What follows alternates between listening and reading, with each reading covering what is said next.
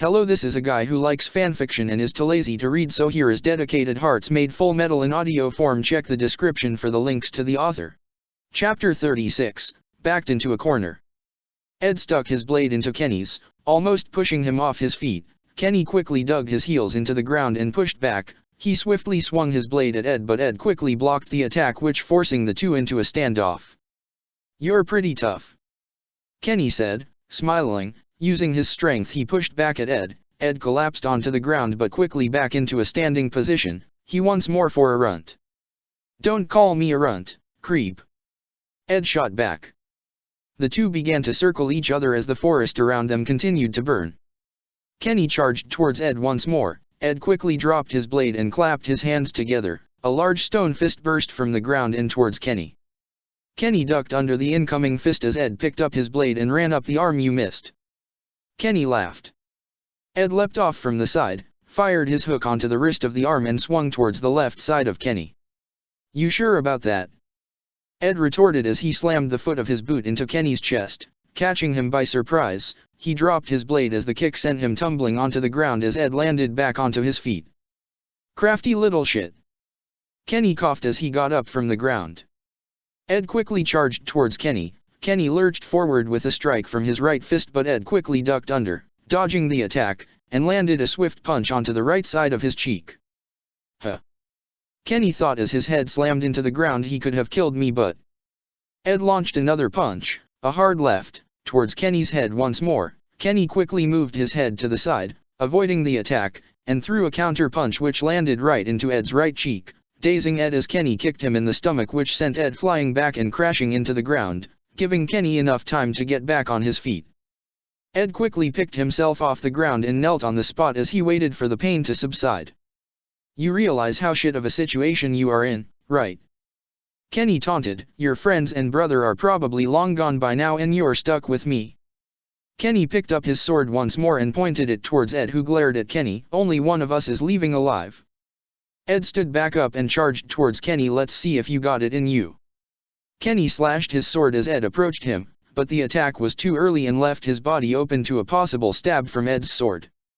But Ed didn't stab Kenny. Instead, he bashed the handle of his blade into Kenny's stomach as he threw an uppercut into Kenny's chin. Kenny staggered back. "Guess you didn't." Ed tried to slash his sword into Kenny's hand. In an effort to force him to drop his weapon, Kenny quickly dodged the attack. He stepped back and slashed at Ed's arm. "Ah!" Ed yelled as he clutched onto the newly open up on his arm. Ed quickly moved back and made a wide swing at Kenny in an attempt to scare him off, but instead Kenny skillfully sidestepped the attack and made a quick slash at Ed's left side. Ed's clothes were now stained in his blood. Ed fell to his knees. Kenny eyed Ed's hand and aimed to chop off his hand, cutting of Ed's ability to perform alchemy. Ed quickly moved back and dodged the attack. He clapped his hands together and grabbed the dull side of the blade. The flesh-paring blade shattered into pieces. Ed got up into a crouch and flipped backwards with one leg out to strike Kenny in the face again. Kenny grabbed Ed's leg and threw Ed as far as he could. Ed crashed into a tree and onto the ground. Kenny walked towards Ed, confident in his victory, until a barrage of fists spurted from the ground. Kenny staggered back, barely avoiding the stone hands. So focused on the attack, he didn't see Ed run up on the arms of one of the fists as he leapt from the hand and stuck Kenny in the head with his right foot. Kenny quickly rolled backwards and jumped back onto his feet as Ed landed back onto the ground. "Still got some fight in you," Kenny commented. He pulled out his knife. "This is getting real tedious."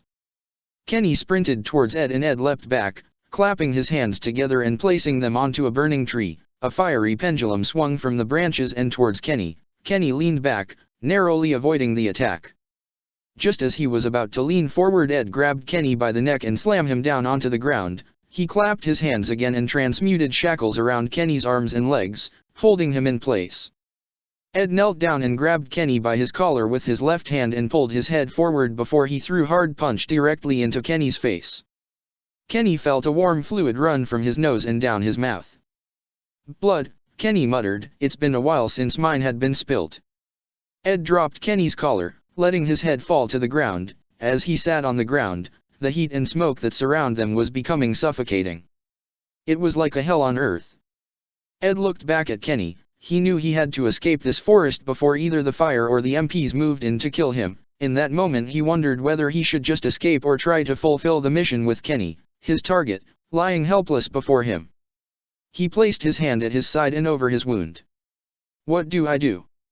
Ed thought to himself. As he pondered this, he felt the icy touch of the raindrops fall on his head and his body. At least I'm not going to burn to death, he thought.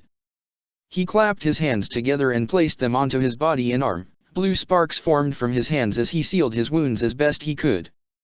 He got up from the ground. The rain grew more and more. He clapped his hands and held out his right hand to the side. A long halberd rose from the ground and into Ed's hand. He picked up the halberd and pointed it towards Kenny's neck.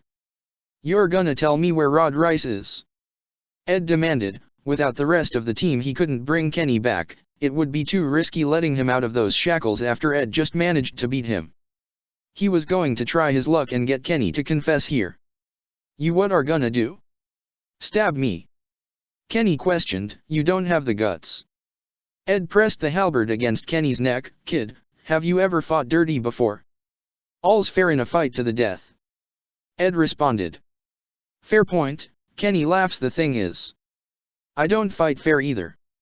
Suddenly 3 MPs burst from the trees and pointed their guns towards them. You think I'd really fight someone like you alone? Kenny taunted. I thought they were all chasing the others. Ed thought. He quickly clapped his hands together and slammed them onto the ground to transmute a wall to cover him from the incoming attacks. 2 loud shots from the MPs tore through the wall, and the third shot, directed at Ed, was more subdued. It struck his neck. Ed panicked as he quickly placed his hand on his neck. He expected to feel a flood of blood from a bullet, but instead he felt something sticking out. He pulled the dart out and stared at it for a second. Oh shit! Ed thought. Almost instantly he began to feel dizzy. His eyes felt heavy as the tranquilizer dart took effect. An MP landed onto the ground and charged towards him. Ed slammed the blunt end of his halberd into their head. He quickly threw the halberd at another MP gliding around him. The weapon missed but knocked the MP from his course and gave Ed just a few seconds to act. Stay awake, he thought to himself as fiddled with the sole handle to his ODM gear. He could feel himself slipping away as tried to aim the barrels of the hooks towards the furthest tree branch. Just as Ed pulled the trigger, he felt the butt of a handgun slam into the back of his head, knocking into the ground. Shit. No. I can't go out like this. His thoughts ran frantic in his head. Alphonse. Winry, I have to see them again. I can't die here. I can't die here. He was almost out, but his determination and fear kept him conscious. As he felt a hand grab onto his shoulder, using almost everything he had, he flipped himself around and slammed his left leg into the ribs of his attacker, which sent them tumbling off to the side. Ed quickly got up to his feet once more, stumbling around as he fought to keep his eyes open. He saw the MP that he kicked clutching at their ribs as they struggled to breathe. Is that person? He thought. Suddenly the sound of another person charging towards him catches his attention. He stumbled back as his attacker tried to slam the butt of his gun into Ed's temple and struck the attacker in the gut with his right fist, winding his opponent. Just then he felt another shot hit him in the back of his neck. He collapsed face first onto the soaking wet grass and desperately tried to drag himself away until someone stomped onto his back and held him in place. Like I said, you're a tough runt, Kenny said as he knelt by Ed's head. How'd he get out? You almost had me. You could have finished me, but you just didn't want to get your hands dirty. Even through his hazy vision he saw Kenny look off to the side. Well, at least not yet. Kenny stood up, looming over him, as he lifted up his foot and brought it down onto Ed's face. In a small abandoned outpost, along the outskirts of the forest, Petra's team lay low as they licked their wounds and waited out the day. Jean stood by the window, peering every so often through the curtains while Alphonse sat near him, wondering whether Ed had made it out. Flegel sat in the corner of the room sobbing over the death of his father. Armin had locked himself inside the outpost's bathroom while Petra tended to Mina's wounds in its empty barracks. The door to another room clicked open as Petra entered into the main area. Anything to report? Asked Petra. So far I haven't seen any of them, said Jean. I think we lost them. How's Armin? Petra asked. He's still in the bathroom, Alphonse replied, just as he said that the sound of someone violently vomiting in the next room could be heard through the decaying walls of the outpost. Thank you back there, Petra. Jean said, back at the cave you stopped those guys before they could kill us. Alphonse thought back to when he saw them and the blood running off Petra's blades. I thought we were done for. None of you are dying under my watch, Petra replied, that I can promise you. Petra's expression turned gloomy as she finished her sentence. She sighs, Alphonse, I'm sorry about Ed. She said looking at him, I promise we'll go back for him soon. This isn't the first time we've been separated. Alphonse replied, he's thrown himself into more dangerous places before and has always gotten out, I have faith in him that he'll do the same again. Petra nodded her head, we'll get back to the castle, tell Levi about what happened, Fledgel will be placed under Hang and her team's care and head back to look for Ed, getting back on foot will take about a day's walk. She informed them. Al, could you help fix up Mina? She asked, I've done what I can with the wooden splinters, you'll just need to seal the wound. Of course Al stood up and headed towards the barracks. The room had 3 empty bunk bed frames and 2 broken windows which had been hastily boarded up. In the middle of the room Mina sat on a wooden stool with her back towards the door, her blood-stained shirt and ODM gear strapped sat next to her, showing her exposed back and gaping wound. A single lantern sat to her left, creating a small island of light in the middle of a dark room. Al. Mina said as she turned her head back as far as she could without moving her entire body. Yeah, Al replied as he approached her, just, don't turn around. He said as he knelt down behind her. He hadn't felt this awkward than when he had to hitch a ride on Mina back in Trost. I won't, Mina replied with a set and very short laugh, a failed attempt to lighten the mood and ease the awkwardness. Alphonse pressed his hands together and placed fingers around the wound. The room was lit up in a blue light as he began sealing the wound. I'm sorry about Ed, she said, her hands which were resting on her knees began to clench into a fist. If I hadn't got hit then, you might have gotten to him and we wouldn't have left him. Don't blame yourself. Alphonse replied as the wound sealed. Ed's fighting that guy by himself, you think he could handle him? She asked. That guy, Kenny, he was fast but we've fought others like him and tougher than him. Alphonse said, even if Ed couldn't beat him now, we will eventually. He's just another name in a long line of people we've had to face, Alphonse thought, trying to reassure himself. Inside the Scout Regiment's Trost District Division headquarters, Hang sat with Erwin as she began to explain the new information divulged from Annie. Annie stated that a 5-meter Titan had eaten one of their friends before they had launched their attack on the walls. Hang said as Erwin poured her a glass of water, the description of the Titan matched Emir's Titan. It's highly possible that Emir was one of the Titans who wandered outside the walls and that by devouring a shifter she was able to turn back into a human. It is a possibility. Erwin said as he passed Hang a glass of water. But it could be possible that she's lying, for all we know the Beast Titan could be their 4th shifter. I thought of that too, but there's a problem in that Beast Titan appeared years after, very suddenly, rather than with them, so he's either been in hiding all these years among the general populace or he's only recently shown up to check on them, and judging from the reports by Aaron and Alphonse during their captivity, it seems neither Reiner or Berthold knew of his arrival. Okay, we'll go off on the idea that Emir did eat a 4th member. Erwin replied. The implication of this would mean a human who had been turned into a Titan and eats another human who can transform into a Titan will turn back into a human, however they'll also possess the ability to transform into a Titan at will. Hang quickly drank from her glass of water before continuing, it explains why Reiner threw those Titans at us, as he was hoping one of them would devour Aaron so they could more easily snatch away the power of the coordinate. That must be how they plan to gain the powers of the coordinate. Erwin added, by having someone else, someone loyal to them, devour Aaron. Yes, it's a good thing we have Aaron guarded away. Hang said, we couldn't afford to lose someone this powerful. Most of the manpower we could mobilize without creating suspicion has been focused on guarding Aaron and Historia, seeing as they're crucial to our plans, or working with our allies.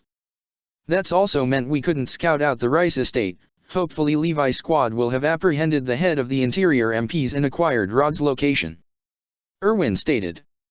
Back to the subject of transferring Titan powers, if Aaron is nothing more than an interchangeable vessel, then the same could also be said for Annie Leonhardt. Hang said, potentially we could have another Titan shifter to add to our ranks, and if we can acquire the knowledge to transform people into Titans, the question becomes who should have that power when the time comes. Suddenly there was a knock on the door. Come in, Erwin said. The door clicked open. Commander Irwin, said the MP standing at the door, the Interior MP First Squad would like to see, it's about a series of murders that have occurred lately. Murders? Hang asked as both of them stood up. What does this have to do with us? Thank you, soldier, Irwin replied. Please give squad leader Hang and I a moment. The MP nodded and closed the door. Irwin turned back to Hang. Something may have gone wrong. Irwin stated, mobilize the rest of 4th Squad and whoever else and head back to the castle. You think they're going to hit the castle? Hang questioned. That would be insane. The place is heavily guarded and Ian's men have only just reinforced it. Ian Dietrich's men are reinforcing the castle. Irwin questioned. Pixis recently sent a letter saying that. Hang said. I didn't get any such letter from either Pixis or Ian. Irwin replied. A terrible realization had suddenly dawned on them. Then, oh shit. Hang said through a panicked whisper. She quickly walked out of the room, trying not to raise suspicion from the MPs. Irwin placed on his long brown coat and sat down. Come in. An old man dressed in the standard uniform of the military with the insignia of the military police entered into the room. Commander Irwin. He said as he sat down on the same seat Hang sat was only a few seconds ago. You know about the recent string of murders that have occurred lately? Just recently, Irwin replied. Am I correct to assume that the murders are being linked to the Scout Regiment? Not the entire regiment, only the single squad, the Special Operations Unit. Said the MP. He reached into his pocket and pulled out a scout badge which he placed on the table. This was found at the crime scene on the mayor's corpse. The whole thing looked like a struggle and just recently a forest fire led to the bodies of Dymo Reeves and 2 of his employees. It looked as though those who killed him were highly trained. There was a brief pause. Did you issue the assassinations of these individuals? No. Irwin replied firmly. I have not issued any orders which involved the killings of either high-ranking officials or members of society. We suspected as much. Said the MP. Our investigation suggests that the Special Operations Squad, and perhaps other rogue elements of the military, are acting alone with Captain Levi as their leadership. The MP placed a piece of paper on the table. In a few days' time, you and the other officers of the Scout Regiment are to appear in front of the King and the Assembly where you'll denounce Captain Levi, the Special Operations Squad and their allies. If you don't, then the regiment is to be deemed implicated in their actions and will be dissolved. Commander Irwin, what is it going to be? At the military police's headquarters in the capital, relatives of the Special Operations Unit were being held and being monitored. In brightly lit hallway, a small line of people waited outside a door as they waited for their turn to be interviewed. Mr. and Mrs. Browse, please wait here. Said the MP. The couple sat down on seats lined along the wall along with another couple and a man. All of them looked anxious. Wait here, Mr. and Mrs. Kirsten will be finished soon. They all sat in silence for a few seconds as they waited. So, said Sasha's father, breaking the silence, you all here for the same thing. My daughter, Petra Rel. Said the lone parent. Our daughter, Mina Carolina. Said the couple inside are here about their son. MPs saying our kids are criminals. Said Mr. Browse in a hushed tone, trying not to attract the attention of the guards who were having their own conversation not so far from them. I don't believe it for a second. Said Mina's father. I couldn't tell you how proud I was when she told me about her promotion. Said Petra's father. She would never do anything without a good reason. When your daughter said she had joined the Scouts, how did you feel? Asked Mrs. Carolina. We talked about it beforehand. I was worried about her, I still am, but in the end it was her decision. Petra's father replied. You're worried about your daughter? I'm scared. I wish she had just joined the garrison. Said Mina mother. Now she's caught up in all this. The day she left for the trainees I told her that people have to look out for each other. It seemed she took it to heart. Said Sasha's father. Just then the door next to them opened and out came another couple. The mother appeared to be weeping as her husband comforted her. That must be the Kirsteins. Muttered Mr. Browse to himself. Why did he have to join the Scouts? Cried Mrs. Kirstein. He said he wanted to be an MP. Jeanbo's smarter than this. Why did he have to join them? It'll be all right. Comforted her husband, Jean's father. What if something happens to him? My poor boy. She cried. It was cloudless night as Petra's team finally reached their headquarters. The group sprinted towards the gate as Petra waved at the soldier on the battlement to signal them. "Quickly, open the gate!" she yelled. The wooden platform quickly collapsed onto the ground, allowing them to cross and enter inside the castle. They rushed across inside. "Lieutenant, what happened?" asked one of the scouts. "Where's the captain?" Petra asked with urgency in her voice. "I need to tell him something." "He's in his study," answered the scout. "Thank you, soldier," Petra replied. She turned back to her team. "Get Flegel to a safe place, head to the armory and replenish your gas." "Yes, Lieutenant," Jean replied as the group moved to the castle's entrance. Petra took a deep breath and sighed. "Tell Levi and then look for Ed." She moved her head towards the battlements of the castle. Garrison soldiers lined the walls along with a few of the scouts. She once more caught sight of that woman garrison soldier who was once more looking at her with an almost disappointed expression on her face before looking off to the side. "Why are you looking at me like that?" Petra thought. She quickly shook off the thought as she ran inside to find Levi. Petra quickly jogged up a flight of stairs when she almost bumped into the captain in an empty, dimly lit corridor which only the bright moon had illuminated. "Captain Levi!" she exclaimed. "Petra, where the hell have you been?" Levi demanded.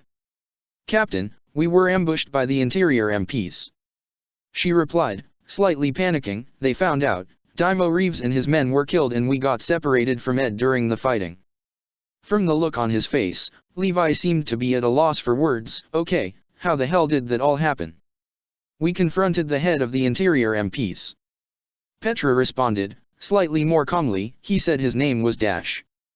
Bang! The sound of a gunshot from outside instantly cut Petra off and snatched their attention from each other. "What the hell?" Levi muttered. "Come on, follow me," he ordered as they both rushed back downstairs. The sound of more gunshot, each in rapid succession of each other along the screams of agony from the people outside, quickly spurred them on till Levi barged through the entrance of the keep. As the door swung open they were quickly greeted to the sight one of a scout dropping dead in front of them, his musket flopping down next to Levi's feet and his head falling near Petra's. Littered around the gatehouse were the dead bodies of the scouts who were keeping watch as the garrison soldiers from atop the wall appeared to be shooting down at the remaining scouts on the ground. Levi quickly picked up the musket from his feet and fired it at one of the garrison soldiers. The shot stuck the target in the chest and pushed him off to the other side of the wall. "Everyone get inside!" Levi yelled. The remaining survivors quickly rushed past them. The sound of zipping cables caught their attention as suddenly more people began to leap up onto the battlements from the other side. "That's ODM gear the MPs attacked us with," Petra warned. "Hold that gatehouse, will ya?" yelled a disturbingly familiar voice. "Wait. Levi knows this guy." Petra quickly turned her head towards Levi to gauge his reaction. There was a look of shock on his face as his eyes appeared to be glued onto a single individual standing above the entrance to the drawbridge. "It's been a while, Levi, and I see you're still a short little shit." "Kenny!" Levi yelled in anger as the two looked at each other.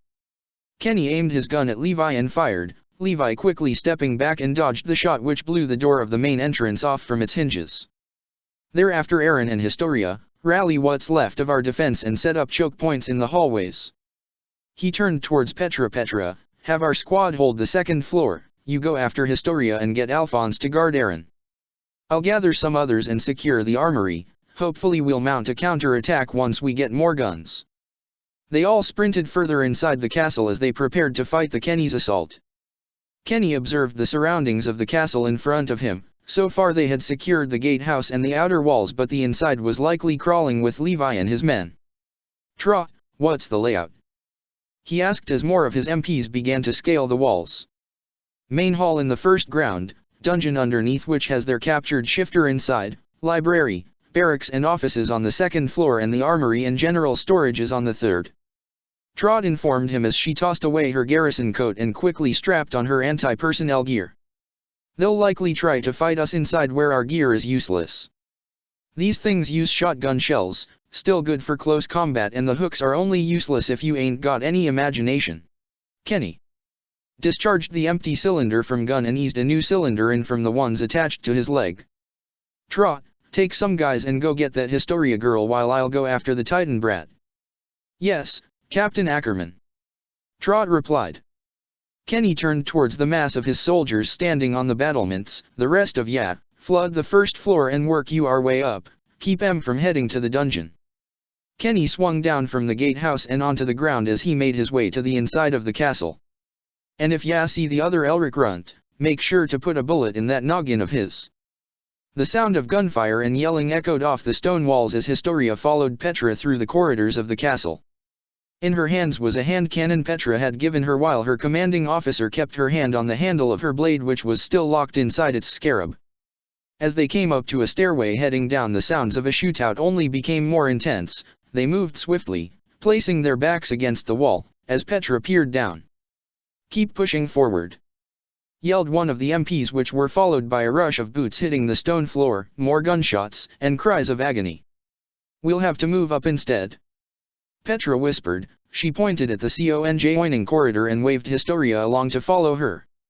As they approached the hallway, leading towards the stairs up, Petra stopped Historia. All the windows along the wall were wide open.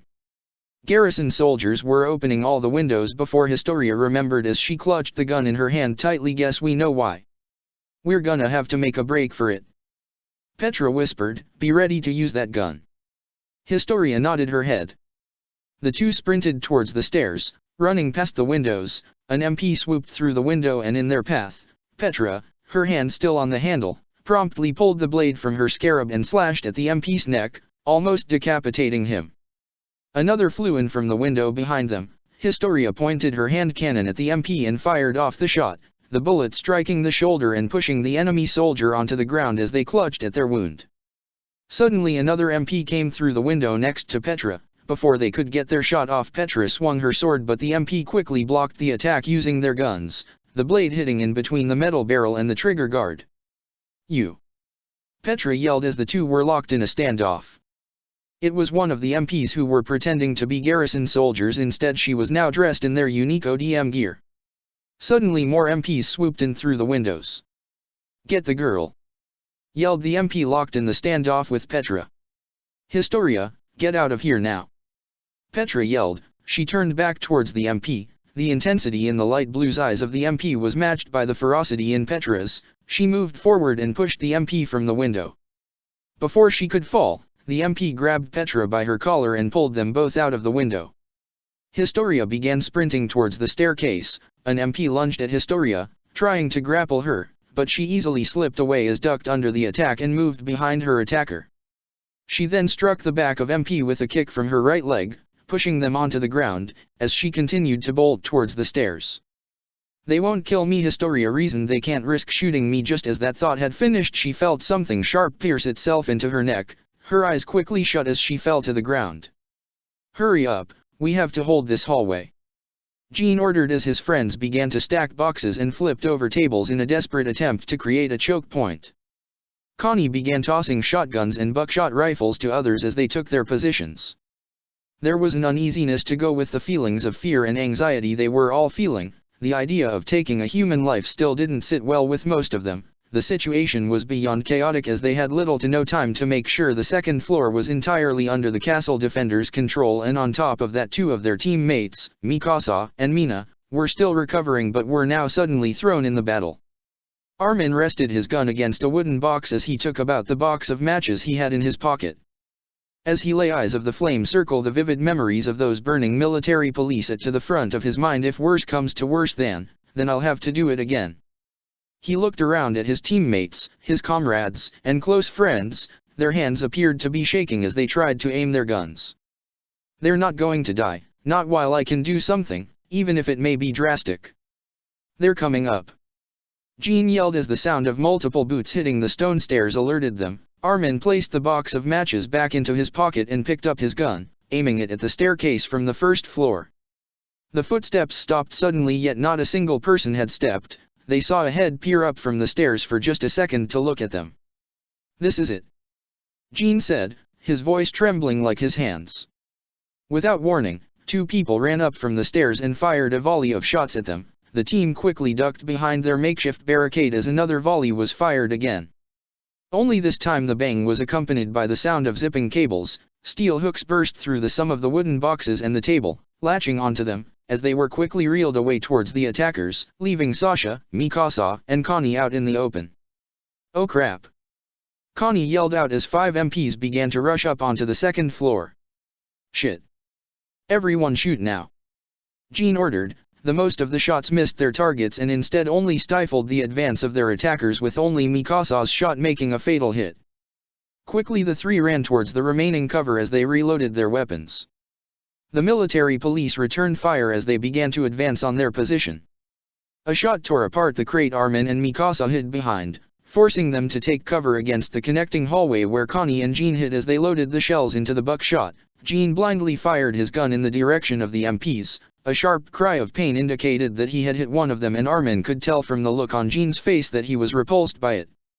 Jean and Armin quickly swapped places as Jean reloaded his weapon with trembling hands. Armin peered by the corner to see the MPs steadily advances as they pushed the captured boxes towards their positions in an effort to close the gap as they pulled away more of the remaining barricade, forcing the rest of the team to hide in the same area. Armin took out the matchbox once again. "Guys, I have an idea," he said as he took out a match from the box. "It's risky, but we could hold the second floor if it works." "If you got a plan, then do it," Connie urged him. "You don't need our approval." "Do it, Armin," said Mikasa. Both Jean and Mina, who had witnessed Armin's flame alchemy in combat firsthand, both reluctantly nodded their heads at the last-ditch attack. Armin placed his head against the wall, trying to focus, as he visualized the pathway of oxygen towards the oncoming MPs and manipulated the density of oxygen in the air. He placed the match head onto the striker. "Small and controlled flames, small and controlled flames, small and controlled flames," he repeated in his head. "Here goes nothing." He moved his body past the corner and faced the MPs. As they pointed their guns at him, he skid the match head along the striker, the forward motion match moving in their direction, as a stream of fire burst from the matchbox and shot towards them. The hallway was engulfed in a wave of intense fire as it scorched the intended area of Armin's focus. He quickly turned back into the corner for cover. The loud blast of fire quickly died down and gave way to the ear-piercing wails of pain from the down-burning. Nobody wanted to peer from the corner to see the poor souls suffer a painful end. Everyone looked shaken to the core as they listened to the cries slowly die down. Armin once more felt nauseated by what he'd done, but was overcome by the immense feeling of relief that didn't accidentally burn his friends and himself. "Through here, Eren." KG, a team leader for 4th Squad, pointed his musket as he and Alphonse escorted Eren while trying to navigate their way towards a safe location. The rest of Levi's squad should be holding the other side of the second floor. Alphonse mentioned, "We should meet up with them and head to the armory." Alphonse clapped his hands and placed them onto the wall. As he pulled his hand back, a stone knife formed from the bricks and landed into his hand. "Eren, take this," he said, handing it to Eren. "Keep moving, push up to the 3rd floor." An echo alerted them. "Quickly in here." KG waved them into one of the rooms before closing the door. They hid with their backs against the wall. "Did you hear something?" said a voice on the other side. "Peter, sweep the area," ordered another. "Rest of you, move up." There was a muffled scamper of feet followed by a few seconds of silence. Boom. That was the sound of a door being kicked in. Boom. Another door, this time closer. Boom. That was the door to the next room. KG readied his rifle. Alphonse took out a single blade from his scarab while Eren readied to use his knife. Boom.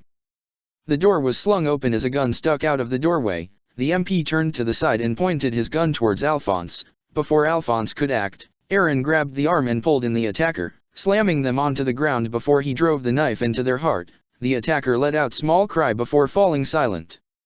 "Eren," Alphonse muttered as looked at his friend. "Come on you two, we still have to move to a safer location," said KG as he peered through the doorway. Eren pulled the knife from the MP's chest as the 3 continued onwards. "Hey, what was that?" yelled a voice nearby. "Peter, we have to go, now," said KG. The 3 then started running. "It's them," yelled a MP that caught sight of them. "Eren's with them." They began chasing after them. "The library," Alphonse pointed. "Quickly, get inside." The 3 entered the room and shut the door, placing a chair under the handle. KG flipped over a table and placing the barrel on the table's edge as he aimed it at the door with Alphonse Eren next to him. The door rattled as it sounded as though the MPs were trying to break in, throwing themselves at the door. Then it stopped. Everything fell silent. Everything but the fluttering bangs of the wooden curtains hitting the wall. Alphonse looked to the wide open window above them. He shifted his head further upwards and in the corner of the roof. Like a large spider watching them. "Kenny! Above us!" he yelled. The other two looked in the same direction as Alphonse. "Yahoo!" Kenny fired his grappling hook onto the center of the roof and swung around. KG tried to aim his musket at Kenny, but Kenny fired his first. KG collapsed onto the ground as the shotgun shell tore off the upper half of his head. Kenny landed onto the wall and watched them. "Ain't it a small world, Alphonse?" Kenny said, "Feels like we met only yesterday." He shifted his eyes towards Aaron. "Oh, and Aaron, I heard good things about you." "You bastard!" Aaron yelled as he picked up the musket and fired it at Kenny. Kenny jumped from the wall and onto the floor, easily avoiding the shot. Aaron raised his hand to his mouth. "Do it, boy," Kenny taunted. "Send this whole building to the ground. You can go ahead and pick me out of the rubble along with your friends with that titan of yours." Aaron growled at Kenny before reluctantly lowering his hand. "Alphonse, what kind of brother abandons their own flesh and blood?" Both Aaron and Alphonse charged toward Kenny. Aaron lifted the knife up high and brought it down, aiming for Kenny's neck as Alphonse leapt into the looking to strike Kenny in the face with a left strike from his foot. Kenny blocked Aaron attacked and pushed him away as he turned sharply towards Alphonse and aimed his gun, which Alphonse slammed into the ground along with Kenny's hand. "Ow! You brat!" Kenny yelled as lifted both his hand and Alphonse off the ground. Alphonse flipped backwards and landed onto his feet while Aaron got off the ground and resumed his attack on Kenny. Aaron swung his knife at Kenny's face, which Kenny easily dodged, leaning backwards slightly. Aaron, once again, tried to drive the knife in Kenny from above, but Kenny held the attack by holding Aaron's wrist. Aaron placed both hands on the handle of his knife as he tried to press it forward. Leaving his body open for an attack, Kenny aimed his gun and fired a dart into Aaron's chest. Alphonse ran forward as Aaron began to collapse. Letting go of the knife, Kenny quickly grabbed the knife from Aaron's grasp and swung it in Alphonse's direction. Alphonse pounced up, jumping over Kenny's attack, and landing a swift kick to Kenny's cheek with his right foot. "What's with you brats and kickin' people, eh?" Kenny spat. Alphonse threw a punch towards Kenny's face, but Kenny quickly moved his head to the side, avoiding the attack, and grabbed Alphonse by the neck. He threw Alphonse off to the side. Alphonse crashed into the wooden shelves and books. "I've fought and killed a lot of people," Kenny said as he dusted himself off, "but I got to hand it to you and your brother. You're some of the toughest sons of bitches I've ever fought." He grabbed Aaron and hoisted him onto his shoulder as he aimed one of his guns at Alphonse. "Well, at least your brother was, that is." Alphonse's heart sank into his stomach. He felt his chest tighten as if someone had stolen the air around him. "Liar," Alphonse accused. "I'm standing here rather than your brother." Kenny retorted, "What more proof do you need?" Dread began to consume him and quickly gave way to anguish. He wanted to fall to his knees and cry. "No, no, no. No. No. No. Ed, you can't be, he can't be." They had been through so much, to on challenges and succeed, fought, and beat formidable opponents. He was meant to return home to resemble, all to be ended by him. An almost monstrous sense of rage took over. "You're gonna pay," Alphonse yelled. He attached a blade from his scarab onto his handle as he glared daggers at Kenny. Kenny pointed his gun towards the door and fired. The chair keeping the door closed exploded into pieces as the shotgun shell collided with it. "I wasn't dumb enough to think I can take on your brother on alone," Kenny remarked as the MPs began to rush into the room, "and I'm not an idiot who'd think you'd be the exception." They began to swarm Alphonse. "Kill that runt, will ya?" They all pointed their guns at him. Alphonse eyed Kenny and the MPs, then shifted his attention towards Aaron, who unconscious and within Kenny's grasp. "I'm sorry, Aaron. I promise I'll come back to save you." He quickly aimed handle at sill of the open window and quickly fired himself towards it. The MPs fired their guns at him, narrowly missing him as he escaped through the window. Bang! The door to the dungeon burst open, with the door crashing its way to the bottom floor and onto the ground. Annie ticked her head upwards as the loud crash woke her. The rushing sound of footsteps forced her to stand up as she prepared for something to happen. Two men, dressed plain clothes and equipped she could only assume as ODM gear, holding what she could only assume to be guns, ran to her cell. "That's Leonhardt," said one of the men. "Who the hell are you?" Annie questioned. "You don't need to worry about that," one of the men replied. Both of them pointed their guns at her. Annie flinched slightly. "If you shoot me, it'll only end badly for you," Annie threatens. "We're not here to kill you," one of them replied. They fired their guns point blank at her. The force of impact hit pushed her back against the wall. Annie instantly began to lose consciousness as the two men opened the cell door and approached her. At the gatehouse, Trot waited, along with other members of the anti-personnel MPs and a now captured Historia, for Kenny, and the rest of the MPs with Aaron in tow. The wounded members of their squad were quickly hurried out of the castle as they made their withdrawal from the raid. Trot tightened the bandage around the leg, a deep wound from a large blade, a wound inflicted by Levi's second-in-command before she had a hasty retreat. "Damn that bitch. Has Leonhardt been secured?" Trot asked. "Yes, 2 men had already retrieved her when we took the ground floor," said an MP. "What are the causalities?" 9 dead and close to 12 wounded," said one of the MPs. "Captain Ackerman and the others haven't arrived yet."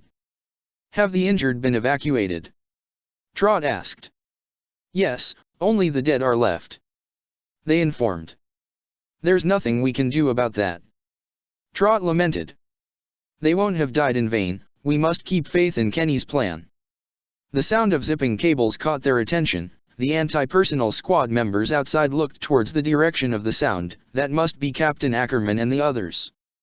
Several figures swung themselves around the building, the shadow of the castle covering them, and towards the MPs. As the moonlight hit them, the figures flying towards became clear. "It's Levi," Trot yelled, "enemy counterattack."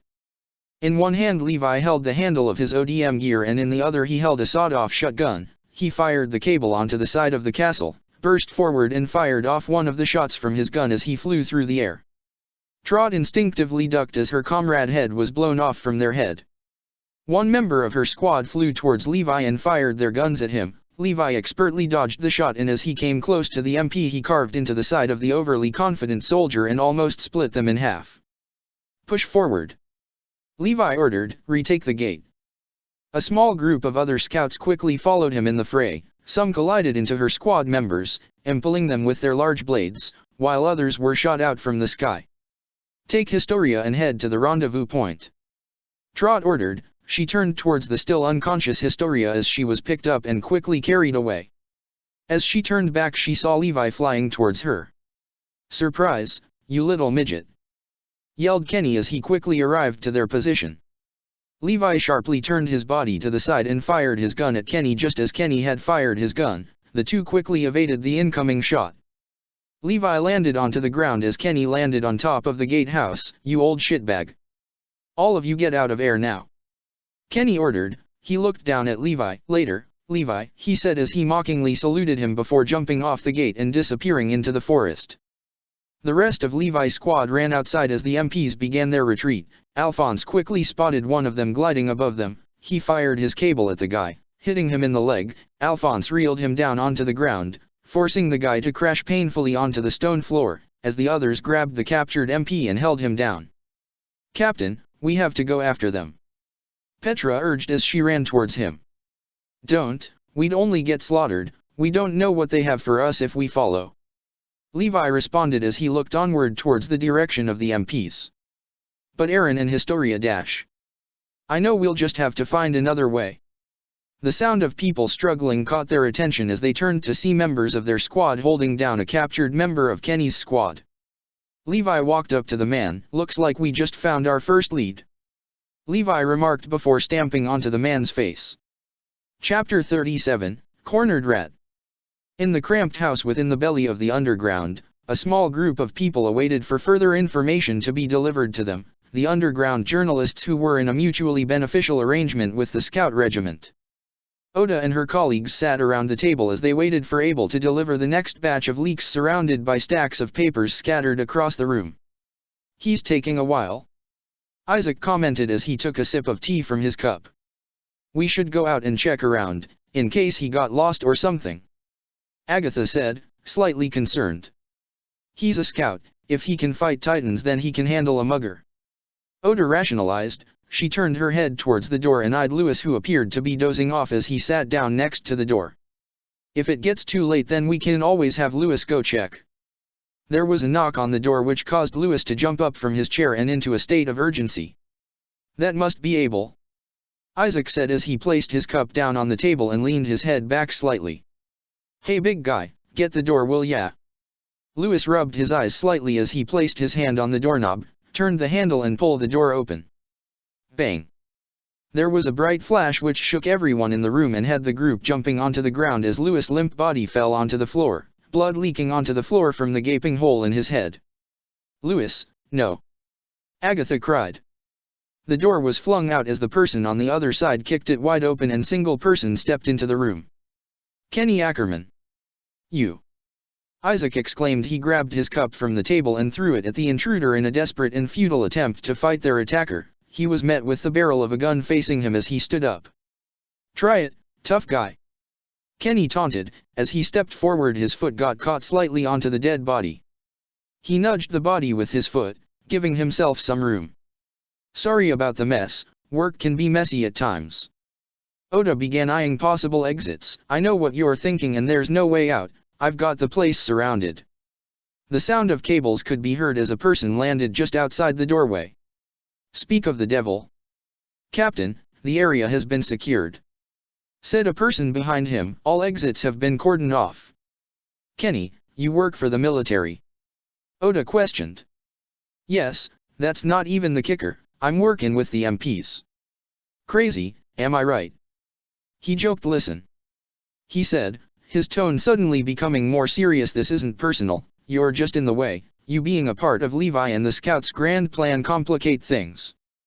You're helping a bunch of rodents and it's my job to exterminate them, and that means cutting you out and keeping them out in the cold from the people. Kenny pulled the trigger of his gun and blew off Isaac's head, his body collapsing onto the chair. Agatha screamed as both she and Oda staggered back. You piece of shit! Oda yelled. Can't argue with that. Kenny replied, again, real sorry about all this. He changed the cylinder from his gun and pointed it towards Agatha. No. Please. There was a sharp bang as a large chunk of Agatha's face was blown from her head as her lifeless body collapsed onto the floor. He turned the gun towards Oda. She looked to the ground, the bodies of her friends littered across the floor as the blood pooled around them. Under the dark narrow pass, a hooded figure watched from afar as a sizable group of people circled one of the shanty houses. The sound of a muffled gunshot could be heard as a flash of light burst through the window. They clutched onto the handgun hidden under their cloak as they hid in the shadow of the pass. They spotted a tall figure, dressed what looked to be ODM gear without the scarabs, stepping out of the house. They quickly turned away, walking quietly from the scene. An entire day had passed since the attack.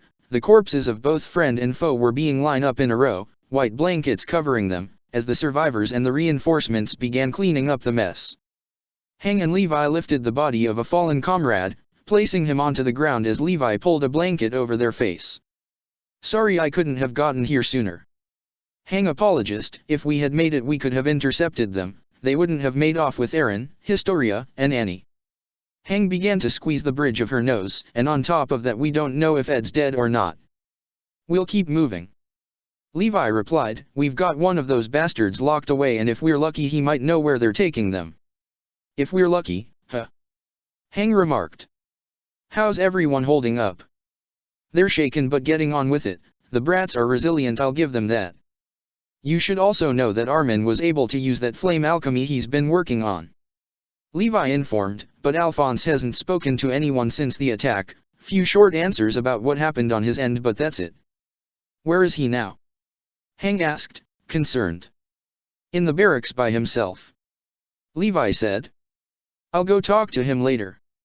Hang said, first we should probably pay our guest a visit. I was thinking the exact same thing. Levi said. The two both made their way inside the castle, through the mess hall and into the basement below. They descended down the steps towards the row of cells. In the second cell was the captured interior MP, tied to a chair still unconscious. You awake? Levi asked. There was no response. A few seconds passed before Levi threw a hard punch into his gut which caused the guy to cry out in pain. "Oh, look at that." Levi grabbed a handful of his hair and pulled his head towards his. "That was quite the little raid you guys launched. 3 of our greatest assets taken in one night, and all it cost you was more than a couple of your men." Levi turned to Hang and nodded at her. Hang walked over to a tray next to her and picked up a nail puller. "Tell us everything you know or we pull your fingernails off. Seeing as it looks like you cut your nails recently, it won't make this easy for me," Hang remarked as he examined their prisoner's hands, "which means it might be even more painful for you. Let's start this off easy. What's your name?" Levi asked. "Duran." The MP replied in a hushed growl. "Very good. The 3 that Kenny captured, where is he taking them?" Levi questioned. "Fuck you." Duran spat. "Wrong answer," Levi replied. He released the clump of hair he held in his hand as Hang dug the nail puller into Duran's finger. There was a sickening crack as she accidentally bent the tip of his index finger upwards. "Ah, shit, wasn't meant to do that," Hang said as she realigned the nail puller. "Hold on, just let me." She pulls back as the nail from Duran's finger was ripped off. "There we are, sorry about that, hadn't done anything like this before." Duran didn't respond, instead he began crying from the immense pain. "Let's try this again. Where are they taking those 3? Levi questioned. "You wanna keep the nail on your middle finger? Then answer the question." "Fuck you, midget." "Hang," Levi said, looking back to her. "I'm on it," she said as she clamped the clippers onto the edge of his nails. She pulled her hand back quickly as the nail was ripped from his finger. "Should we try another question?"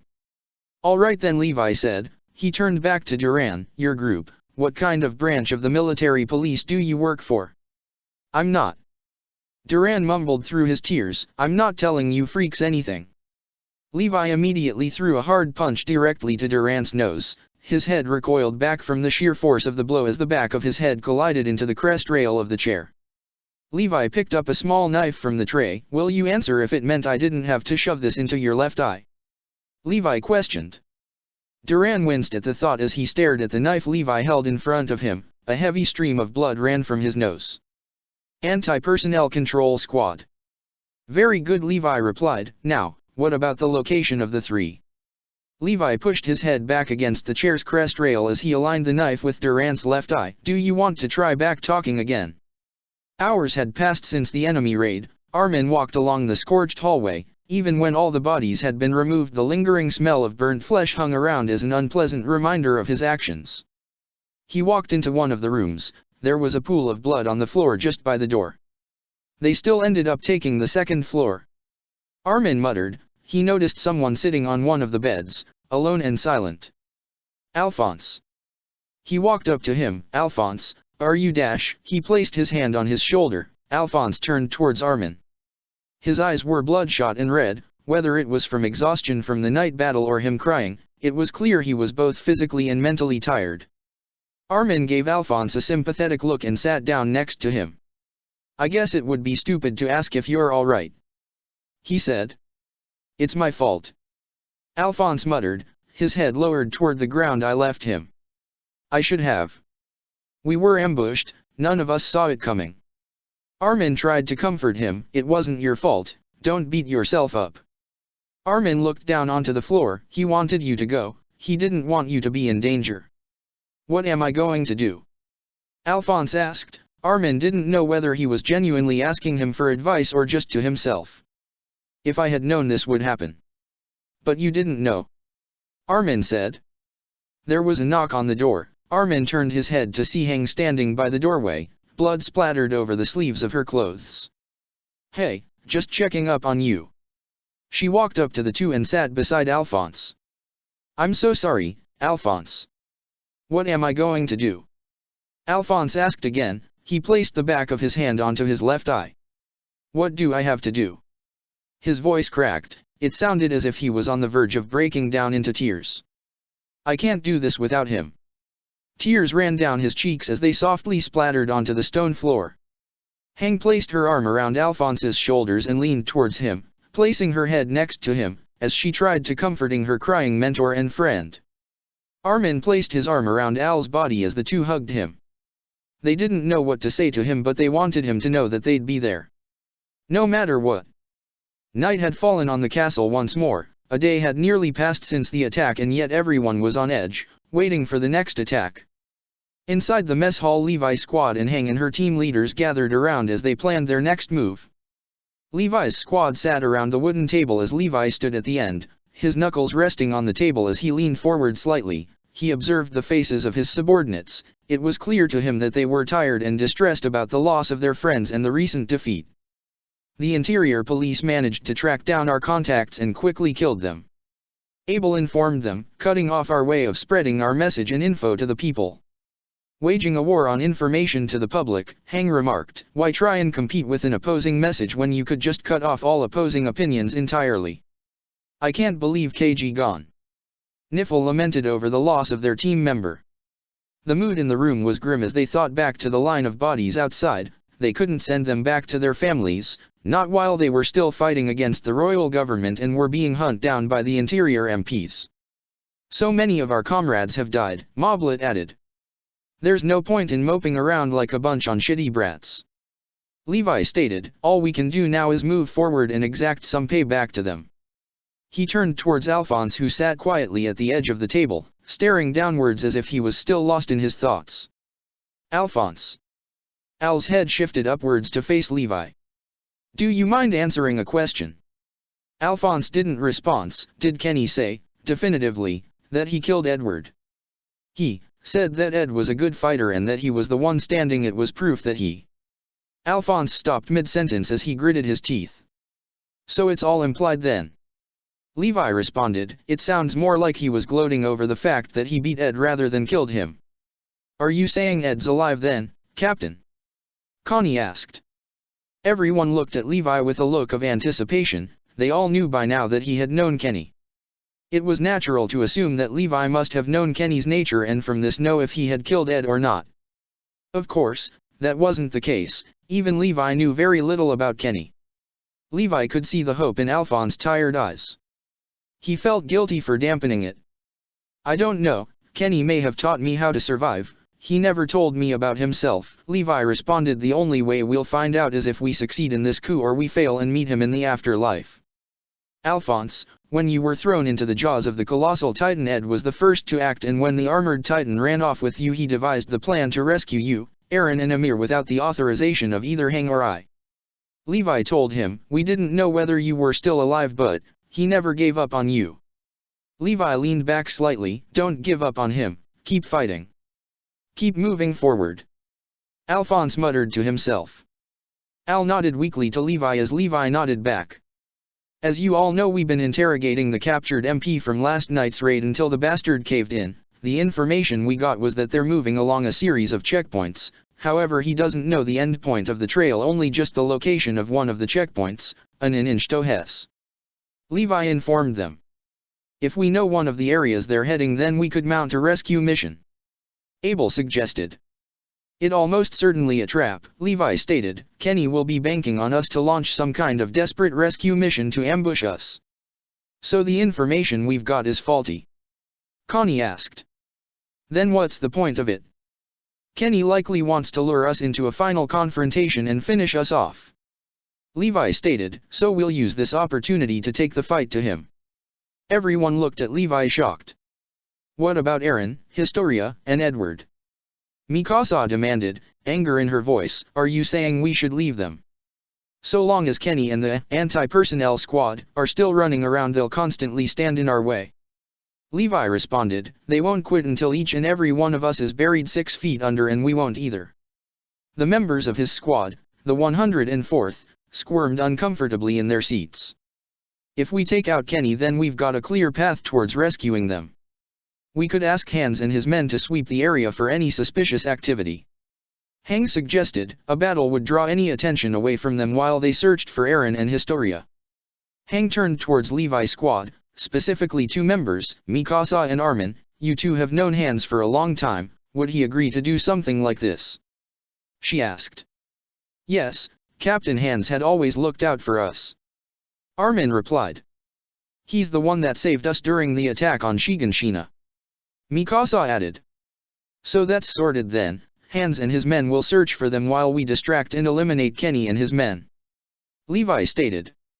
Nifa, send a message to Captain Hans about our next move and Abel, send message to both Captain Dietrich and squad leader Nanaba for reinforcements. Hang ordered. If we do this, then we'll knowingly turn the district into a war zone. Jean mentioned, we won't be able to warn anyone like the Titan attack, they'll all be caught in the battle. And if we don't do this then we'll lose and with us the fight to reclaim Wall Maria and humanity's future will be gone too. Levi replied. I'm not going to stand here and tell you all that this is the most noble thing to do, it may not even be the right thing to do, but it may be the best approach to making sure humanity has some kind of chance if we can just take over the reins of this world. There was an uncomfortable silence after he spoke. Once we do that then we can try and make right by the people. We're all in agreement then. Hang asked as she looked around the room. Good, Moblet, and I will have to find an alternative bring to our message to the public seeing as our messengers are dead. We'll handle Kenny. Levi replied. He turned his head towards Hang. Hang, if you don't mind, I'd like to speak to me squad alone.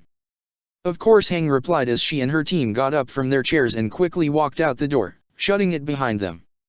Levi took one of the empty chairs and placed them on the end of the table and seated himself down.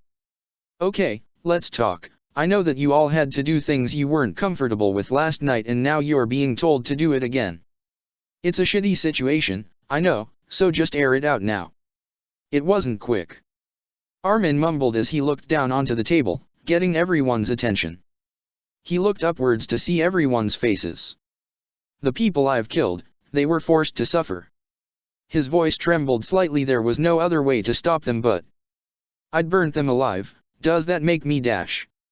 Armin, those times you used your flame alchemy, you saved the lives of your comrades. If you had hesitated during the ambush or the night raid then we'd be burying our squad right about now. Levi stated, there's no turning back now, your hands are dirty. Levi looked around the table once more. How could you say dha? Mikasa interjected. All of you have plunged your hands into the filth. And that goes for you too, Alphonse. He said, putting attention towards the younger Elric. There's no point trying to work around it any longer. The moment you agreed to teach Armin how to burn people alive, the moment you helped capture that MP for us to torture and the moment you killed a Titan, you got your hands plenty dirty. You must accept that there's no coming back from this. A gently breeze brushed across Levi's face as he sat on the rooftop of a house just a few doors away from the inn where the others were being held. The sky was a light orange as the sun began to set as his eyes scanned his surroundings. Everything looked relatively peaceful as carts and wagons drove by and people walked along the road and entered shops. Everything's in place, he thought. He looked down onto his blade, his reflection staring back him with a blank expression, hiding the uneasiness he was feeling. Where are you? He thought as his grip on the handle tightened as his shoulders shifted the cheap cloak that covered his left side but exposed his right arm which held his blade. Just then the sound of boots landing onto the tiles behind him caught his attention. Hey again, short stuff. Greeted a familiar voice with a condescending tone. It's been what, a few days since we last saw each other. Kenny. Levi growled as he looked down at him from the top of the slanted roof. At this moment he felt nothing but anger at his former mentor for everything he had done, to his comrades and to himself. I'm surprised, Levi, you come in here all on your lonesome self. Kenny said, like prey walking into a hunter's den. Just off the corner of his eyes he could see others moving in towards him and the sound of zipping cables getting closer. I had to get them back, I think even you knew I would. Levi replied. You didn't bring any backup? Kenny asked, your team too scared to face me again or did you just want to keep em out of harm's way? You have no idea. I could do this on my own. Levi responded. Looks like all you brought was those swords of yours, you really must have some kinda death wish. Kenny chuckled. It's like you learned nothing from me, what have I told you about cornering a rat? I'm not the rat here, Kenny, Levi replied, unafraid of his current situation. Without warning a cacophony of gunshots rang in the air as flashes of light and smoke appeared from nearby open windows as members of the anti-personnel squad were ruthlessly gunned down by gunmen scattered all over the neighborhood. You are. Few hours before. Alphonse pushed his glasses back up to his eyes as he and Jean patrolled the area, they were dressed in regular clothes in an attempt to disguise themselves from the people around them. The streets seemed crowded as a member of the military police began handing out leaflets to the people around him. Special Operations Unit charged with murder and arson. He yelled. Commander Irwin summoned to the capital as more scouts joined Levi and his gang of rogue soldiers.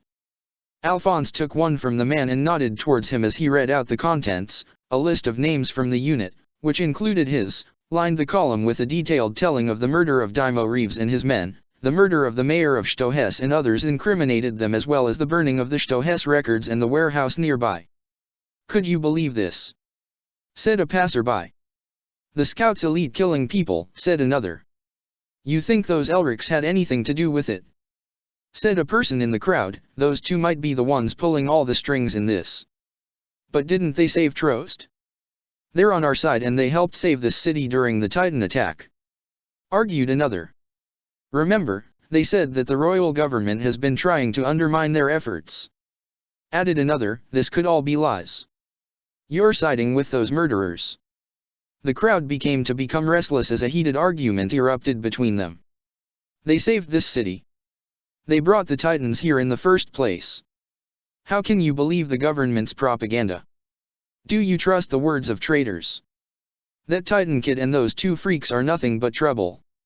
Watch your tongue, they were sent here from God.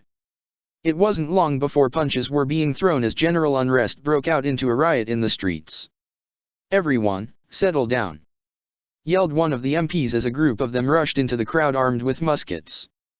Come on, let's get out of here, Jean whispered over to Alphonse. The two quickly made their escape through a back alley away from the civil unrest.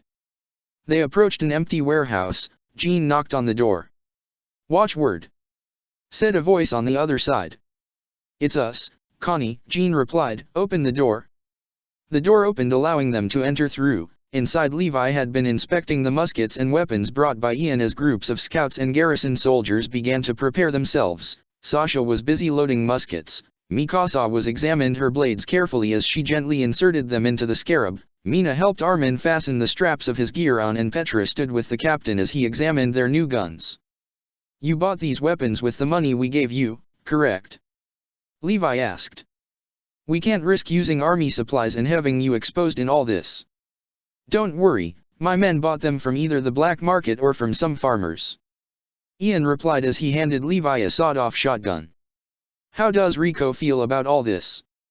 Levi asked. She was hesitant, but once I showed her all the details she understood. Right now she covering for my absence and telling the officials I'm off on a routine patrol of the front lines. Ian explained. Levi opened the barrel and loaded in 2 shells. Good, everything's almost in place then. These guys have guns attached to their gear. Ian asked. That makes our gear almost useless if they can just shoot us. Which is why we're not just bringing knives into a gunfight. Levi replied as he hid the gun under his cloak. Are your men on standby to move people during the fighting? Yes, all we need now is the go-ahead. Ian replied. Lynn, are the men from your squad ready to move? Levi asked. Yes, we're ready. Lynn replied. Okay, let's show this old shitbag what it's like to be taken by surprise. For the first time in a long time, Kenny had been caught off guard. And he didn't like it. Off the corner of his eyes he could see the flashes of light from guns as some of his men fell to the ground.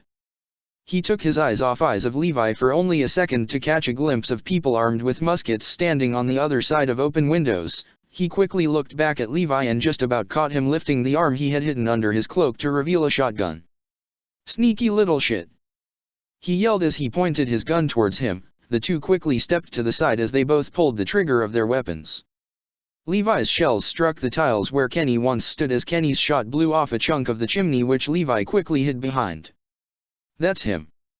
Yelled a voice from behind him. Swarm him, quickly. 3 people, dressed in regular clothes yet strapped in ODM gear, flew towards him as they looked to impale him with their long flesh-paring blades.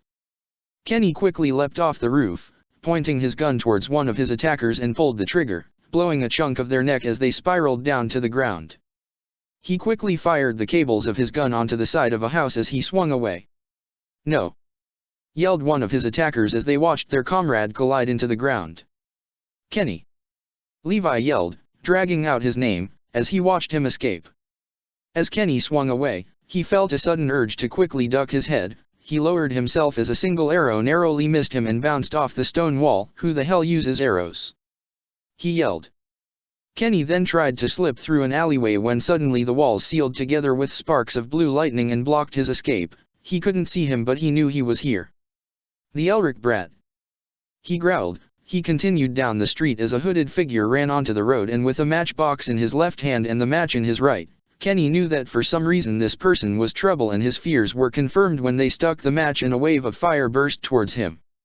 Kenny quickly dipped down under the fiery attack, the fire incinerating his hat. He quickly knocked it off his head as maintained his getaway, but just a few seconds after he cleared that attack he was greeted by a myriad of large stone hands bursting from the ground and the walls of the houses that lined the road, all of which were after him as he dodged the stony gasps of the maze of hands, only to be met with another attacker from above. He recognized her face, Levi's second in command. "You again?" he groaned angrily. Petra zoomed towards him and tried to swing her blades at his head as she descended down. Acting quickly, Kenny blocked the attack with the axles of his anti-personnel gear. He spun his hips around and hit her to the side using his leg, but Petra was able to make a quick swipe with her blade and sliced at the leg that batted her away. "Gah!" he yelled as blood dripped from his open wound and splattered onto the ground, leaving a red trail as he flew by. Kenny fired a hook through the open tavern doors and accelerated towards it, bursting through the door. His heels of his boots skidded across the wooden floor as he came to a halt at the bar table. "Shit," he muttered as he looked down at his open wound. He grabbed a bottle of alcohol and poured it onto his wound, hissing from the sting, as he tore off the sleeve from one of the customers and wrapped it around his wound. "Shit, why did I head in here?" he asked himself. There was a boom on the top of the roof, the sound of people landing onto it, with the sound of zipping cables. "You go to be shitting me." He slid over the bar table and onto the other side. The tavern door flapped open to the sound of gasps. "Captain Levi," said one of the people in the establishment. There were a few footsteps heading towards him before suddenly stopping. "Come out, Kenny." "I missed," Armin muttered as he stared at the burning houses. His grip on the box of matches tightened as the box began to crumple in his hand. The large hands that tried to grab Kenny began patting down the flames before seemingly melting back into the walls and floor, but it couldn't hit the damage he caused. "And all I ended up doing was dash." "Armin, there's no time to dwell on this," said Jean as the rest of the squad rushed out. Alphonse placed his hand on Armin's shoulder and gripped it reassuringly. "We still have to handle the anti-personnel squad." Jean's voice seemed shaky as he reminded them on their mission. The echo of both distant and nearby gunfire could be heard as the ambush began to spread across the city. "They'll want to save Kenny, so we'll have to stop them in their tracks while Captain Levi and Lieutenant Petra handle him. We can't fight them out in the open with their ODM gear," said Connie. He turned to Mikasa, who then looked at him. "Well, most of us anyway. If we get into a dragged-out fight, then we'll be quickly overwhelmed," Mina pointed out. "So we'll need to take them out the second they come here," Jean concluded. "I might have an idea," Armin as he stared at the burn marks on the houses. Less than 2 minutes had passed as they began placing Armin's plan into practice as the squad took position on the roofs, hiding behind chimneys and in the alleyways as Sasha kept lookout. "Are you sure about this, Armin?" Alphonse asked. "I don't like the idea either, but it's probably the best option," Armin replied as he took a few matches from the box. "Like Levi said at the end, we'll try and make things right again." He looked up at Alphonse. "Make sure you put out the fire. They're coming from the west," Sasha yelled. In one long stroke, Armin lit the matches in his hand at once. A burst of fire was directed onto the roofs of some housing in front of their target. The burning wooden panels began to spread a dark cloud of smoke. 3 anti-personnel soldiers broke through the wall of smoke and into the vision. "What the hell was that?" Coughing violently. "Now!" Jean yelled as he pulled the trigger of his musket. The others quickly followed as they fired on Kenny's men. Nobody knew if they were the one who killed them, but all 3 crashed onto the ground as they bled onto the street. 2 more followed, burst through the smoke, this time ready for the attack as they pointed their guns at Levi's squad before they had time to reload, and Armin any time to get out more matches. Mikasa quickly flew through the alleyway and behind one of them, she impaled the MP through their gas canister and their chest. The other MP turned their body around and pointed their guns as Mikasa, focusing their full attention on her. "Mikasa, get out of the dash!" A long pillar on wood burst from one of the houses and caused the MP to slam their lower back into it. Taking advantage of the distraction, Mikasa fires her hooks onto the long pillar, zooms over to the other anti-personnel squad member and buries her blade into their heart. Armin watched as the pillar began to recede into the house and the dead body flopped to the ground. He turned to face Alphonse, one hand on the roof transmuting and the other clenched into a fist as he didn't look upwards to see. "How about we talk it out, what do ya say, Levi?"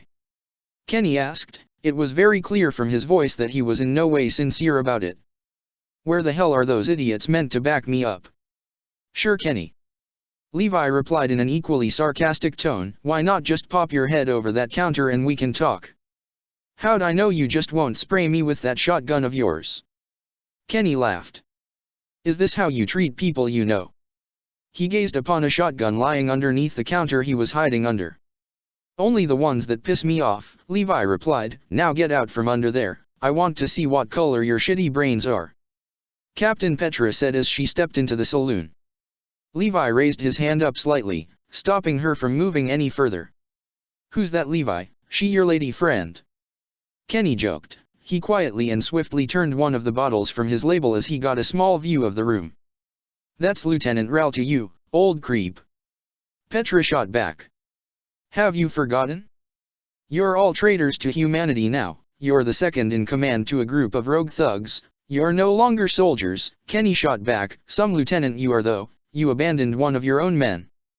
But we'd do anything to survive, am I right?" Kenny loaded shells into the gun quickly. Petra was about to move forward when Levi stopped her. "Is that why you joined the military police?" Levi asked. "For survival. Let's just say I found something I wanted to do, a hobby that made life worth living, worth even killing people for." Kenny took one last look at the reflection of the glass bottle and then slammed the barrel of the shotgun onto the counter. "Especially you." Levi pulled Petra to the ground as Kenny pulled the trigger. A burst of metal sprayed the room and hit some of the bystanders. "You never should have come here, you little shit." Kenny then took out a small bomb from his pocket and tossed it over the counter. Levi grabbed Petra off the floor and jumped out of the saloon's doors while Kenny fired his hook through a nearby window, onto another building and pulled himself away, all this just as the bomb was about to set off. Boom. Glass shattered onto the ground and the small saloon doors crashed onto the steps as thick gray smoke poured through the window to the sound of ear-piercing cries from inside. Kenny swung away as multiple scouts quickly followed him. He was passing over small houses, trying to outrun them, but they were closing in fast. One of them flew towards him, a woman with her hair done up in a ponytail, with her blades ready to impale him. Kenny acted quickly and fired his gun at her, hitting her in the gut as she crashed onto the tiles of a house below. "Lin!" yelled one of the scouts as they watched their comrade fall. Kenny fired his hook onto the side of a tall building and swung onto the road where he was met by a man armed with a musket pointing it at him. Kenny swung upwards into the air as the guy took his shot and missed. He aimed his gun and fired it at his head, the shotgun shell tearing through his attacker's face. He landed onto the flat foot of a storehouse only to be greeted by more people, armed with muskets and shotguns, pointing directly at him. "Aw geez, can't we just talk it out?" "Huh?" Kenny said, half jokingly and half sincere. Suddenly his attackers were shot dead from behind as own men, led by Trot, landed onto the roof. "Captain Ackerman, the enemy dash. Ambush, I know. Kenny said. "We're taking heavy casualties, close to half of our remaining squad were killed," Trot informed him. "That ain't good," Kenny commented. "That midget, I don't know whether I should be furious or proud that he thought of this." "What are your orders?" Trot asked. "Get everyone out of the city, they're here for us and they won't stop till they've killed every last one of us," Kenny replied. "Rally back with Rod and the captured brats, we're close to achieving our goal so there's no point in continuing this fight." Aaron lay there in the pitch black, his body restrained by leather belts which wrapped around his arms, body, and legs within the cushion of the coffin they'd placed him in.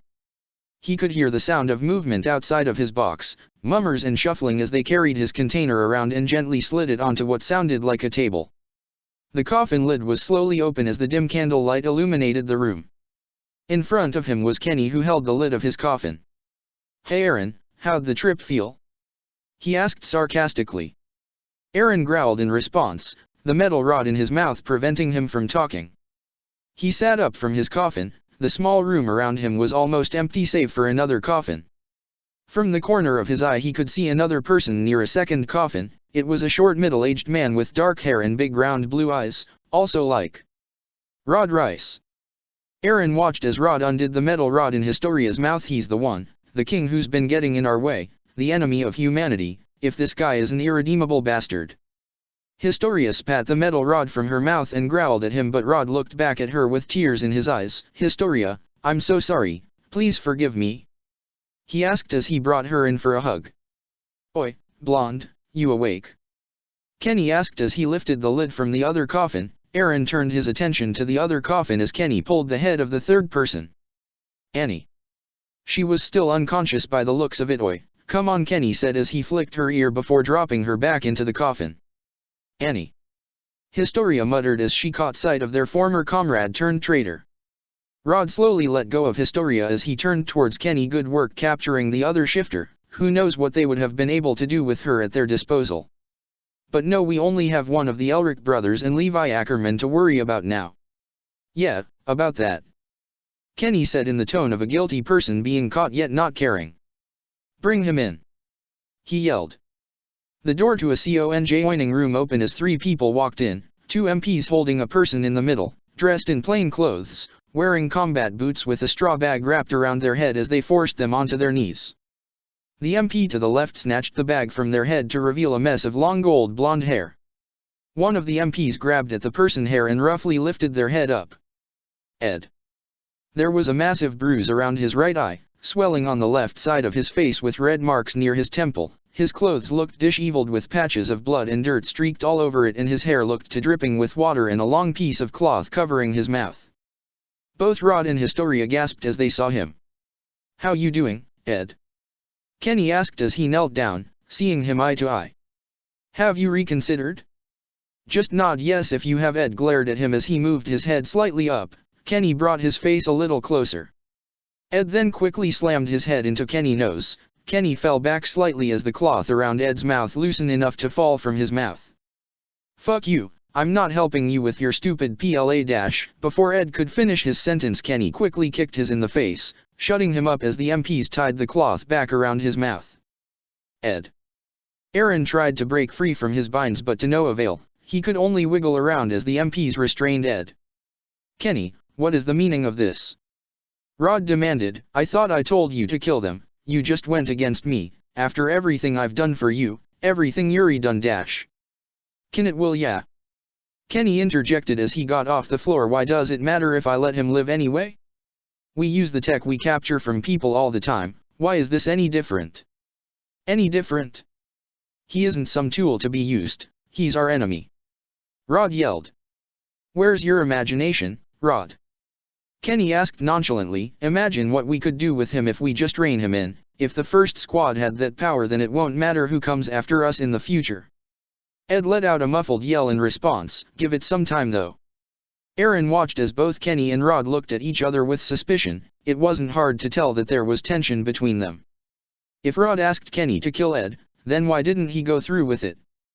If Rod didn't need them, then does Kenny need them instead? Haven't we gone a little too far?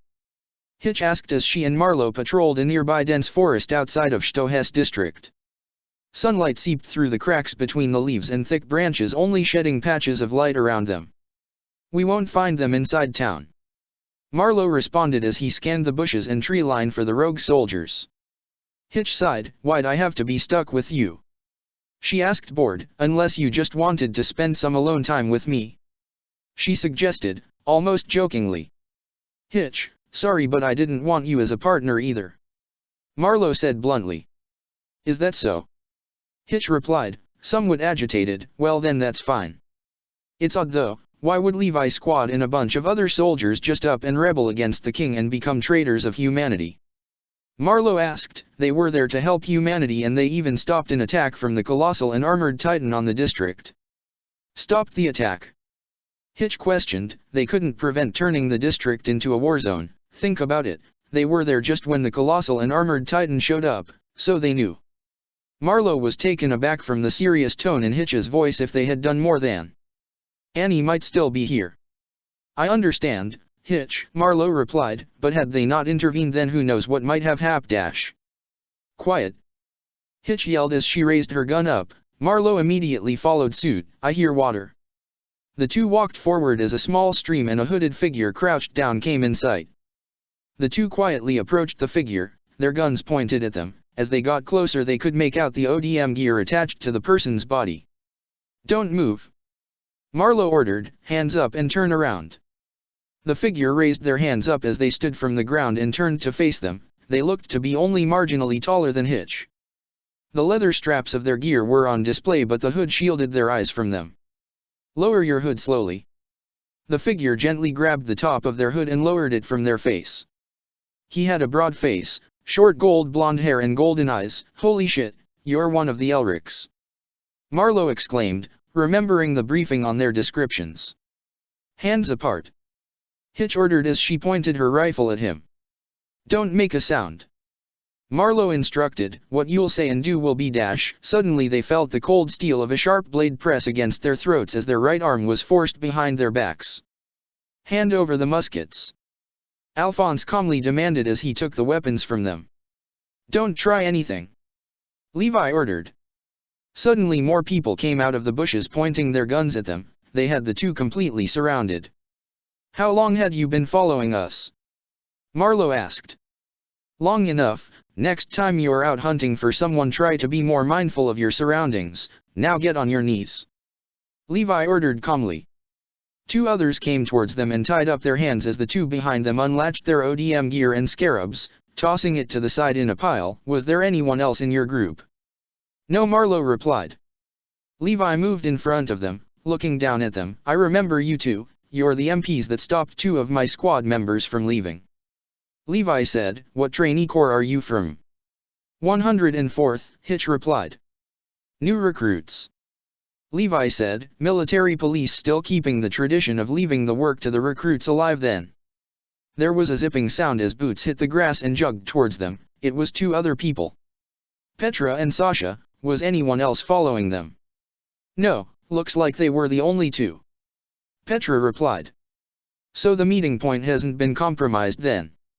Levi stated, we'll wait here for the survey team to report on Aaron and Historia's location. Levi turned back towards them, his blade resting on his shoulder. As for you two. Tell me something. Hitch demanded, her voice shaking slightly. You knew there would be a Titan attack, that's why you were at the district, right? Yes, Levi replied. If you knew then why did you let them into the district? Hitch questioned. You want the truth? We originally planned to trap the shifters in the underground but they caught on at the last minute. Levi explained, I guess the saving grace of that botched plan was that no one else, other than our own men, was killed. No one else. Hitch yelled furiously, it's because of your stupid plan my roommate was killed by those Titans. She then turned towards the people around her, you're all from the Southern Training Corps, aren't you? She glared at them, Annie was a part of you guys, did you know her? The people around her gave Hitch a shocked look at the revelation. Of course you didn't, she was so dark and antisocial, always wanting to keep to herself. One of the team members pointing their guns slowly lowered it but still, I wanted to get to know her and now I'll never get the chance. Because of you the Titans probably ripped her to pieces. No, the reason you haven't seen Annie was because she's the female Titan. Levi stated simply. We captured her during the 57th expedition and used her to discover the identities of the others, but now she's God knows where with the Interior First Squad. We don't know if she's even alive at this point. Both Hitch and Marlowe stared at Levi in complete shock at what he had told them. Finding out that the people close to you are your enemy is shitty. Mina over there was probably her closet friend. He pointed towards one of his squad members. Everyone's being kept in the dark about the truth of this world and only those in the center know everything. Levi lowered his blade, pointing it towards the ground. Nearby the sound of horse and rustling bushes could be heard. Captain, the survey team is here. Sasha announced. We've got someone to meet so we'll have to push you aside for now, we'll untie you once we're finished. You have my word on that. Levi told them. Annie. Hitch muttered. A member of their squad walked in front of her. Hitch looked up to see Mina looking at her with a slightly sad expression. "Come on," she said as she helped Hitch up to her feet, and then Marlowe. She waved them forward towards the bottom of a cliff. "We'll wait here for a while." The three sat down. "Tell me something, did your squad kill those people?" Marlowe asked. "The mayor, Dymo Reeves, and his workers." "No, I was there when they killed Dymo Reeves. It was a guy named Kenny and the interior MPs who did it. His men shot them point blank and Kenny cut Dymo's throat with a knife." Mina explained. "They then attacked us and kidnapped our friends, including Annie." "So you were friends with Annie?" Hitch asked. "Yeah, I guess I still am," Mina replied, pausing in between her words as if to ponder on the question. "I'm the only person that talks to her now. That was kind of the case back during the training corps, but now." Mina paused for a second and looked to the ground. "Even after you found out she was a Titan shifter?" Hitch followed up. "I know that what she's done is terrible, but I also know that it hurt her to do it. She doesn't show it, but she is a person who really does care about the people around her. I would catch glimpses of person during the training years and even when we'd talk in her cell." Mina looked up back at them. "It may have been naive and stupid, but I promised her I'd stay by her side and I intend to keep that promise." "Then let me help you," Hitch declared, to both Marlowe and Mina's surprise. "Hitch!" Marlowe exclaimed. "Whoa, I wasn't trying to recruit you into our cause or anything," Mina tried to explain. "Well, you just did. If what you said about Annie was true, then I want to help her by helping you." Hitch replied. "She was always so cold and reserved, but if what you say is true, then I want to know the real her. I want to help you guys too." Marlowe added, catching Mina off guard. "I'll do anything to help right the wrongs in this world." I'm not the person you got to convince," Mina explained. "You've got to tell that to Captain Levi." Marlowe stood up from the ground. "Please take us back to him so we can make our case," he said, almost pleading. Mina looked at them with a surprised look. "You know, you remind of two people I know," she remarked with a smile. "Okay, let's go." Mina led the two from their space towards Captain Levi, who looked to be in discussion with a tall figure with their hood up holding a map. "So you've got nothing then?" said Levi to the hooded figure. "We covered an area about this wide and couldn't find anything, no strange wagons, no horses, and just farmland and villages," said the figure. He spoke in a deep and rough voice. Levi quickly caught notice of them walking towards him. "What is it?" Levi asked. "This better be important." "Captain Levi, we want to help you and the cause." Marlowe opened with, "You sounded as if you needed help finding something. The MPs have an extensive library and data records back at our headquarters in Stohes. It could hold what you're looking for. And you would have access to that?" Levi questioned. "He puts in a lot of work, so the officers just let him in whenever," Hitch added. "That could work actually," said the hooded figure. He turned around to look at them. He looked to be a middle-aged man with blonde hair and a dark thin mustache. "The name's Hans. If I'm to trust you, then I need to know something. Why did you stop two members of my squad from leaving Stohes district that night?" Levi questioned. "You could have just left it. It certainly wasn't your problem, yet you still did it." "Because it was the right thing to do," Marlowe replied. "Not just because of chain of command, but for humanity too." "So it's humanity that you have in heart," Levi remarked. "If you want in, then okay, but be aware there's no turning back from this. Even if you backstab us in the end, you'll know too much for the royal government to let you live, so us winning this thing is the only way we're making it out alive." Both Marlowe and Hitch nodded as if to confirm their allegiance. "Look kids, if you can find out any possible locations for where the Rice family can be hiding, then please do," he said, showing them the map. "We're running against the clock here, so if you can help us, we'd greatly appreciate it." "You can count on us," Hitch replied with a friendly smile. Chapter 38, The Powerless Elite. "Come on, man," Marlowe urged Hitch as they hastily rushed through the corridors of the Stohes military headquarters. "How about you keep your voice down," Hitch snapped in a hushed tone. "You trying to draw attention to us?" Ever since they stepped inside the building, Marlowe had been on edge, changing their allegiances to the rogue soldiers and now having to act as spies. "Stop looking so damn tense, we were here like a few hours ago. Hans is waiting for us," Marlowe reminded, "and we're running against the clock here." He moved his hand slightly in a waving motion, trying to spur Hitch on to jog. "Private Freudenberg," called out an officer. Both Marlowe and Hitch came to an abrupt halt and their bodies immediately tensed up at the sound of the officer's voice. "And Private Dries, you're back and you seem to be in a rush. Where are you heading?" "Well, I dash. Well, you know Marlowe, always wanting to get work done ahead of schedule." Hitch quickly interjected, followed with a light laugh and a soft punch to Marlowe's arm. "I'm just tagging along to make sure he isn't lonely." "Straight to work after the patrol?" the officer asked, perplexed. "You're a pretty serious guy." The officer waved them off. "All right, get on with it then," he said as they walked away. Marlowe let out a deep sigh. "I thought we were done for." "Just stop freaking out." Hitch pushed him forward slightly. "Now come on, the archives, remember." They hastily moved forward and found the door to the military police's archives. Marlowe opened the door and scanned the inside before stepping inside. "Looks clear," he said as he made his way in. Hitch walked in and quietly closed the door behind them.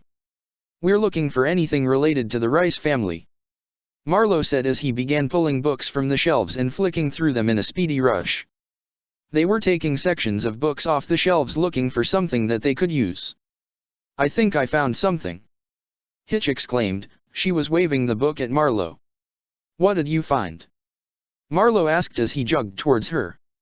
"It's a report from 5 years ago about the Rice family. Says here that most of the family had died in a bandit attack." Hitch handed the book to Marlowe. "They died on the same day Wal Maria fell," Marlowe pointed out.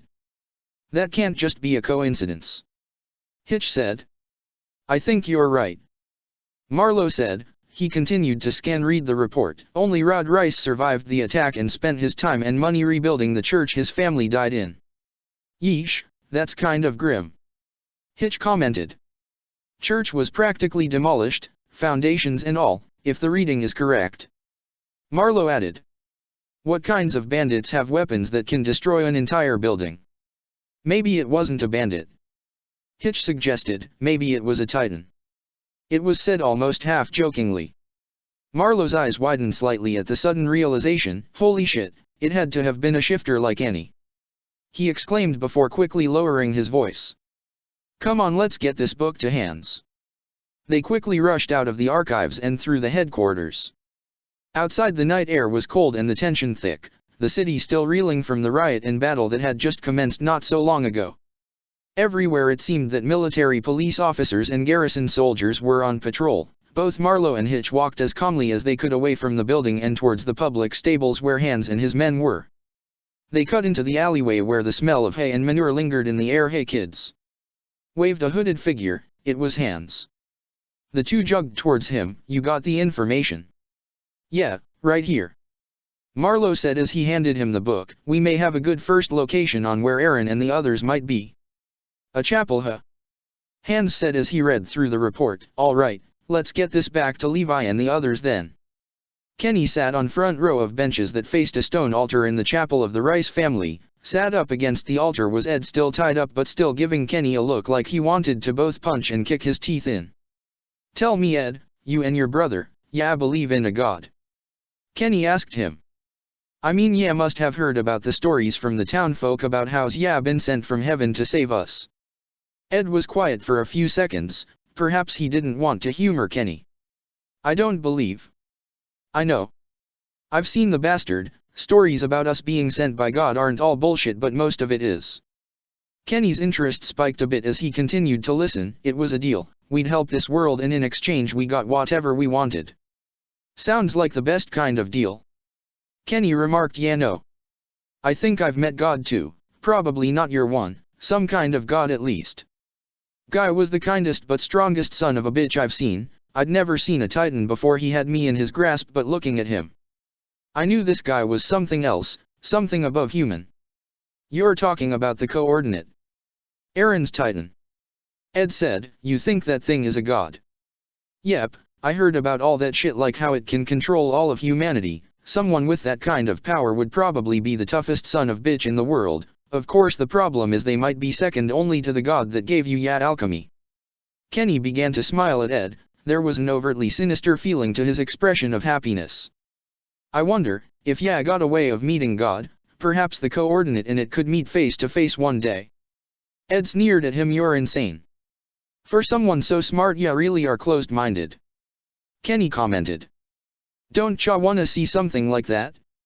Who'd ya think would win in a fight, ya God, or the coordinate? Now that's something I want to find out. They wouldn't last 5 seconds. Ed muttered to himself. Kenny ignored Ed and kept going with his train of thought. Let's talk about something else, shall we? Kenny stood up from the chapel bench and walked towards Ed. He knelt down, coming face to face with him, before laying out some papers they stole from the castle raid. How about telling us how alchemy works? My guy's probably gone over it a couple times and I can't make sense of it myself, but I'm sure you can. I keep telling you, not gonna happen. I'll die before I teach you pathetic murders. Suddenly there was a knock on the door. Kenny walked over from the stone altar towards the chapel door. He opened the door to found Trot and some of his men.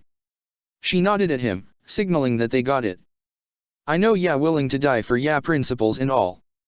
Kenny replied. He turned his head back to his men. Trot and the others then barged through the entrance, dragging 2 people with them. A woman and a little girl. But what about if other people have to die 'cause of ya principles? Ed looked completely dumbstruck at what he was seeing.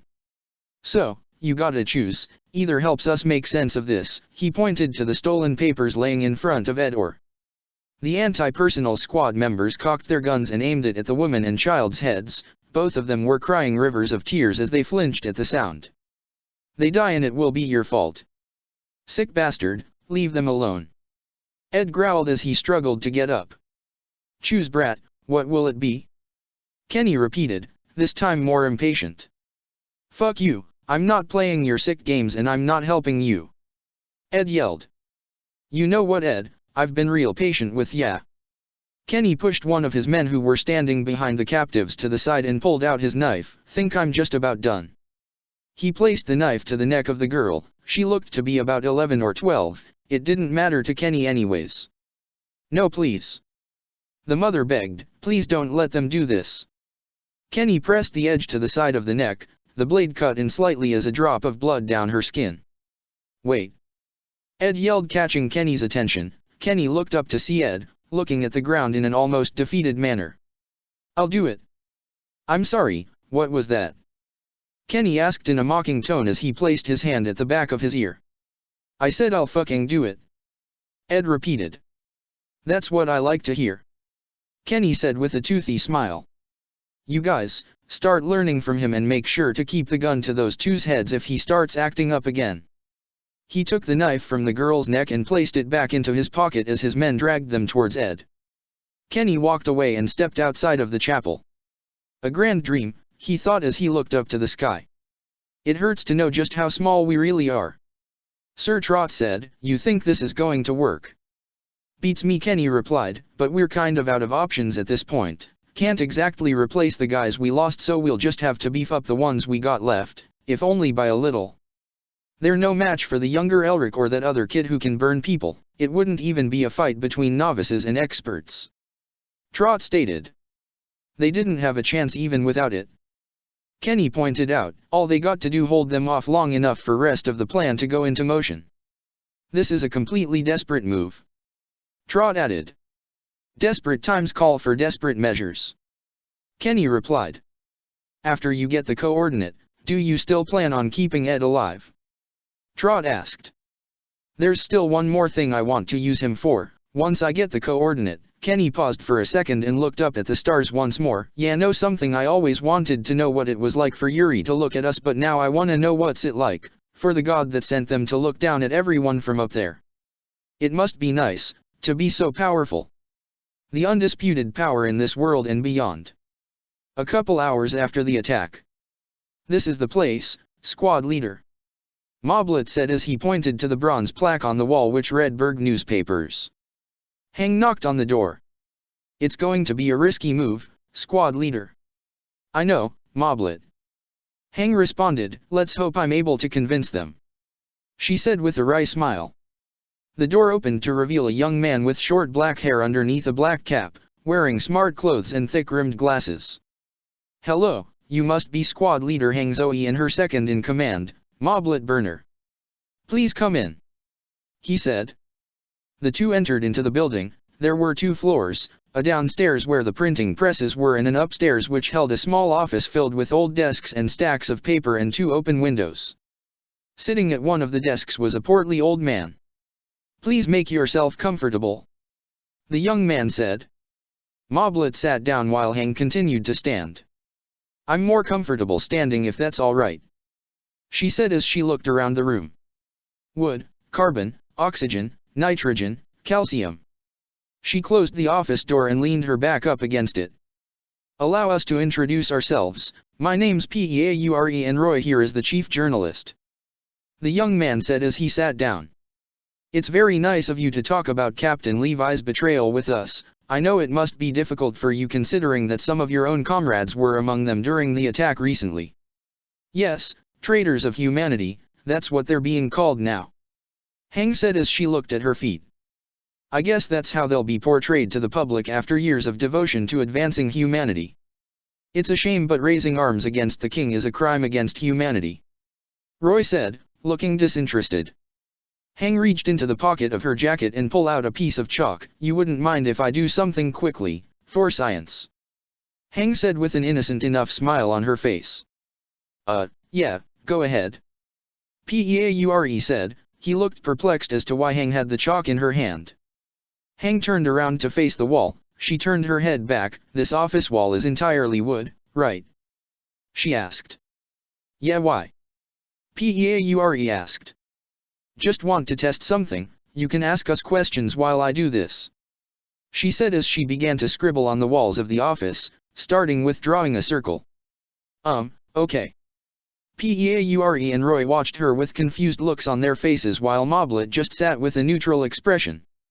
So your comrades, how close were you two to them? Very close, Hang replied as she began to draw some details. When you're in the scout regiment you learn to trust your comrades with your life. We were like family. Hang stepped back slightly as she tried to admire her work. We would do almost anything for each other. The two looked confused as to what Hang had drawn on the wall of their office. They didn't know. It was a transmutation circle. Like making sure their names are cleared, Hang said as she placed her hand on the transmutation circle. A bright sky blue light emanated from the circle. Roy and Peaure looked confused and scared at the sight before them. When the walls began to overlap over the windows and door did they suddenly start to panic. The room was quickly consumed by the darkness, blocking their vision, but not before the two saw the wooden hands reaching out to hold them in place. Moblet lit a match to light some candles as a dim light breached through the pitch-black room. The two struggled in vain to break free from the wooden hands sprouting up from the ground, like something out of a nightmare. Hang grabbed an empty chair, placed it down facing them and sat down. Gentlemen, tell me, why do you intend on slandering the names of my subordinates? She asked in a subdued, angered tone. I can make the grip of these hands tighter if you want. All you have to do is not comply. Please, you have to understand, we the king and the royal government have had control over us since the beginning. Roy explained, we print only what we're told to. I see, and if you don't comply then you'll face repercussions. Hang asked. Yes, Roy replied. I have a family to think about. I can't let anything happen to them. I understand, Hang replied, but Roy, continuing to follow the royal government's orders won't keep your family safe forever. What do you mean? Roy asked. Hear me out, Roy. Hang asked. I may have the biggest story you'll ever publish in your life. One day after the attack. Commander Pixis, it's a pleasure to meet you again, Erwin said as he shook his hand. Likewise, Pixis said. He pulled Erwin slightly closer. Is everything set on your end? He asked in a hushed tone. The scout officers accompanying Erwin huddle around the two commanders as if to hid their conversation. If Hang can successfully leak the information about the coordinate to the public then yes, Erwin replied. Does the Premier know? I informed Darius a few days ago about what we know. It's now up to him on how he'd act on it, Pixis replied. So we just have to stall for time then until everything falls into place, Erwin responded. Pixis nodded in agreement. Pixis began to loudly laugh. You really should relax once in a while. Please join me for a drink today. He caught the attention of everyone waiting, speaking as loudly as he did. Pixis then walked away with his delegation. Erwin stood in the hallway of the chancellery as he and the other scout officers waited to be summoned by the king and his council. Dressed all formally in their long brown coats to denounce Levi's squad and commit themselves to hunting down their former comrades. He looked down at the marble floor, polished to a mirror shine, his reflection staring back at him with the same serious expression. Talk about being in an unfriendly environment. Gelger commented as he looked around at the MPs glaring at them. Our divisions haven't been on friendly terms since the battle, word is many of them blame you for the attack. Nanaba added, looking at Erwin. It doesn't matter if they do. Erwin replied, this will all change soon, we just have to place our hope in Commander Pixis for now. Here's hoping nothing fucks up. Gelger added, though given our track record that might be asking for too much. This feels like a setup. Nanaba commented, like we're walking into an ambush. Like trying to force us to talk shit about our comrades. Gelger replied. Erwin. Someone called out, the sound of footsteps marching towards them grew louder. Erwin turned his head in its direction and saw Niall walking up to them. Erwin, what the hell are you planning? He said, his tone was hushed yet it wasn't hard to tell he was agitated. Don't know what you mean, Niall. Gelger interjected. Don't butt into this is between me and Erwin. Niall replied. You're going to have to be more specific, Niall. Erwin asked. Why the hell has it taken you this long to condemn your former subordinate's actions? Niall questioned. You may have allowed Levi the opportunity to gain more followers from your ranks. I was informed that I and the other officers of the scout regiment were to present ourselves to the king and his assembly in due time. Erwin explained. You should have denounced him sooner yet you stalled, you only scheduled the meeting with the king and the assembly now when the Rouge soldiers burnt down a section of Stohes. Niall stepped a bit closer, moving past Gelger and Nanaba, their faces only a couple inches away from each other. So what the hell are you planning?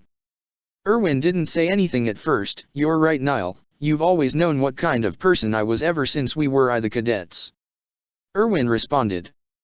But I'm not the one who's going to act, that will be up to others. And possibly you, should you decide to.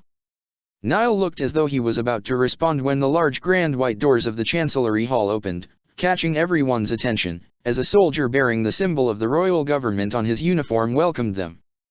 Commanders, please enter, the king and his assembly will see you now. They moved in the grand hall and at the head of was a platform where a large throne was placed. A tired old man sat with his head resting on his clenched fist as four other men sitting on smaller chairs flanked him on both sides. Erwin, flanked by his subordinate officers, approached the platform, their heads tilted up slightly to look at the men seated at their thrones as military police officers carrying muskets surrounded them. Commander Erwin, it's a pleasure to meet you again. Said an old man dressed in the clothes of the clergy with his necklace decorated with the faces of Maria, Rose, and Sina. As you know, we are living in turbulent times, the fall of Wal Maria and the treachery of Captain Levi along with rogue elements of the military who seek to threaten the peace and overthrow the king. Another one of the men added, a portly fellow dressed in fancy clothes. We had hoped that you would denounce this treachery to discourage more of your subordinates from joining these criminals, but it's better now than never, I suppose, even if your hesitance could be responsible for the attack on Stohes quite recently. Commander Erwin, we're waiting to hear your denouncement of your former subordinate and what you plan to do about the situation. Said another, an old lanky-looking man. All while the assembly were talking at Erwin, the king hadn't said a word, instead he continued to watch Erwin in a disinterested manner. A false king. Before I do so I must ask, what do you intend on doing with the Elrics and Aaron Yeager as they are currently affiliated with the rogue elements of the military? Erwin asked. If they are to be captured alive then they'll face trial and sentenced. The assembly member stated clearly. Erwin knew that Aaron wouldn't get a trial, he'd be eaten by their chosen successor instead and manipulate the memories of humanity for their purposes, whatever they were, but what he did want to know was how they'd treat both Ed and Alphonse. And if the sentence is death? Erwin asked. Then so be it. That was all Erwin needed to know. My king, Royal Assembly, I do not think that denouncing Captain Levi and the Rouge soldiers now would be a wise decision. Erwin announced. There were gasps among some of the other military figures and royal government officials present. The assembly looked at Erwin shocked and confused, while the king still watched him, disinterested. "You're not here to denounce your traitorous comrades?" questioned one of the members. "Why is that then? Captain Levi has dedicated himself to humanity for half a decade now." Erwin stated he and his second-in-command Petra Rao have constantly risked their lives for the good of humanity time after time. To question them is to question their dedication to humanity, and to denounce them would be to disregard all the sacrifices they've made for the cause. His skill and strength has given hope to those in the walls that the Titans can be beaten. It's why the people have given him the mantle of humanity's strongest soldier. Erwin argued. His voice was commanding as ever. That's not to mention the immense contribution of the Elrics and Eren Yeager towards humanity's survival and its victory over our foes. To denounce and hunt them down could only damage humanity and ruin our plans to retake Wall Maria. You dare to stand before your king and his assembly to argue in favor of these traitors?" questioned one of the members. "Tell us, are you in league with the traitors?"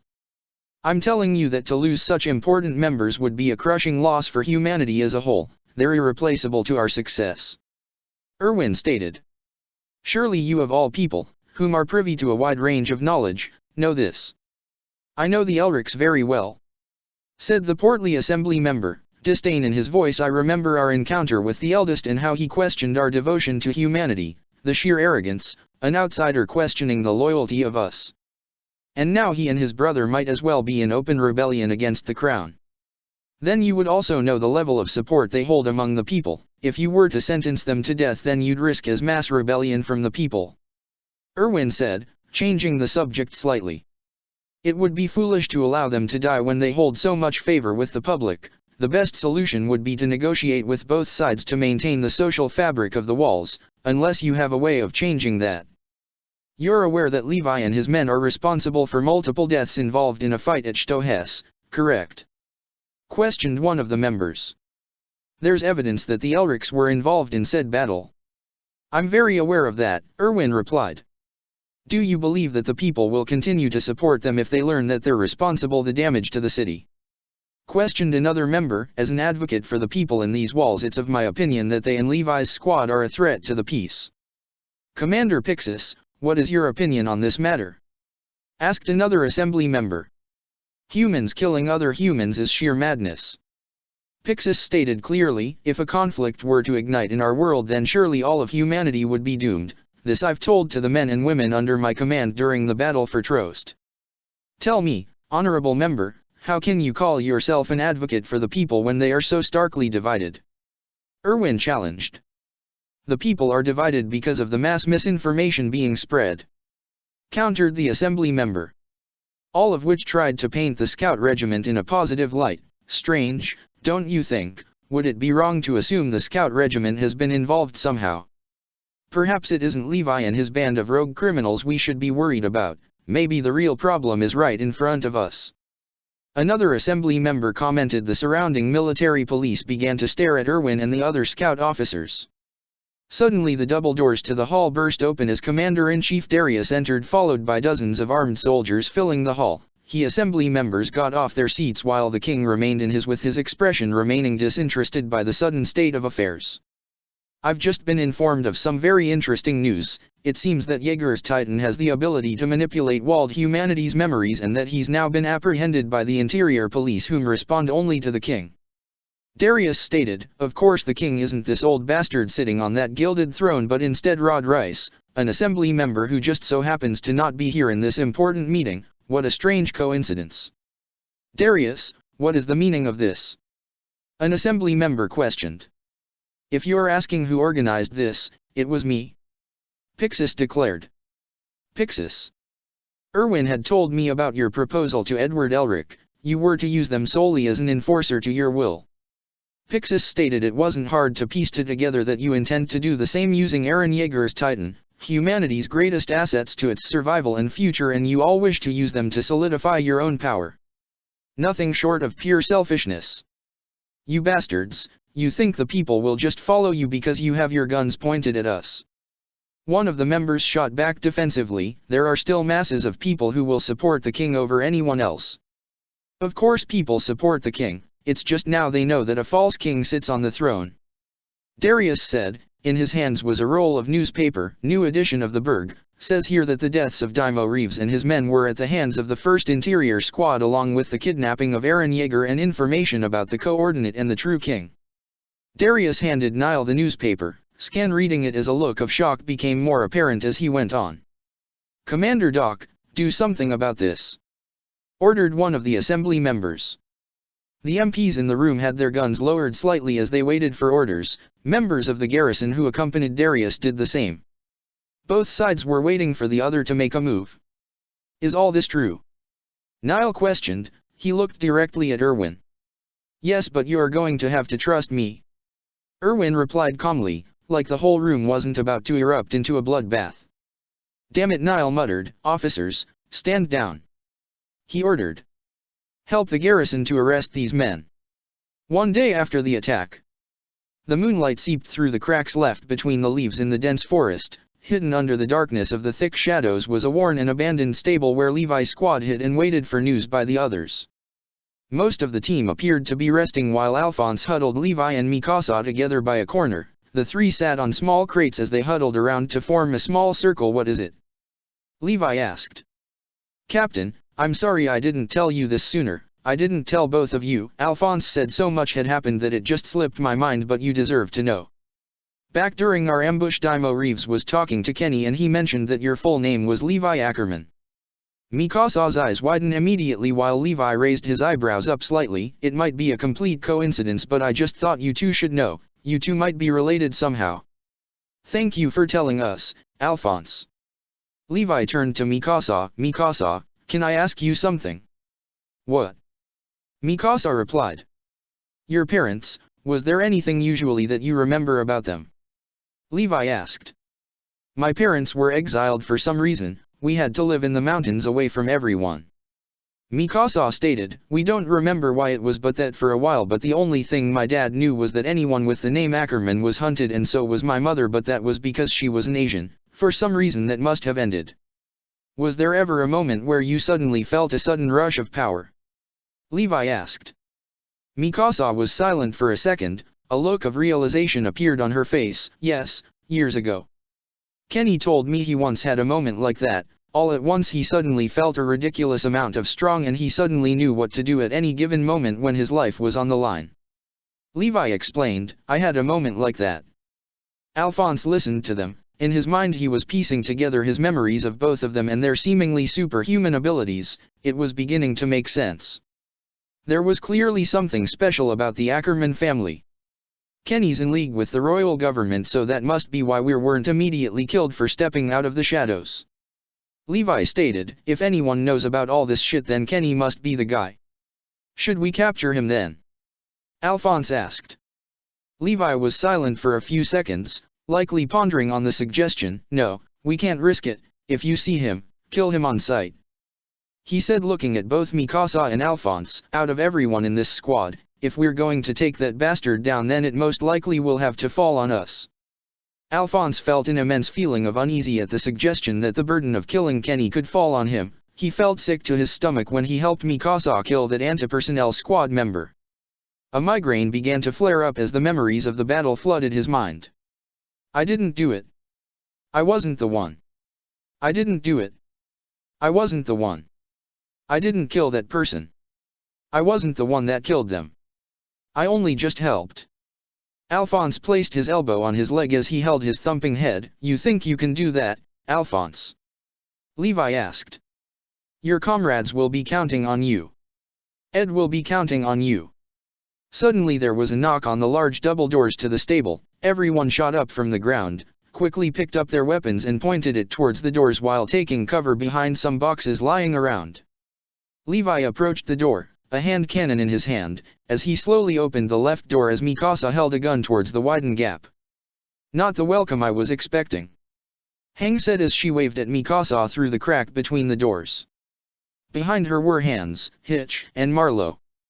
Levi opened the door as everyone in the barn lowered their weapons as the others outside entered the stable. What's the news? Hang smiled at Levi and then looked at everyone else. Ladies and gentlemen, we got him. The royal government has effectively been placed under Darius' command for now, and the crimes associated with Levi's squad have been cleared. You are no longer criminals. The barn erupted into a loud cheer as everyone celebrated their victory. Sasha embraced Hitch while Connie and Jean celebrate with Marlowe. "Mikasa, Armin, come here," Hans said with his arms open. He gave them a wide hug and held them tight. Alphonse smiled as he caught sight of that. In the moment he felt happy, yet still a lingering feeling of grief hung over him as he knew he couldn't celebrate the moment with his brother. "Ed, please, just hang on." He then felt someone hug and squeeze him from the side, trapping his left arm. He looked down to see Mina. "We did, El," Mina said, smiling at him. "Yeah, we did," he replied. "Captain Levi," Hans called out, "Marlowe and Hitch may have a lead on where to find Eren and the others." Marlowe pulled out a book and handed it to Levi, pointing him to a specific page. "The Rice family chapel is where they're hiding them," Levi asked. "It's probably our best lead," Hans said. "I've sent runners to Ian and his men, hopefully they'd be heading there right now." "Good to hear." Levi turned back to his squad. "Squad, we're moving out now." Annie opened her eyes and a blinding white light struck her eyes. It was light staring straight at the sun. She immediately closed her eyes once more before slowly opening them, trying to get used to the light. As her eyes adjusted, she was astounded to find herself inside a cave-like structure. Pillars of shining diamond rose from a floor polished to a mirror shine which held up the ceiling. She found herself sat up against one of the pillars, and next to her was Ed, sitting next to her and tied up, looking completely miserable. She tried to say something only to quickly realize that a metal rod had been tied into her mouth.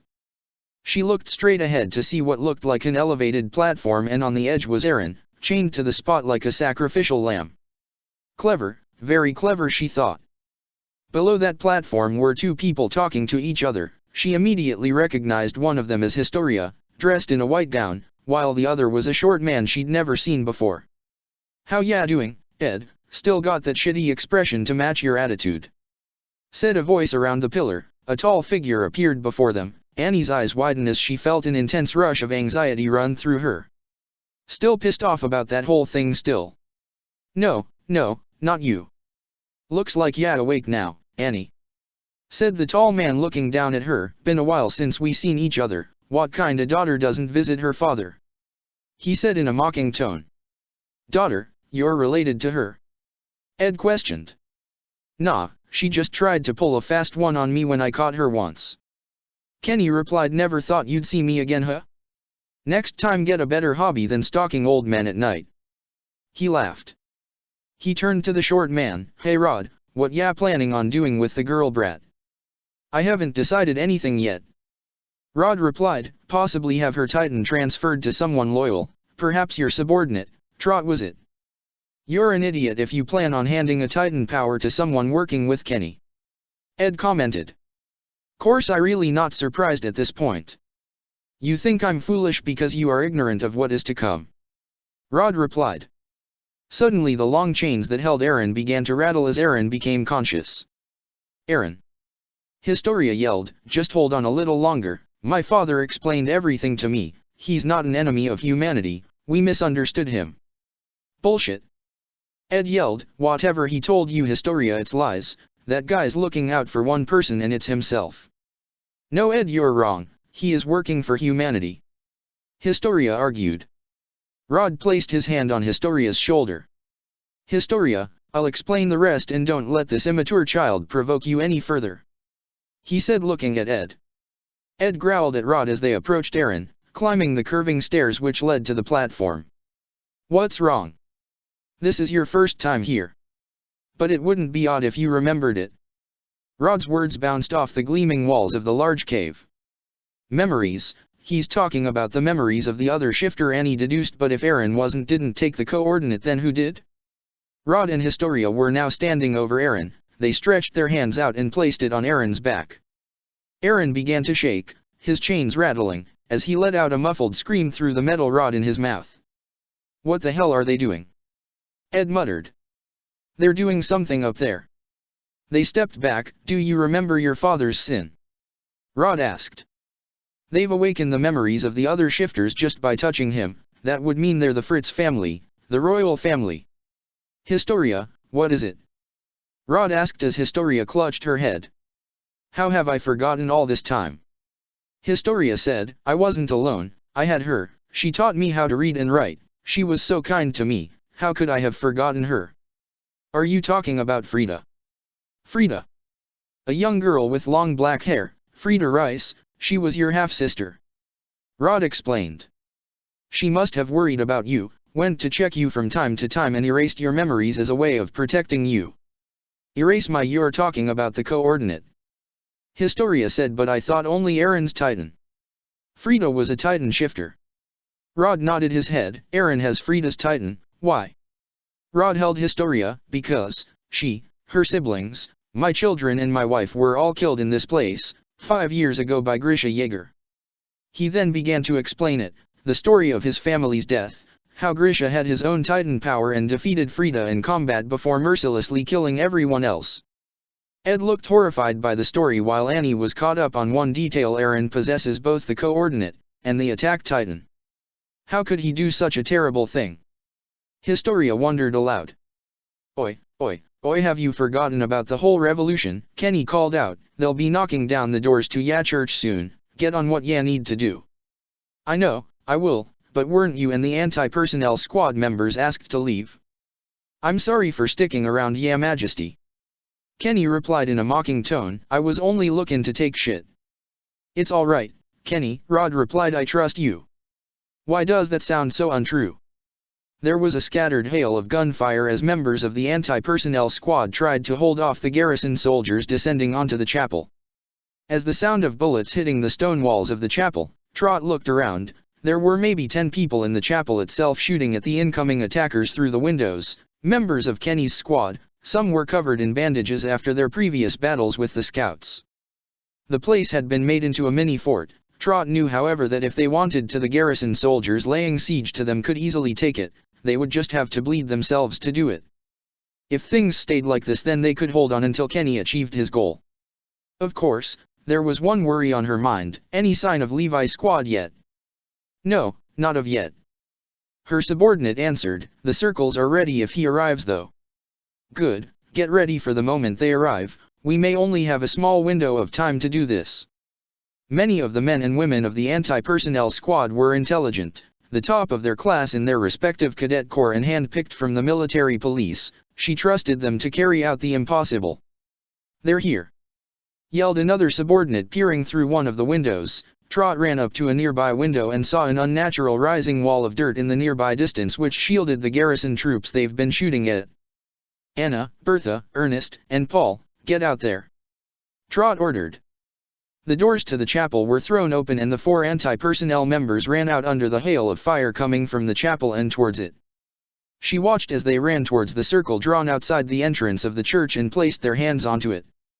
This is desperate stuff, but if it can throw them off for just a little while.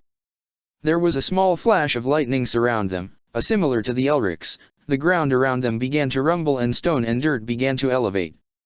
But then something happened.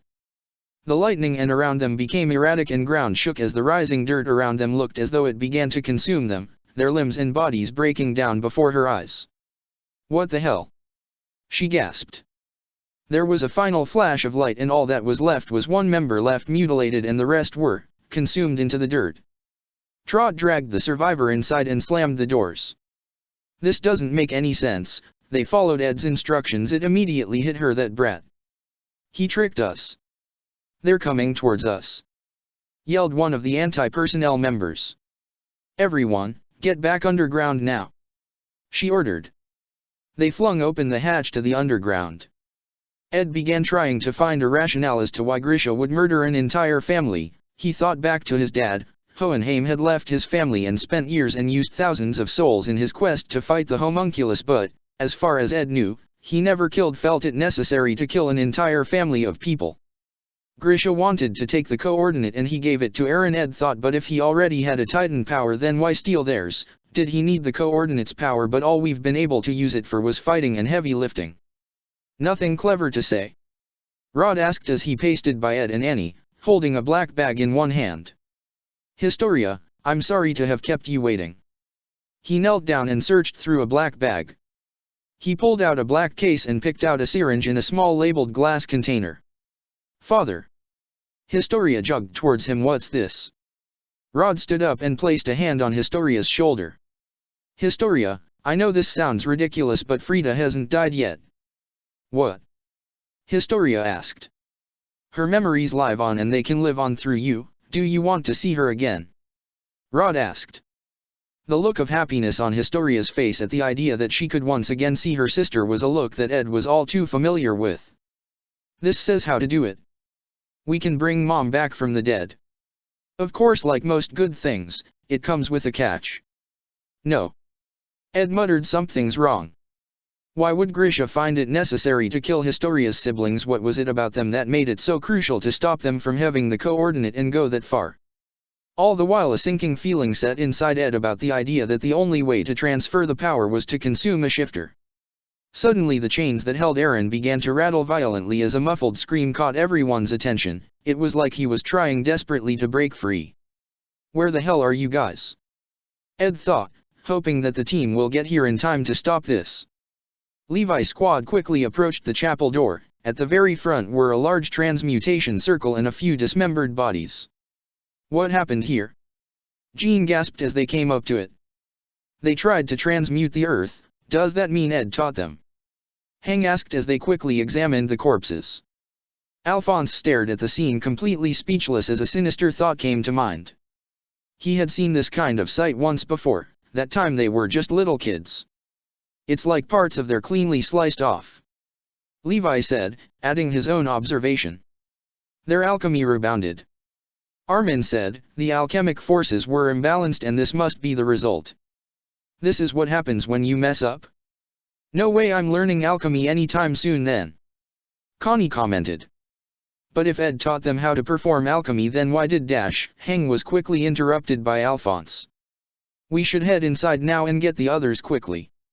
Alphonse said as he quickly walked into the chapel. He didn't want to hear it. He didn't want that idea out in the open and have to confront it, at least not now while Ed's life may still hang in the balance. As everyone walked in, both Alphonse and Armin caught each other glances as the others prepared themselves. Armin looked as though he knew why Alphonse was in such a rush that he didn't want to spend a second speculating on what happened. The inside of the chapel was messy. Sasses of gunpowder and used muskets were left on the floor with a trail of blood leading to a hatch. Several members of the garrison soon entered into the chapel. We've gotten rid of those bodies on the front door, said one. Good, we'll check that out later. Levi replied. A secret door, this must be where they're hiding. Hang said as she knelt down to look. We don't know what we're getting into. Levi said, it could be up close quarters or some huge-ass cave, so be prepared for anything. Levi looked back at his squad, attaching their blades to their handles and loading their muskets. Sasha pulled out an arrow from quiver while Armin picked out a match from his small matchbox. Alphonse attached the handle of his ODM gear to one of the blades in his scarab and pulled it out. For a second he caught sight of his reflection in the mirror surface of the blade. Am I the same person I was back home? How much of me have changed since I got here? He didn't know the answer. But what he did know was simple: if he was going back home, then Ed was coming home with him. Chapter 39, Death of a Monarch. 3, 2, 1. Levi kicks the wooden door open as a bright light from inside the wide cavern hits their eyes. A group of 4 garrison troops run forwards with their muskets onto the landing as they point their weapons in the direction of the open space. Whoa! Said one of the soldiers as he lowered his weapon slightly. What the hell is this place? Said another as they walked down the spiral stairs. Hang and Levi slowly stepped in. Hang looked to be in awe at the massive cave before them as Levi only scanned the area looking for danger. It's an open space, Levi said, looking at his squad who were waiting in the hallway of the underground entrance. Bring the barrels forward. Jean and Connie quickly moved back and rolled 3 wooden barrels towards the door.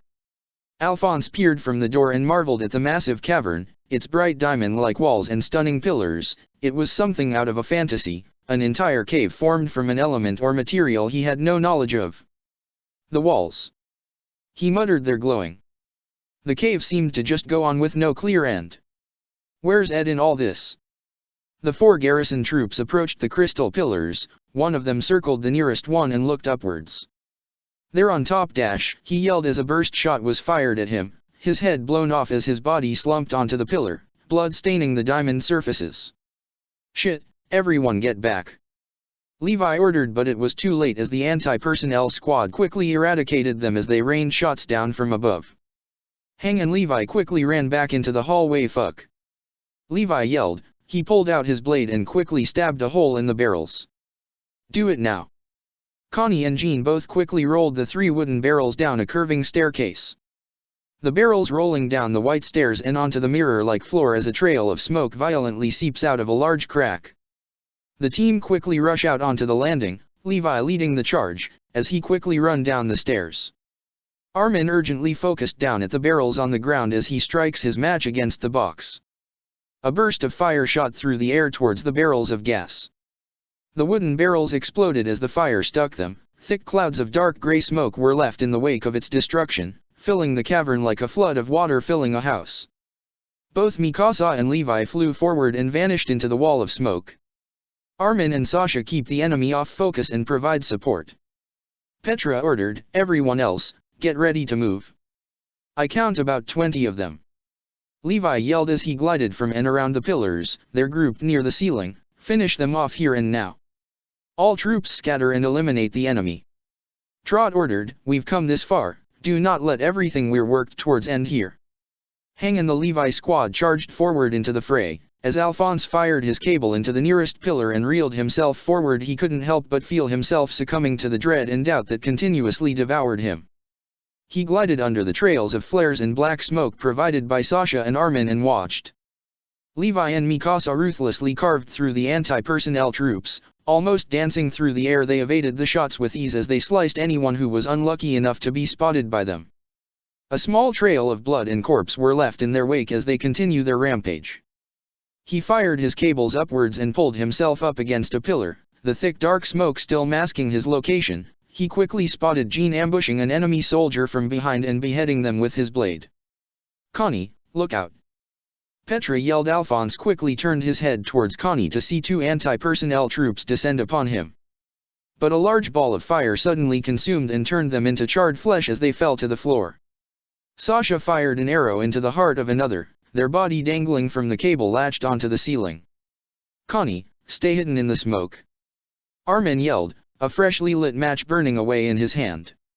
"Have you gotten used to it, Armin?" he thought. "Has it all become so easy for you all?" Petra flew forward and stabbed his blade into the chest of a nearby enemy before quickly moving on. It was only for a second, but he could see the look on Petra's face. It was disgust. "No. Alphonse wondered. It never did, but you all resolved yourselves to do it.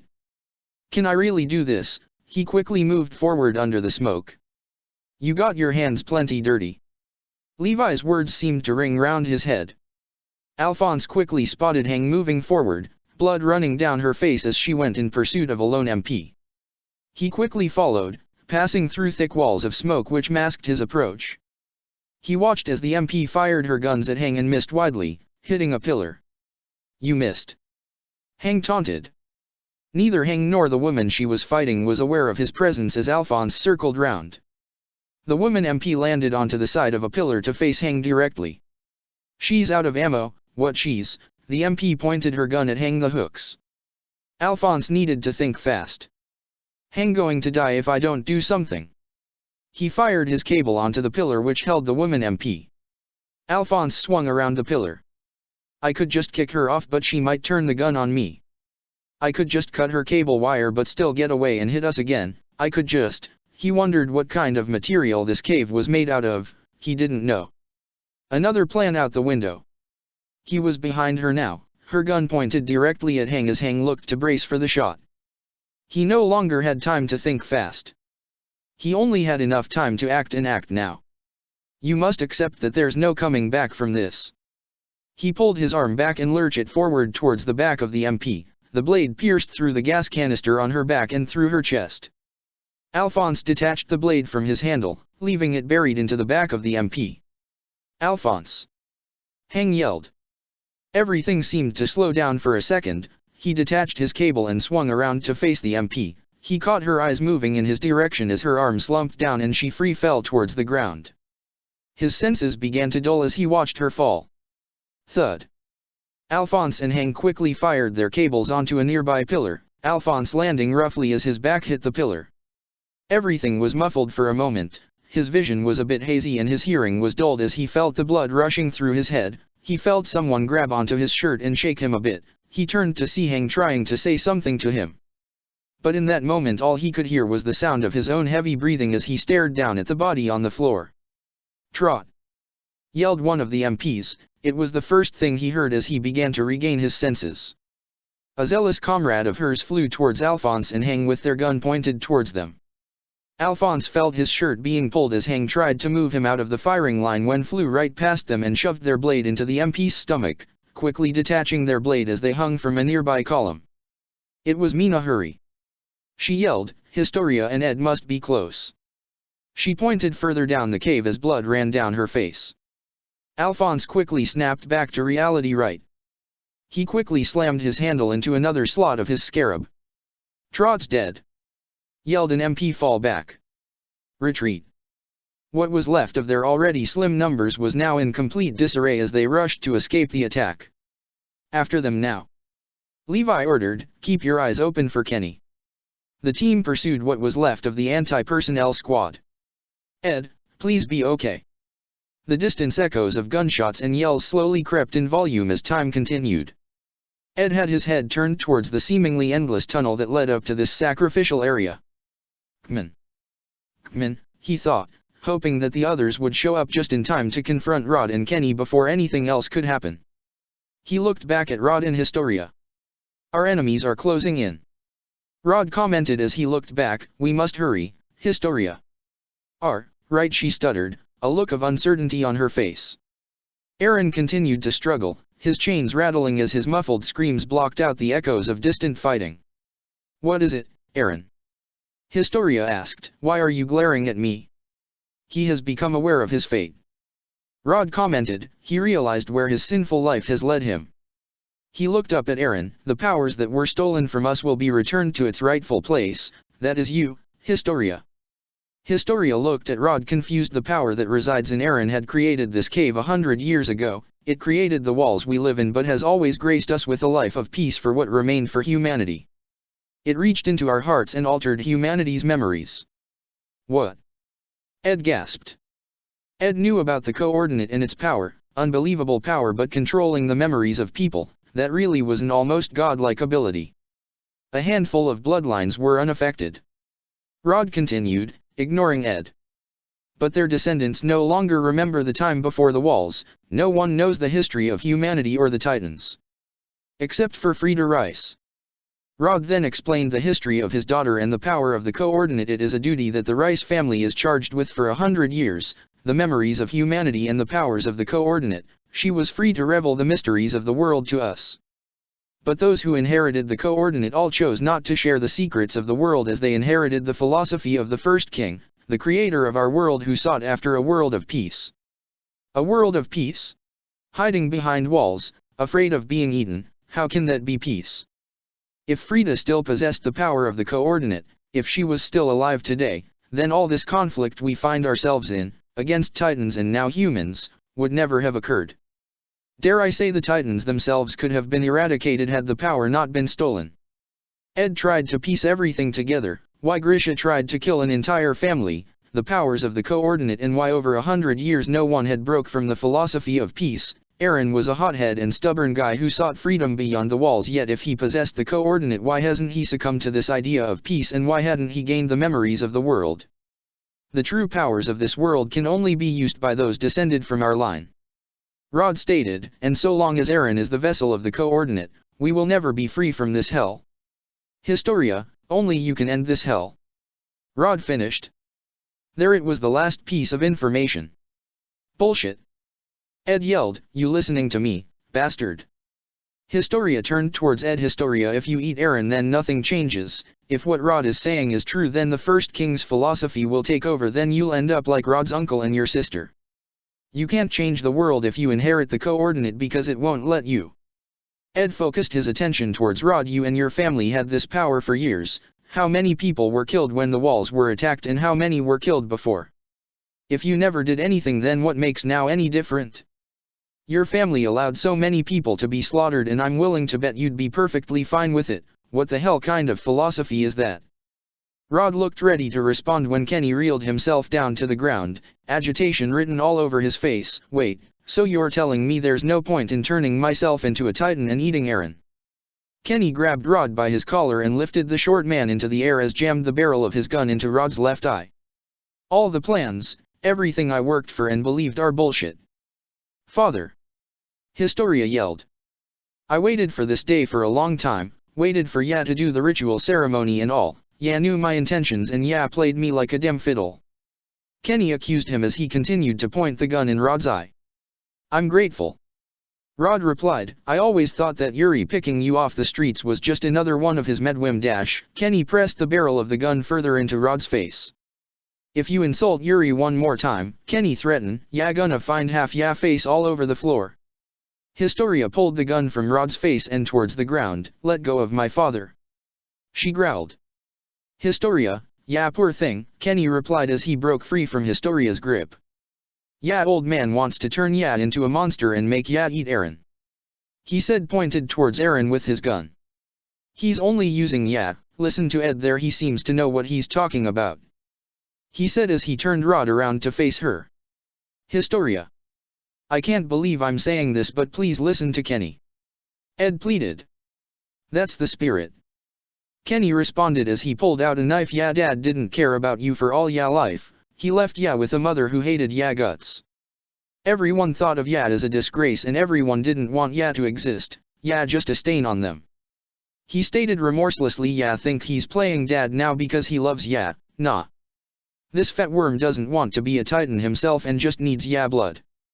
Kenny stuck his knife into Rod's mouth and wiggled it around.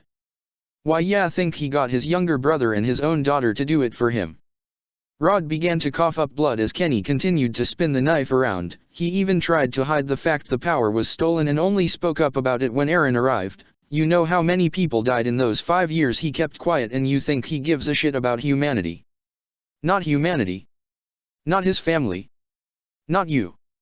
Only himself. Kenny stated as his began more and more violent in his torture. So what do Ya think of Ya dad now? Ed watched horrified at the sight as Rod continued to cough up blood onto his face. Rod grabbed the blade of the knife with his hand and forced it out from his mouth. He's wrong, Historia. Rod gasped, there's a reason why I can't become a titan, you can't trust anyone else. Historia, you know that's not true, he's lying to you. Ed countered. You're the only one, Historia. Rod continued, inherit the founder, become God and save us all. Suddenly the sound of zipping cables caught their attention. For a brief second Ed allowed himself to hope it was his friends. An anti-personnel squad member landed in front of Rod and Kenny. The soldier was covered in bandages and breathing heavily as they collapsed onto their knees. Captain Ackerman, the enemy. He gasped out. Where's Trot? Why the hell are you telling me? Kenny questioned. Trot, the enemy killed her, it was that Elric boy. The squad member replied. Ed quickly took a sharp intake of breath as his neck snapped towards Kenny's subordinate. Alphonse? He turned his head towards the floor as anxiety began to flood his mind and body. Why? Was it because of me? Kenny dropped Rod onto the floor. There was a look of resignation on his face as his subordinate's message sunk in. Of all the fucking people. He muttered. Kenny looked back at the MPs. Go back and hold M off. The MP looked at Kenny completely dumbfounded. Go. Reluctantly the lone MP fired his cable and back into the fray. A stream of blood flowed down from Rod's mouth as Historia quickly crouched beside him. Rod turned towards Ed. The things we do for our family. He said, taking a dig at Ed. Ed snapped his head upwards towards Rod. Anger began to overtake him and he desperately tried to bring his hands together to transmute something and break free. But all in vain. Rod turned to Historia. Historia, what Ed said about the philosophy of the first king was true. He wished for a world of peace and wished for humanity to be confined to these walls for what reason I do not know, and like my father, my brother, and Frida, you too may be influenced by him, but in the end you would have become God, and whatever you decide, I will follow you and pray like I have done with Yuri and Frida. Give me a break from your shit. Kenny commented as he walked off towards the stairs. What are you doing? Rod questioned as everyone watched him. Historia, if you want to turn into a Titan then be my guest. Kenny stated as he approached Eren. He was now standing behind him as he pulled out a knife and undid the muffle from Eren's mouth. Annie, who had been silent this whole time, began to muffle something in a panic as she tried to desperately move. Both of ya can become Titans and fight it out, Kenny stated. If Historia wins then you can have ya peace and nothing changes. He spun his knife in his hand. If Eren wins then ya can't use the power so nothing still changes. Kenny, leave him alone. Ed yelled. What ya gonna do? Kenny questioned. He looked down towards Eren. Ya probably can't bite your tongue so I'll help ya along. He said as he cut a clean line across Eren's forehead, blood quickly running down his face. Kenny pointed his gun towards the ceiling. A hook blasted upwards as Kenny pulled himself from harm's way. Ed quickly realized why Annie began to panic. They were going to be in the middle of a Titan battle with no way of escape. Eren, don't. Ed pleaded, just for a little longer, the others will be here to get us. Historia, you must do this now. Rod urged her as he handed her the syringe. Historia, please don't. Ed pleaded, you know how this ends, you don't have to listen to him. I have to do this, Ed. Historia replied, for humanity I have to try. She stuck the needle into the forearm, blood trickling from the small open cut. Are you sure you are doing this for humanity? Ed asked, causing her to pause. Historia. This time it was Eren. Please, eat me. Eren. Ed yelled. Eren lifted his head, tears and blood ran down his face as he looked down upon Historia from his high chains. Never needed to happen, none of this. Eren sobbed. If my father hadn't have killed Frida then she could have fixed this. So many people died because of him, because of me. Armin's grandfather, Thomas, Milius, Nac, Marco. Petra's former squad mates, the soldiers who tried to rescue me, and the others I'll never know. I can't atone for something like that. Ed was speechless as he listened to Eren express his guilt. Eren. All those days spent training, all those dreams about going past the wall, it never needed to happen. I never needed to happen. Eren, no. Ed muttered weakly. Please, just end this for me. Eren finished as his voice cracked from his tears. He seemed content to give up and die. A feeling Ed knew all too well. Eren, that day you called me normal, it really made me happy. Historia replied. Historia looked down at the needle into her arm and gently placed her thumb onto the base of the plunger. Historia, please.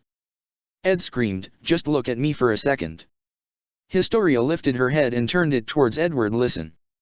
I know why you want to do this but I am telling you right now it is not worth it. Do you, Ed? Historia questioned. Do you really know what I'm thinking? How I'm feeling right now? Maybe not entirely, but I know that look.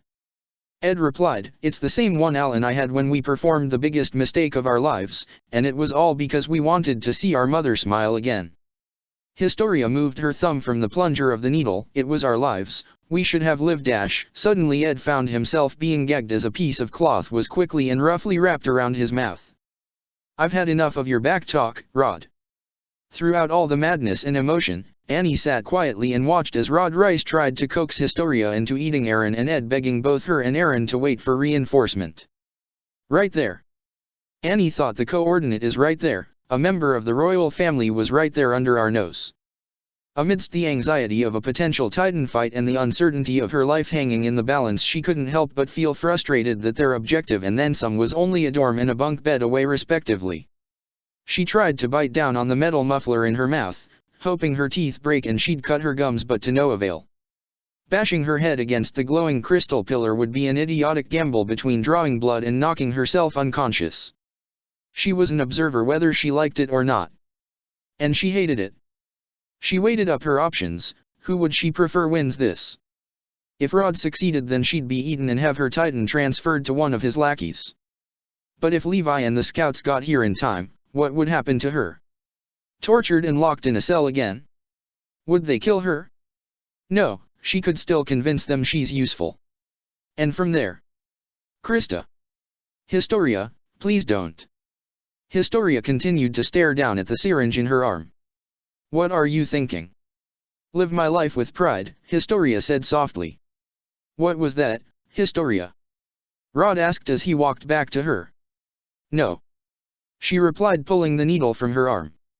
No. I won't do it. She lifted her head up to face Rod. He was now standing in front of her. Historia, don't let his words sway you.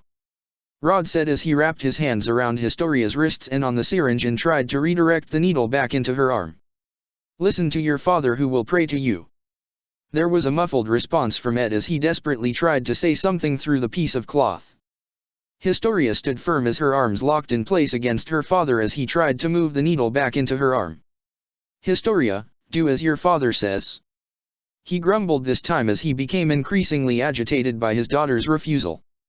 The distant gunfire suddenly grew louder as Rod's patience rapidly evaporated. Do as I say. He commanded as he tried to forcefully move the needle into her arm. Historia then let go of the syringe and head shockingly threw Rod to the ground with the strength of which no one expected from someone her size. Rod crashed to the ground with a loud thud. The syringe in his tight grasp of his hand. Cut the bullshit. Historia declared, looking down at him. You're only saying this to manipulate me and save yourself. Historia turned her back on her father and picked up the black bag. I'm not going to let you kill me. She yelled as she ran up the stairs towards Aaron. Through the shock and confusion, Annie couldn't help but be impressed by Historia, coming face to face with her father and standing up to him, following her own path.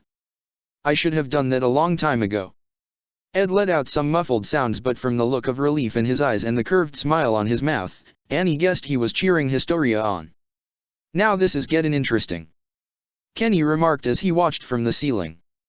Suddenly the echoed gunshots rang into the open space, followed by the rapid zipping of cables and hooks crashing into the walls. Annie turns her head to the side, just in time to see an MP crash into the ground as a small figure landed elegantly onto the floor. Levi. A mix of anger and anxiety filled Annie as she stared at him. Levi looked towards Ed and Annie and then to Aaron and Historia. Looks like we made it. Looky here, Levi. Kenny yelled, catching his attention. Nice to see ya again, runt. Old shitbag. Levi yelled back. Kenny aimed his gun towards Levi when he was quickly ambushed by Mikasa with her blades ready to impale him. Kenny quickly unlatched his hooks from the ceiling, avoiding her attack as he free fell towards the ground. He fired his hooks back onto the ceiling and swung round as he fired his gun at Mikasa, who narrowly dodges the shot. Levi fires his cables upwards into the ceiling and pulls himself upwards to join the battle. Annie watched, mesmerized by the display of skill, when another person landed next to Ed. She turned her head to see Alphonse looking down at them, a blank expression on his face. He stared at Ed for a second before he placed his hand over his mouth and began sobbing. Ed, you're alive. Ed quickly pushed his hands towards Alphonse.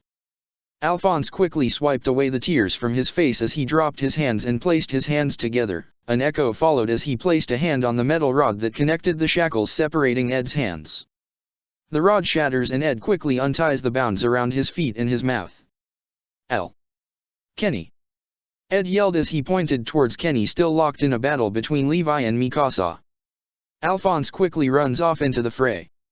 Rod, who was writhing in agony on the floor, slowly tried to get up and escape when more scouts arrived at the scene. Where do you think you're going, Rod? Hang said as she landed only a meter away from him. Rod crawls away. Connie, Jean, Sasha, and Petra and Mina. Mina quickly spotted Annie up against the pillar. She ran up towards her and embraced her. You're okay. Thank God. Mina muttered. Annie sighed softly through her nose as she rested her chin on Mina's shoulder. Their moment was interrupted when Kenny crashed into the ground. Ah, fucking hell. Kenny groaned as he stood back up on his feet. Yep, it's broken. He muttered as he leaned onto his left foot. Levi, Mikasa, and Alphonse landed around him with Ed surrounding him on all sides. Mikasa charges forward and tries to slash at him. Kenny leans back and dodges the attack and counters with an elbows Mikasa in the back as she moves past him. Kenny let out a painful groan as he places weight onto his broken foot. Ed quickly capitalizes as he stamps on Kenny's foot and uppercuts him. Kenny quickly pulls out his knife from his pocket and tries to swipe at Ed when Levi blocks the attack and punches him in the gut. Mikasa jumps forward from behind him and slams him to the ground with her foot. Ed, Mikasa, and Levi pin Kenny down as he tries to break free. Do it now. Levi yells at Alphonse. Alphonse glances at his blade before quickly placing it back into the scarab. What are you? Alphonse kneels down and lands a heavy blow to Kenny's skull which rebounds off the floor, knocking him out cold. Levi looks at Alphonse both confused and frustrated at what he'd done. Not when I have a choice, Captain. Alphonse declared. Fine, Levi conceded. Mikasa, tie him up and put him to the side. Levi turns his attention towards Rod, who is now surrounded. Annie had been so focused on the fight between Kenny and the others she never noticed the standoff between Rod and the scouts. Her eyes widened and a burst of shock shot up her spine as she saw Rod holding the syringe into his arm. Oh shit. Oh fuck. We have to get out of here. Stay back. Rod screamed. Guys, get back. Historia yelled as she and Aaron came down the steps. What is that? Jean asked. Everyone get back. Ed yelled, trying to wave them back. That stuff in the syringe turns people into titans, he said. Almost instantly everyone backed off a few steps and pointed their blades at him. Rod put the syringe down. Levi asked as he raised his hand towards him. You, all of you, you've ruined everything. Rod screamed. Calm down, Rod advised as she began to step forward. Don't do anything rash.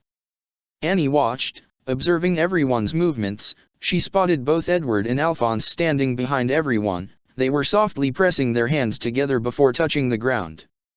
It looked as if they were trying to figure something out. Everyone else looked nervous. It was like a bomb was about to go off. Rod has nothing to lose, Annie thought, his family, and now his power has been lost. He's going to do it.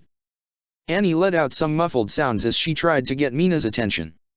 Mina turned around and quickly undid the muffler. Annie took in a big gasp of air. Mina. Annie muttered, cut me. Rod put down the syringe and we can guarantee your safety, Levi said. You liar, Rod accused, seething. He's going to do it, Annie muttered. Are you crazy? Mina whispered. You have to trust me. Annie replied. Father. Rod muttered, his voice cracking as his eyes welled up with tears. Mina, you have to do it now. Annie whispered. Yuri. He continued, Frida, wait for me, I'm coming. Don't. Levi yelled. But in one quick press he had injected himself with the serum. Mina now. Annie yelled this time. Rod let out a pained cry as he collapsed onto the ground, and not a second later his eyes and skin began to glow like the light of a firefly. Everyone move. Levi yelled as he and Hang turned back. Annie watched Mina turn towards her, panic on her face, lifting her blade up before burying it in Annie's leg. I'm so sorry. Annie cried out in pain, but the massive wound was more than enough. The already brightly lit cavern was now engulfed in a blinding explosion of light. Annie felt the mass of muscle quickly form around her as she watched the colossal skeleton of Rod's Titan formed. She had formed only the upper half of her body before she crystallized her right hand. The upper part of the spine, the whole body of Rod's Titan curved around as its skull at the floor. She had one chance. The female Titan pulled her arm back and struck a hard punch for the neck of the Titan. It was like punching through a brick wall. There was a loud crunch sound as her fist broke through. And suddenly the rest of the gargantuan skeleton began to crumble, its massive ribcage collapsing on Annie and crushing her Titan. Fuck. We're still alive.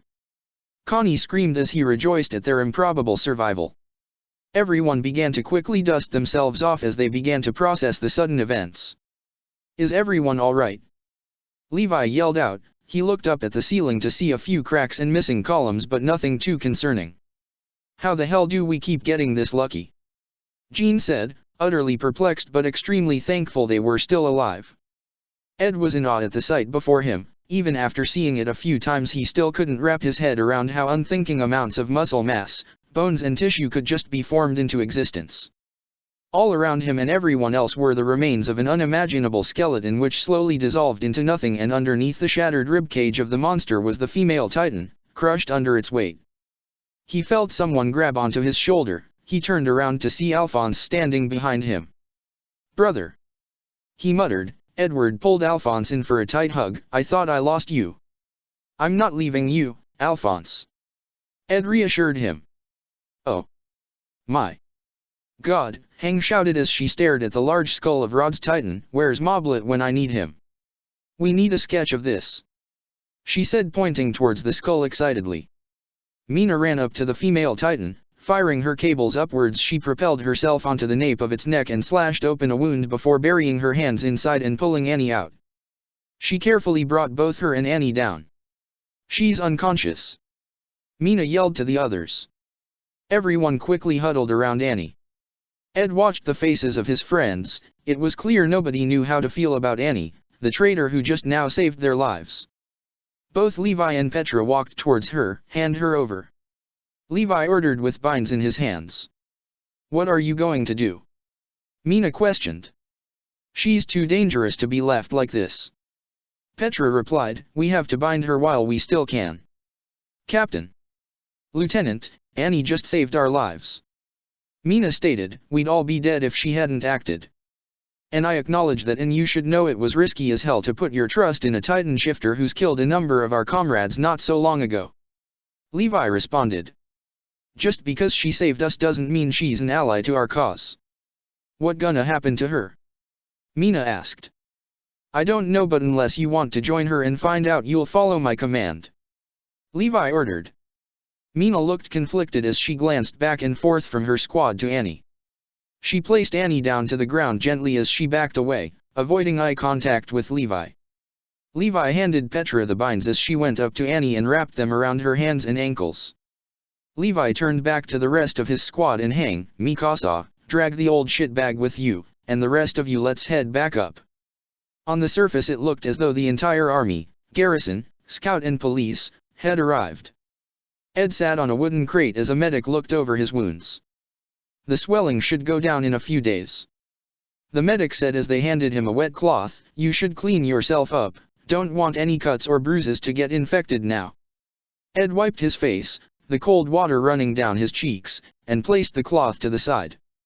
He looked back at the church entrance, the noticeable patch of blood present in his thoughts.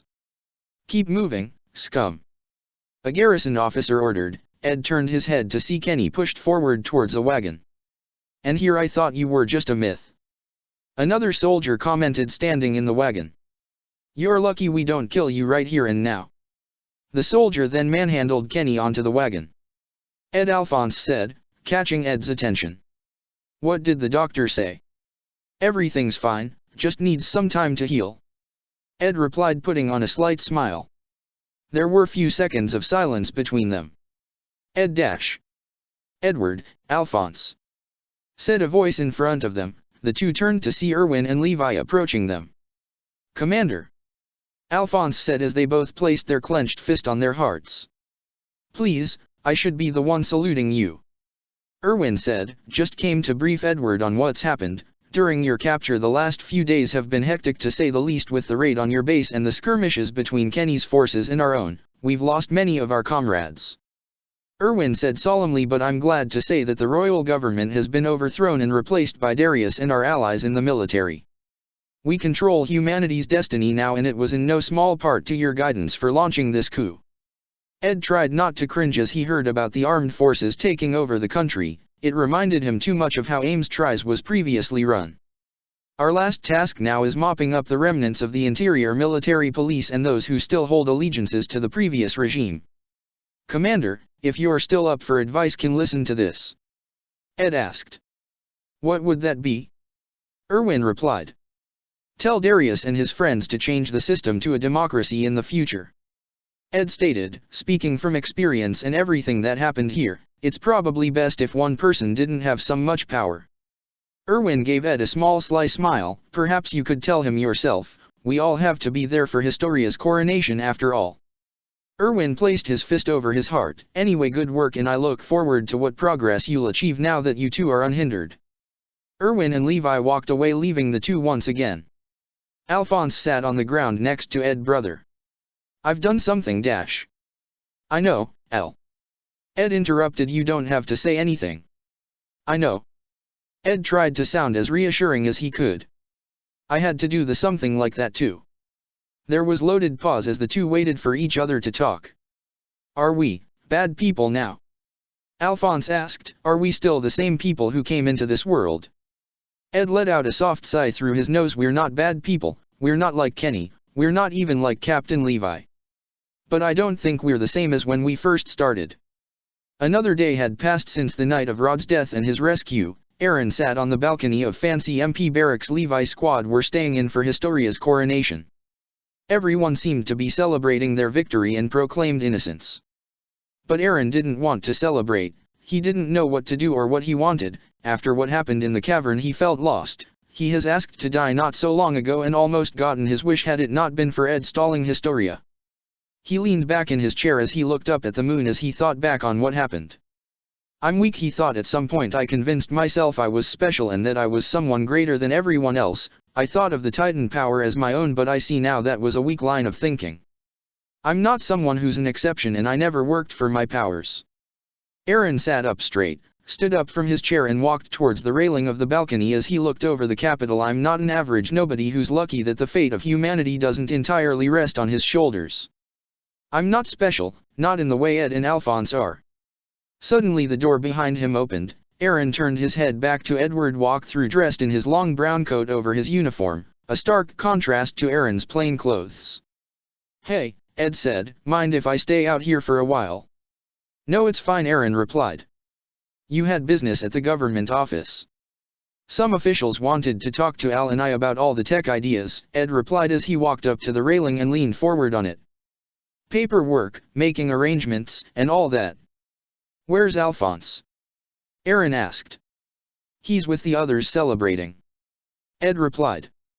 Well, that's if you call what's going on down there a party, more like a group of people trying their best to forget all the crap that went down. Ed sighed heavily, like they're trying to ignore the elephant in the room. Elephant? Aaron asked, puzzled. An animal, it's. Ed gestured to his nose. Never mind.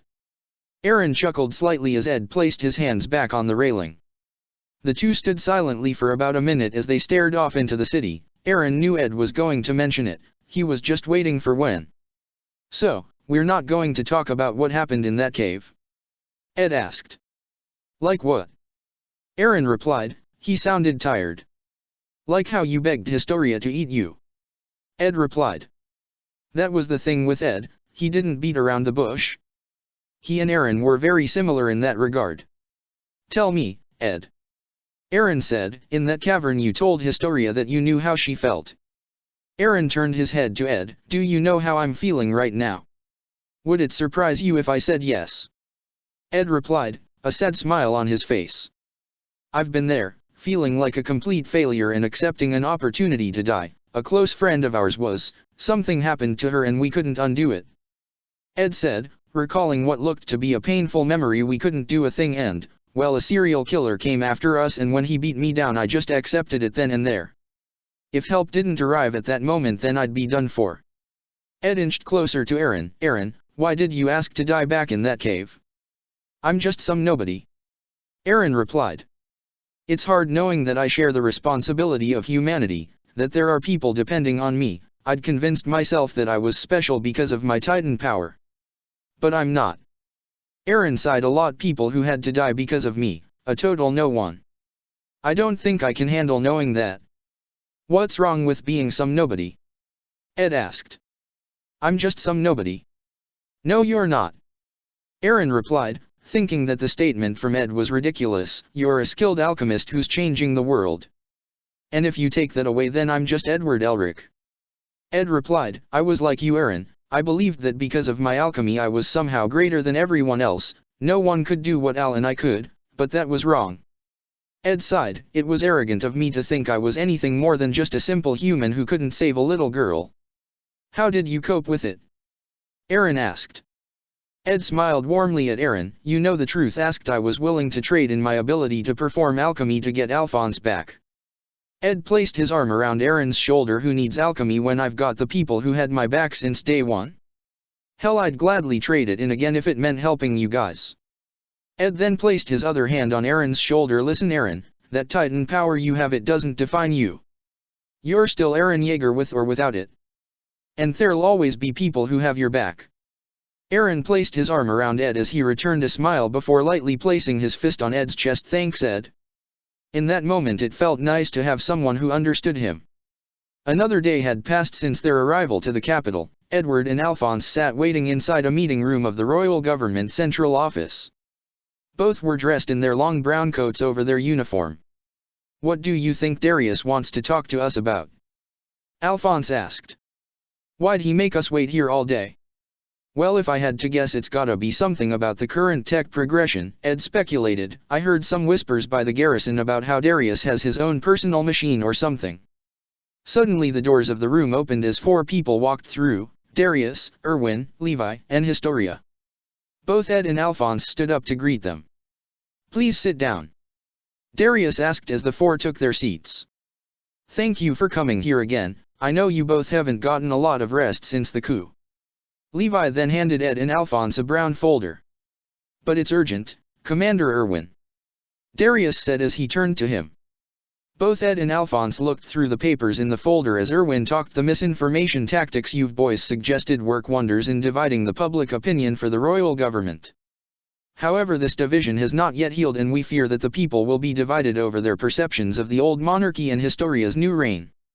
What we're talking about is a continuation of tensions and the uncertainty and questions surrounding Historia's legitimacy," Darius added. "With the sudden change in government, the people haven't had the time to properly accept and adapt to the change in the status quo." "What does that have to do with us?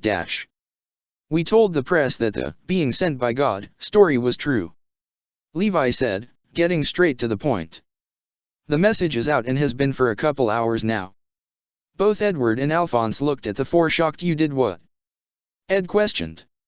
"If the people weren't already enamored with you then, now they'll take anything you say as gospel," Levi added. This didn't sit right with them. The idea of it made them both feel a little sick to their stomach, misleading the people like this and to be revered as holy figures when they wanted to be seen as just normal people. It was perverted, hiding away their true reason here for some beautiful lie. "Why?" Alphonse asked. "Here's why." This time it was Historia as she spilled forward a single piece of paper. They both had a look at it. It was a statement claiming that they had received a message from God to support Historia's ascendancy to the throne. Underneath were 2 empty lines, a space from their signatures. Darius then placed 2 pens in front of them. "Is this what you want to build this new world on, a lie?"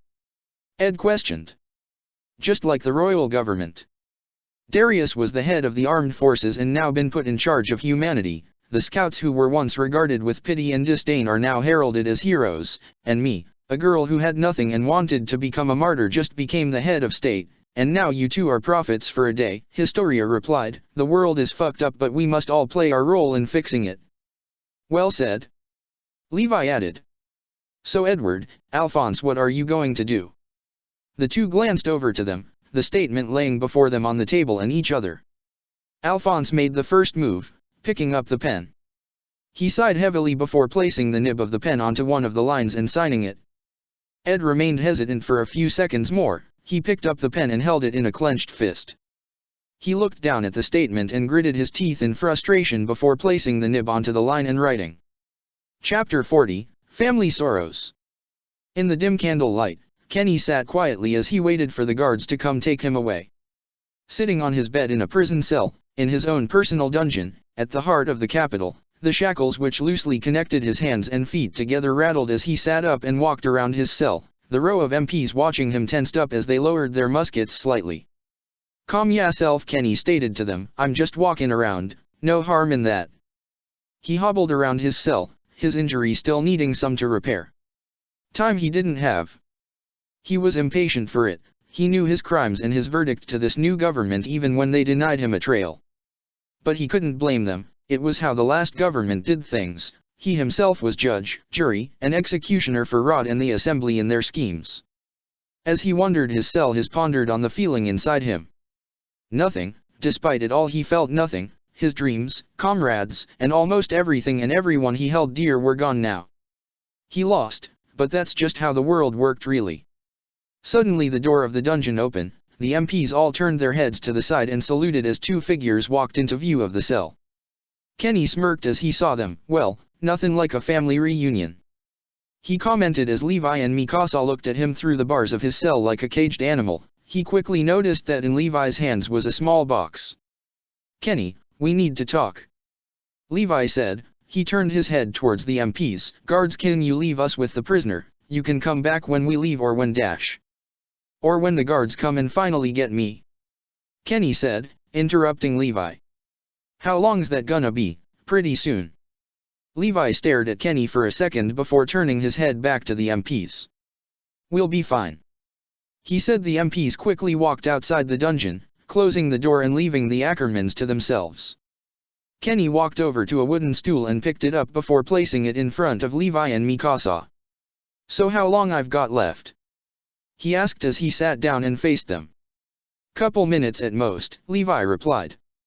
"How they gonna do it?" Kenny asked further. "Firing squad. Exile me outside the walls? Beheading. It's a public execution, they're gonna hang you," Levi answered. "MPs are setting up the gallows now as we speak." "You picked a hell of a time to come then, leaving it to the last minute," Kenny joked. "And it's a shame this'll be the only time I get to talk to ya, Mikasa." He turned his attention to her. "Every meeting before that had us trying to kill each other. You kidnapped Eren, put my friends in danger, even tortured one of them, and tried to kill me first." Mikasa replied. It wasn't hard to tell she was angry. "I'd do it again if I had to." "Fair enough," Kenny replied. "Kenny, we're here to ask some questions," Levi stated, "and to hand you these." Levi placed down the box in his hands and opened the lid. Inside were a pair of smart leather shoes. Levi slipped them through the bar to Kenny. "Should have brought a whole tux if ya wanted me to look nice for the hanging," Kenny commented as he took the shoes. "Bit heavy." The realization suddenly dawned on him. "This will make it quick, hopefully," Levi said. "We're running out of time, we need you to answer some questions." "Shoot," Kenny replied. "Ed told us about your plan, to take the coordinate and then challenge the god that sent Edward and Alphonse here. Why?" "Power, it's what I wanted and it kept me going knowing I'd get it someday," Kenny replied. "Well, until now at least." He turned his head back to Mikasa once more. "Tell me, Mikasa, what keeps you going? Why do you get up in the morning and keep doing what you do?" Mikasa hesitated, answering for a few seconds. "My friends," she answered simply. "I want to protect them, they're the only family I have now." "Family? Just like my grandpa?" Kenny replied as he looked down to the ground. "No matter what or who, everyone's got something driven them forward. It can be booze, women, God, family, the king, dreams, and children and power." Kenny listed. "They couldn't keep going unless they're drunk on something. Everyone is a slave to something, even him." Kenny lifted his head up towards Levi. "Tell me, Levi, they call you humanity's strongest soldier, but do ya really think of yourself as a hero?" "I'll do what needs to be done and be whoever I need to be," Levi stated. "I'll take that as a yes then," Kenny replied. "Are you still planning on carrying out your dream?" Levi asked. "Yeah, no. I think I'm just about done," Kenny replied. "Why is the first king content with seeing humanity be wiped out?" Levi questioned. "What is this philosophy of peace?" "I don't know," Kenny replied simply. "All I know from my grandpa, told me that the Ackermans opposed the first king for the reason he wanted to wipe away the memories and keep everyone inside the walls." Kenny threw off his shoes and placed on the leather pair given to him. "It's why they hunted us for all those years, but we don't even know the secret anymore. Our names are Ackerman and we all experienced that same event. It turned us into who we are now." "What is the Ackerman family?" Levi inquired. "Apparently we were elite guards to the royal family, living it up in the high life till we took a stand against the king," Kenny replied. "Fucking idiots had to ruin something good." "What are you to us?" Levi asked. His tone was noticeably softer. "I was Kuchel's brother," Kenny replied. He turned back to Mikasa. "As for you, little lady, I'm not too sure what I am to you, but I knew you existed and your family were living near Shiganshina for a time. I read what happened to ya parents in ya profile. Sorry that happened to ya, and I'm sorry I couldn't have been there to stop it." Kenny let his head slump down slightly. "I'm sorry I couldn't stop either of ya parents from dying on you. I don't know too much about the kind of people ya are, but I know ya both deserved better than this." There was a knock on the door. catching their attention for only a few seconds. Looks like time's up. Levi walked up and wrapped his hand around the bar. On that day, why did you leave me? He asked. I couldn't be some kid's dad. The door to the dungeon opened as MPs armed with muskets entered. Captain Levi, we're here to escort the prisoner. The officer stated as he placed his clenched fist over his heart. Levi looked over at Kenny and then to the MPs. Go on, I won't stop you. He replied. Guess this is it then. Kenny remarked as he stood up from the wooden stool as the officers opened the doors to his cell. You two gonna be there? He asked as the MPs grabbed Kenny by his arms and moved him out of his cell. Yes. Levi replied. Thank you. Kenny didn't resist as the MPs moved him from the dungeon. They walked him up the stairs, two MPs walking both in front and behind him with the ones holding his arms and all armed with muskets. He was walked through the building and basked in the sunlight beaming from the windows. He hadn't seen the sun in probably a bit more than a day, but it felt like an eternity. It was nice. They brought him towards some double doors. They opened slowly as they approached it. Past the doors were the concrete walls, spiked fences, and the wide-open gates of the military police building that housed him. On the platform going down he could see the open space, the mass crowd gathering around and the gallows which had already been set up for him. Keep moving, ordered the MP behind him as they shoved the butt of their musket into Kenny's back. Kenny lurched forward, almost tripping down the stairs, as he continued his way towards the gallows. A platoon of MPs was now surrounding the gallows as he was escorted towards it. Even now he didn't feel scared, anxious or angry. No, it was like relief. He was going to be free of it soon. Up the stairs. The MP ordered. The two holding his arms moved back and aimed their muskets at him. Right now he could already see, feel, and imagine the ways he could escape. That was just the Ackerman blood in him trying to find a way to survive. He walked up the wooden stairs and onto the platform. Two more MPs waited for him. Stand here, prisoner. They moved him in front of the noose as they wrapped the rope around his neck. It felt itchy against his skin. He looked around in the crowd for them, his eyes catching sight of some shuffling nearby as he spotted Levi and Mikasa watching him in the middle of the crowd. Kenny Ackerman, for the murder of numerous military officials and soldiers, the mayor of Stohes and countless innocents, you have been sentenced to die. The MP announced as he read off from his notes. Any last words? Don't worry about a thing, Grandpa, the family's gonna be alright.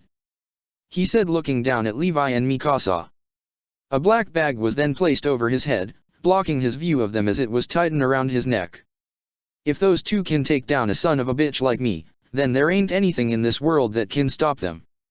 The last thing that went through his mind was if the shoes he was given would work. Squashed together inside a carriage, Levi's squad traveled towards the back entrance of the palace where the fake king had once resided. The streets were flooded with people as the carriage moved along the road at crawling speed.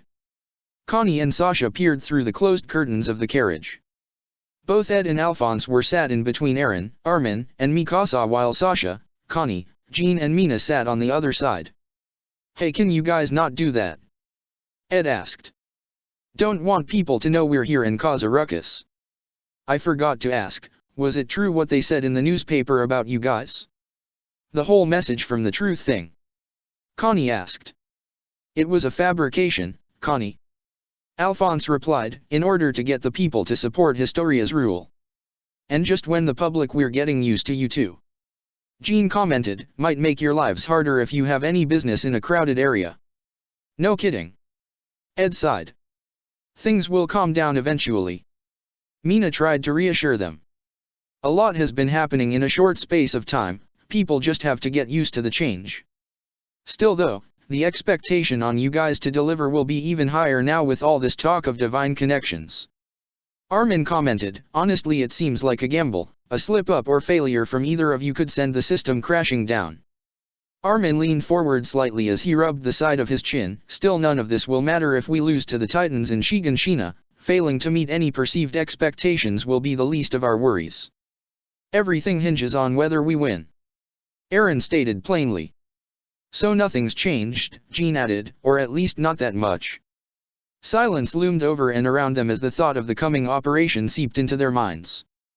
Suddenly there was the sliding latch was opened. "Hey, we're pulling up to the back entrance now," said Levi. The carriage slowly made a turn. The sound of gravel being crushed under the hooves of the horse and the wheel of the carriage, followed by the screeching sound of gates closing as the carriage came to a halt. There was a knock at the front. "Get out," Levi ordered.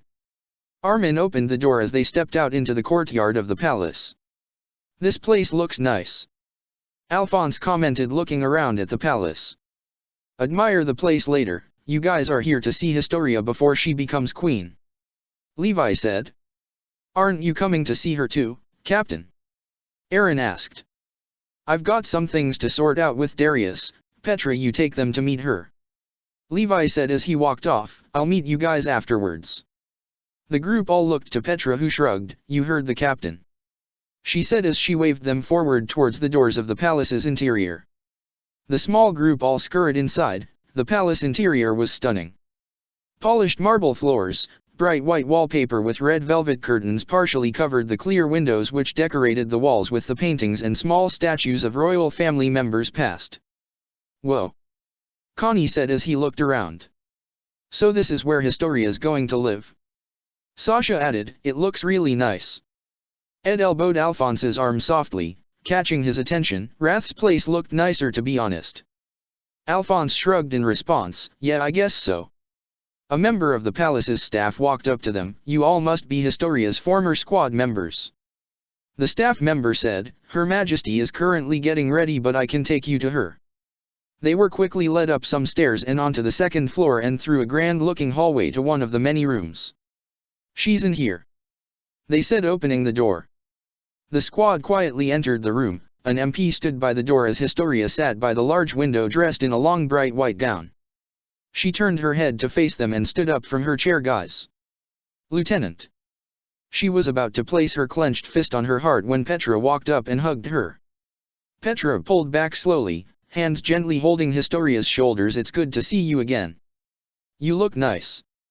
"Thank you," Historia replied. She turned towards her friends. "Everyone, it's good to see you again." They all went up to her and individually hugged her. She walked up to Edward and Alphonse, who stood back and watched. She wrapped her arms around them both. "Thank you both for doing this. I know it wasn't easy for you." She moved back and looked at Ed. "What you said back in the cavern, you were right. I wanted to make my dad love me. He didn't deserve someone like you," Ed replied. "You must be feeling nervous," Sasha said. "I'm a bit nervous. Historia still doesn't compare to battling titans though." They all chuckled. "Or getting shot at by the MPs, Connie added. He then quickly shifted towards the guards. "No offense. Are you too nervous?" Historia asked both Ed and Alphonse. "Just got to show up, stand in front of you and kneel? Not the hardest task to complete," Ed replied. "We've performed in front of people, so it's not something unusual for us." "So much has changed, hasn't it?" Historia said. "You became a queen," Mina added. "Well, about to become one. Things are probably going to continue changing from here on out," Jean replied. "But it will all be for the better, hopefully," Aaron added. "We've all been through so much together." Historia said. Jean, Sasha, Mina, Petra. "I know your parents must have been through so much. That's why I've asked for them to be compensated in some way. If anything were to happen to you, they'll be protected." The three stood speechless for a second before Petra replied, "Thank you." Mina began rubbing her eyes. Sasha had a soft smile on her face as she began blinking repeatedly, and Jean turned away for a few seconds with his clenched fist covering his mouth. "Yeah, thank you," Jean mumbled out. "Oh, come on, you guys." Petra laughed softly as she wiped a tear off her cheek. "You're gonna make me cry. It's a bit too late for me." Mina giggled as she flicked away a tear with her finger. There was another chuckle amidst the tears. I'm so proud of you guys," Petra said. "You've all done so well. I couldn't have asked for better teammates. And we're lucky to have you watching over us," Aaron replied. "You saved Armin and my lives back then. We owe you for that," Jean added. "I'd do it all again," Petra replied. There was a knock on the door as a smartly dressed official entered the room. "Excuse me for interrupting, but it's time now," Historia turned her body around to see Edward and Alphonse holding the ends of her large regal robe. "Thank you," she mouthed to them. Both brothers nodded their heads in response. They stood inside the large hallway as they waited for the big moment. "It's okay, we all have to play our part in this," Alphonse replied. Suddenly the doors leading outside opened before them. "I guess this is it," Ed said. The three walked out of the palace to the sound of drums and loud cheering and a large set of wooden stairs in front of her. As the doors to the palace behind her closed, a massive wooden platform with the colors of the royal family's banners draped over it greeted her, blocking her view of the masses of people that stood on the other side waiting for her. A mountain of steps waited before her to make the climb upwards. Historia took in a deep breath before letting out a soft sigh. She then began to walk up the large set of stairs towards the platform with Edward and Alphonse following her and holding up her robe from the floor. The buildings soon came into view as they neared the top, and the loud cheers and yells that preceded their climb became almost deafening. When Historia finally got onto the top of the platform, she could see them all, the masses of people forming an impossibly large lake of people. Commanders Erwin, Doc, Pixis, Darius stood before her along with other officials with a golden crown resting on a large red cushion on the floor. Ed and Alphonse walked in front of her and turned to face her, standing at the sides of the crown. The crowd quickly died down as the two came in sight and watched in anticipation of the two. They knelt down, gently picked up the crown and lifted it up from the cushion as Historia bowed her head slightly as they placed the crown over her head. She lifted her head up to face them. Both Ed and Alphonse nodded at her. They then knelt before her. "Long live the Queen!" Ed yelled. "Chosen by God," Alphonse added. The commanders and officials followed as they knelt before her. "Long live the Queen!"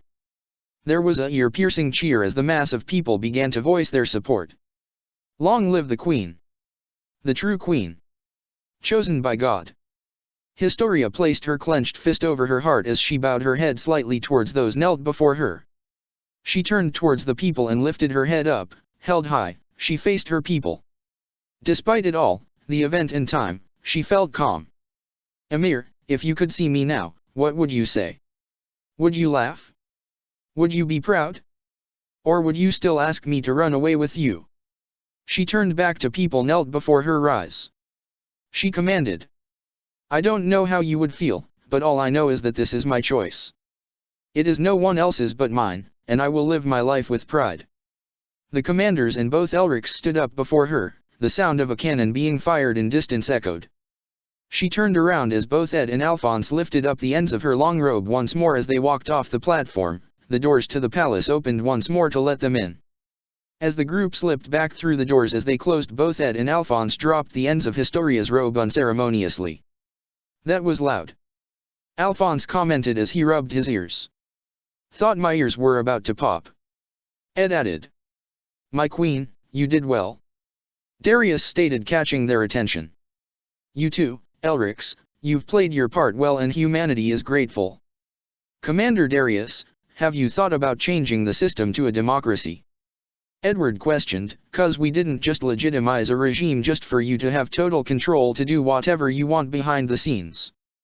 Both Edward and Alphonse looked at Darius accusingly. Darius looked at them blankly. "In time things must change, much like what we have done now. There will come a time, but for now we all must focus on humanity's survival and its long-term governance." "We will hold you to that, Commander," Ed replied. "I'm sure you will," Darius replied. "Now let's get ready for the celebration. There will be a lot of work ahead of us." He walked past them while patting both Edward and Alphonse on the back. "One more thing you should know, my queen," he said, turning back to face them. "Your former comrade, Annie Leonhardt, will be placed on trial soon. The general consensus is that she will be sentenced to death and her Titan transferred to someone else. I've already briefed Captain Levi about this earlier in the day."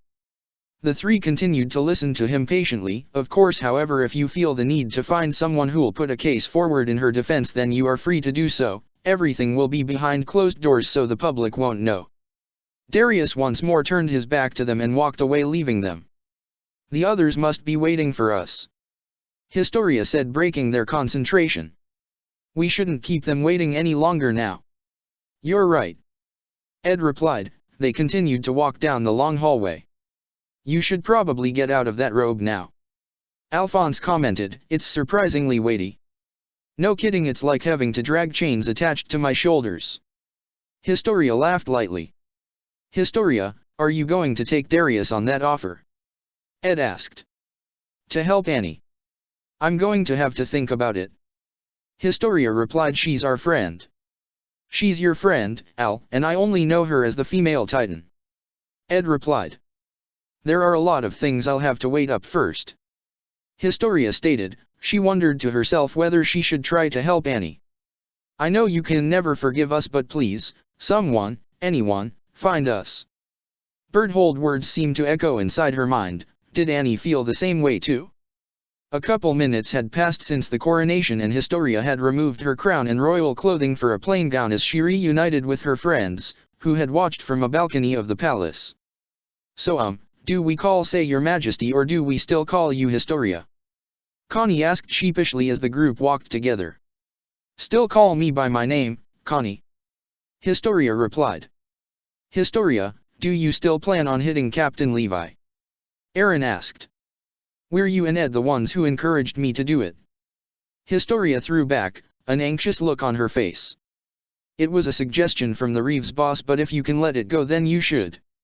Aaron advised. I'm not fit to be queen unless I do this. Historia replied. I say go for it, Historia. Ed added with a devious smile on his face. Brother. Alphonse whined disapprovingly. What? Someone's gotta hit Levi and you know I'm not allowed to.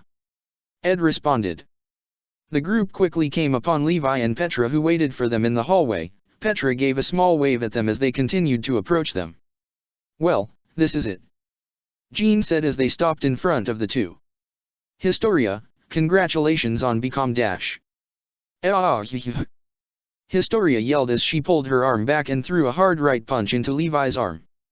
Everyone gasped, shocked by the sheer audacity and bravery of Historia to punch her former officer, while Ed and Jean seemed to cheer her on. Ha ha ha. Historia laughed loudly. What you gonna do now, huh? I'm your queen, you can't dash. Heh. The biggest shock of all came afterwards when the squad witnessed the usually stone-faced Levi crack a small smile. It was like watching a miracle unfold before them. Thanks, all of you. Annie lay staring up at the familiar ceiling of her underground cell and the rough surface of the stone walls which trapped her from the dim candle lights just outside the metal bars which separated her from the outside. Damn it, she thought, right there, they were right there in front of us this entire time. She clenched her fist tightly as she slammed it against the wall. It was too late now to do anything, they were going to sentence her to die just like Kenny soon. She raised her hand to her face and for a few seconds contemplated biting into it. Wouldn't work, I'd just be restrained underground. She turned over to her side and stared into the wall. Her thoughts shifted back to home, that training field littered with straw-filled dummies surrounded by a mass crowd of trees which hid them from the world. She always hated that place. What she wouldn't give to see it again.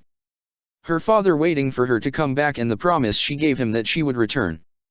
He'd always used to force her to train her close combat skill. He's the one who got her into the warrior program in the first place.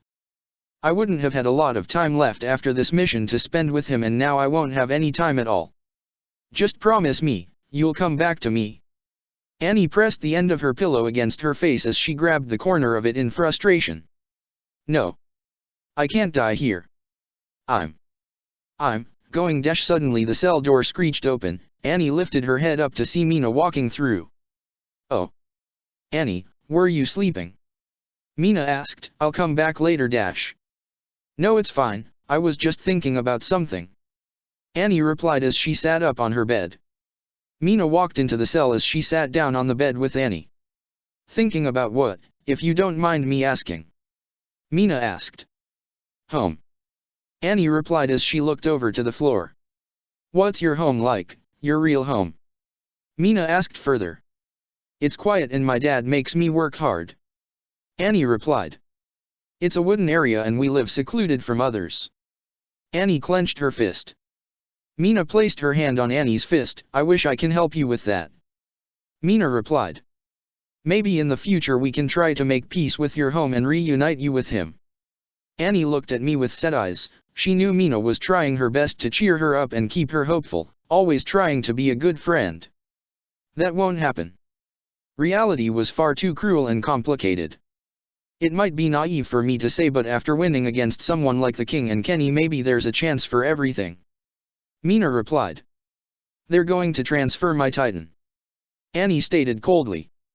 She suddenly felt Mina's hand grasp hers tightly. I know, Mina muttered. Captain Levi told us after the coronation. So you know that I'm done for? Annie asked. No, like I said, anything can happen, Mina replied, which is why I'm going to put a case forward for you at your trial. Both Annie and Mina stared into each other, neither breaking away. I don't know when or how, but I'm going to save you, and when this whole thing with the Titans and this thing about you, Reiner and Berthold's home are resolved, I'll help you get back to your dad. I promise I'll find a way.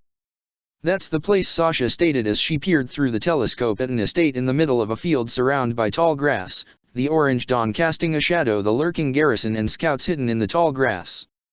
A few days had passed since the new regime had been installed, but there still remained pockets of resistance from the autocrats, former nobility, and those remaining First Squad MPs scattered across the walls. Bit by bit they were being apprehended or eradicated and hiding inside a ditch in the mud, shielded by the towering grass around them. Levi's squad were now closing in on the final stronghold of the First Squad MPs. How many of them are we looking at here? Levi asked. About 8 of them outside, just patrolling the outside, armed with muskets, but there could be others inside. I saw some people pass the windows a couple of times, Sasha replied. Are the garrison ready? Levi asked. Sasha turned from the left then to the right, spotting others hiding in the grass waving at her. Yes, sir. Thank you, Levi replied. He turned towards his squad who were huddled around him. Almost everyone was there barring Aaron, who remained under scout protection. Okay, here's the plan. He pointed towards a small map of the estate's blueprints. Petra, you do the honors. The garrison are going to cause a distraction at the front of the building, Petra stated. She then glided her finger towards their position and then towards the back of the estate. Our job is to infiltrate the building from the back and flush out the others. Remember, we want to capture as many of them as we can, so avoid killing. Suddenly a loud bang disrupted the peaceful field as a chorus of muskets followed and a collective cry rang out. That's the signal, Levi said. Move through the grass and don't get caught. As Levi's squad shuffled through the grass, Armin quickly made a last-minute check of his matches, taking one of the box, as they made their way to the back of the estate. Levi quickly raised his hand up, halting their movement. He pointed towards Armin and then the back wall of the estate. Armin shuffled forward. I have to get this just right. I'll get caught as soon as I stand up. He placed the match and the striker and concentrated on a path towards the target. He quickly stood up from the tall grass and struck the match. A contained explosion blew a hole into the wall in the estate. Only a few seconds later a small group of rogues ran through the hole, spotting Armin standing in the grass. It's the arsonist, yelled one of the men as they aimed their muskets at Armin. The man was then hit in the shoulder by an incoming arrow. Very quickly further shots from muskets were followed, hitting the rebels' legs and arms. Levi's squad quickly shuffled forward towards the wounded rebels and the massive hole in the wall. Petra, you take Connie, Jean, and Sasha and take these men to the garrison position. Stay hidden in the grass, Levi ordered. Move into the estate with the garrison once we take the front entrance. Yes, Captain, Petra said as they started to tie up the hands of the rebels. Levi, Edward, Alphonse, Armin, and Mina entered the building. The inside was dark with its windows boarded up and only a few scattered candles providing glimmers of light. The inside was a complete mess with dusty crates piled up along the hallway and the fancy rugs that had decorated the floor were ripped and ruined. The team came up to a corner. The sound of gunfire and yelling was once again intense. Levi pulled out his blade and stuck the blade out of the corner and watched the reflection of rebel soldiers shooting from the front windows at the garrison. Levi turned back to the others and raised up his hand showing 4 fingers. Ed walked forward and stood next to Levi. He watched the reflection as he pressed his hands together and placed them onto the floor, never keeping his eyes off the reflection. There was a flash of blue light and lighting followed by the collective ugh of the men standing at the other side of the corner. The group followed from the corner as a line of fists began to slowly dissolve back into the walls. Both Ed and Alphonse rushed forward, a door to the side swings open and other rebels rush forward trying to hit them with the butt of their muskets. Ed expertly ducks under the strike from one of the attackers and hits an uppercut into his attacker's guts and struck them in the temple with his right foot with a wipe kick. Alphonse grabbed the musket with his attacker and stood off for a few seconds before pushing them into the wall and struck his opponent's face with a direct front kick to the face. "Good work," Levi complimented. "We've done this before," Ed replied. "Yeah, I know," Levi quickly replied. The sound of footsteps rumbled above them. Ed clapped his hands together and placed them onto the walls. The second floor suddenly receded into the side as the rebel troops above fell down into the first floor. A tall rebel soldier dressed in the uniform of the 1st Squad MPs landed in front of Armin. Armin quickly stamped onto the head of the soldier before they could get up as the others did the same. Armin looked down at the soldier he stamped on and noticed the label near his badge. He knelt down for a closer look. Jules Sands. Levi kicks open the front door into the open front of the estate and pulled out a flare gun from his side, firing off a gun in a large column of green smoke. Everything went smoothly. Outnumbered and outmatched, the rest of the remaining rebels had given up, turning themselves into the garrison troops and Levi squad. Armin watched through the window of the upper floor as the groups of rebels were placed into wagons, tied up. "No time to procrastinate, Armin," Jean said, catching his attention. "We still have to clear out every room for anything valuable." Armin, Jean, and Alphonse walked up towards the last unopened door in the estate. "This probably leads into the attic," Armin guessed. Alphonse grabbed the handle of the door and turned it only to find the handle resisting to turning. "It's locked," Alphonse commented. He took his hand off the doorknob and pressed both hands together, placing them onto the door morphed into a stack of planks lined up onto the side of the door frame. In front of them was a set of stairs leading up. "Couldn't have just destroyed the door?" Jean asked. "I'm sure the next person to own this will appreciate the extra lumber," Alphonse replied jokingly. Alphonse then peered his head into staircase. "Hello," he called out. "If there's anyone up there, come down at once. If you surrender now, we promise not to hurt you." Jean lifted up the shotgun he was holding as he moved in front and began ascending the stairs slowly. Both Armin and Alphonse followed him. The stairs led to an open area, closed off only by the walls of the roof, the sun flowing through the lone window. Jean peeked over the floor, his eyes scanning the space. "Looks to be empty," he said as he walked up onto the floor. Both Armin and Alphonse followed him up. All around them were large wooden crates and tables pushed up to the walls with various contraptions and tools scattered across them. "What is this stuff?" Jean said as he began picking up items off the table. This is a revolver," Alphonse said, picking up a cylinder with holes in it. "Revolver, what's that?" Armin asked. "It's a type of gun, it holds multiple bullets," Alphonse explained. "Or at least it looks like a revolver. This is the anti-personnel's ODM gear," Jean said, picking up the gear and showing it to Armin and Alphonse. Armin walked across the tables of items and found a small book with a hard black-colored cover. He picked up the book and scanned the contents of the book. The layout of the book was the year, surnames, incident, and then full name of the MPs in charge of the operation. The names of people who were killed by the 1st Squad MPs went on for page after page. Daniels, Achilles, Becker, Geiger, Hertz, Holtz, Allen, Church, Clark, Snyder, Weaver, Smith, Howard, Davis, Peters, Walker, Arlert. 840/Mr and Mrs. Arlert/couple try to leave the walls via blimp and both were shot before ascension/Jules Sands.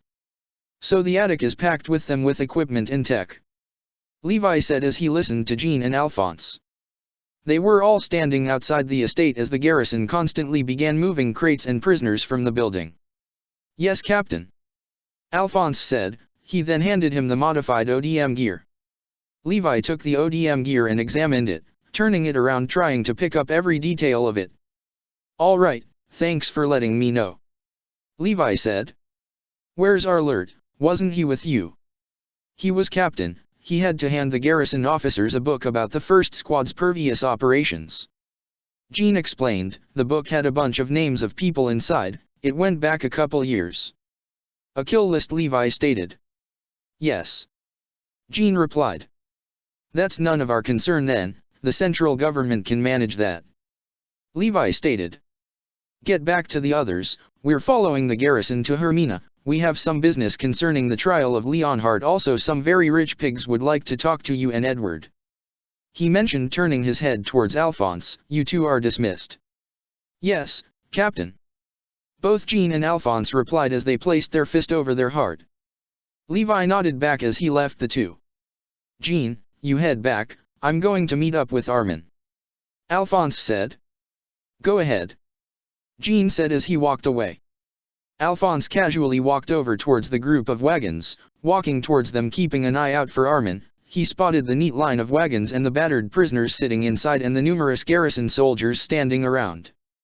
His eyes searched for Armin. He turned his head back slightly towards a lone tree and found him, standing solitarily as he looked over at a small piece of paper in his hand. Alphonse jogged towards Armin. The closer he came the more he noticed that Armin was deep in thought. Why hasn't he noticed yet? Hey! Alphonse called out. Armin didn't turn his head, he was looking back at the piece of paper, then towards the wagons, then the piece of paper, then the wagons, then the piece of paper, then the wagons. Alphonse stopped jogging and as he came closer noticed that the piece of paper in Armin's hand was being scrunched from the bottom, like he was holding onto it for dear life. Alphonse walked up to Armin. Armin. He said as he placed his hand on Armin's shoulder. Armin jumped slightly as he turned his head towards Alphonse. Alphonse, sorry I didn't see you there. Armin replied. Armin, what's that you're holding? Alphonse asked. Just some notes on flame alchemy. Armin assured him. Can I see? Alphonse asked as he moved his hand towards the note. Armin quickly snatched it away. Actually, I was hoping that you could test me later. Armin folded the note and shoved it into his pocket. Consider this me just studying. He said with a smile. Okay, sure. Anyway, Levi said we're heading over to Hermina with the garrison. Alphonse said as the two began to walk off. We have to stay there for a few days. Levi has to sort some things out with Annie's trial and Ed and I have some people to meet. What kind of people? Armin asked. Just some business people, Alphonse replied. You're getting pretty good at flame alchemy. I know, Armin replied. Alphonse's eyes looked down at the pocket where Armin placed his note. What are you hiding, Armin? It was a long journey to Hermina. All in all, during it, Alphonse made sure to keep a close eye on Armin.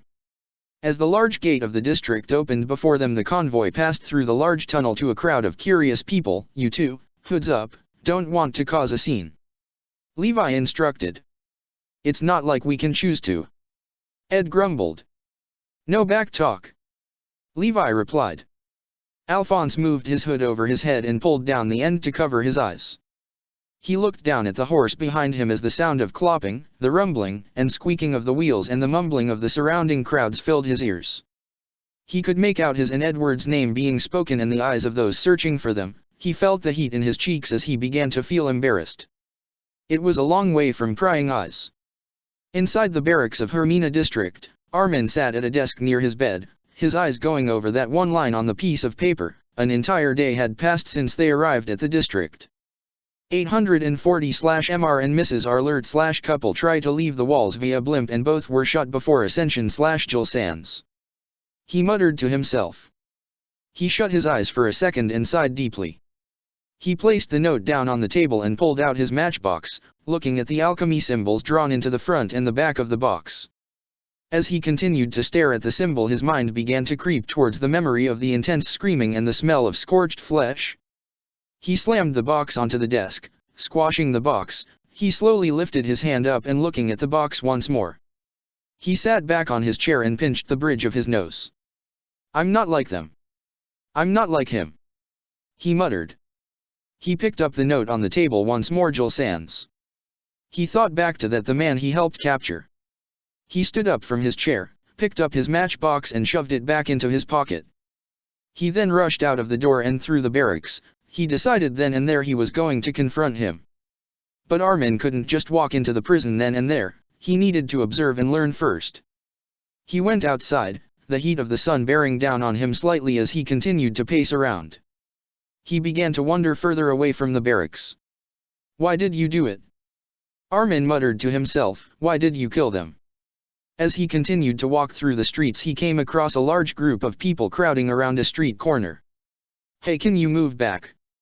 yelled Ed. Armin perked up slightly, the thoughts of his heads being quickly dissolved as he tried to catch sight of them through the crowd. "Have you received more messages from God? When will we be free of the Titans? Have you come to save humanity? Can you help transform Hermina? Are you angels in the guise of humans? Please settle down, we're still just people." Alphonse assured them as he stuck his arms out to make some space between them and the crowd. "Now if you can please stand aside, we have business to attend to." Also instantly the crowd began to disperse. As the people began to move, Armin picked out the faces of both Ed and Alphonse. They looked almost taken aback by how quickly the people responded to their asking to leave. "Ed, Alphonse," Armin called out as he walked towards them. "Armin, good to see you," Alphonse replied, waving at him. "Nice to meet someone who isn't obsessed with us," Ed remarked. "Does this happen all the time you go out now?" Armin asked. He turned his head side to side to watch the people lingering around slowly leave. "No, it seems like whenever we're in a crowded area we'll have a bunch of people come up to us," Ed replied, "but not everyone, thankfully. They always seem to comply whenever we ask them to stand back or to leave us alone," Alphonse said. The look on his face suggested he was a little unnerved by that fact. "I guess there's a legend being built around you. The more you do for them, the more people will believe that you are something more than human," Armin theorized. "If you two wanted to, you could start your own following."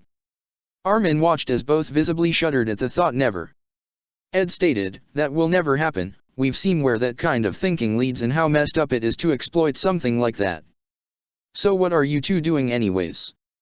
Armin asked, trying to steer the conversation away from the current topic.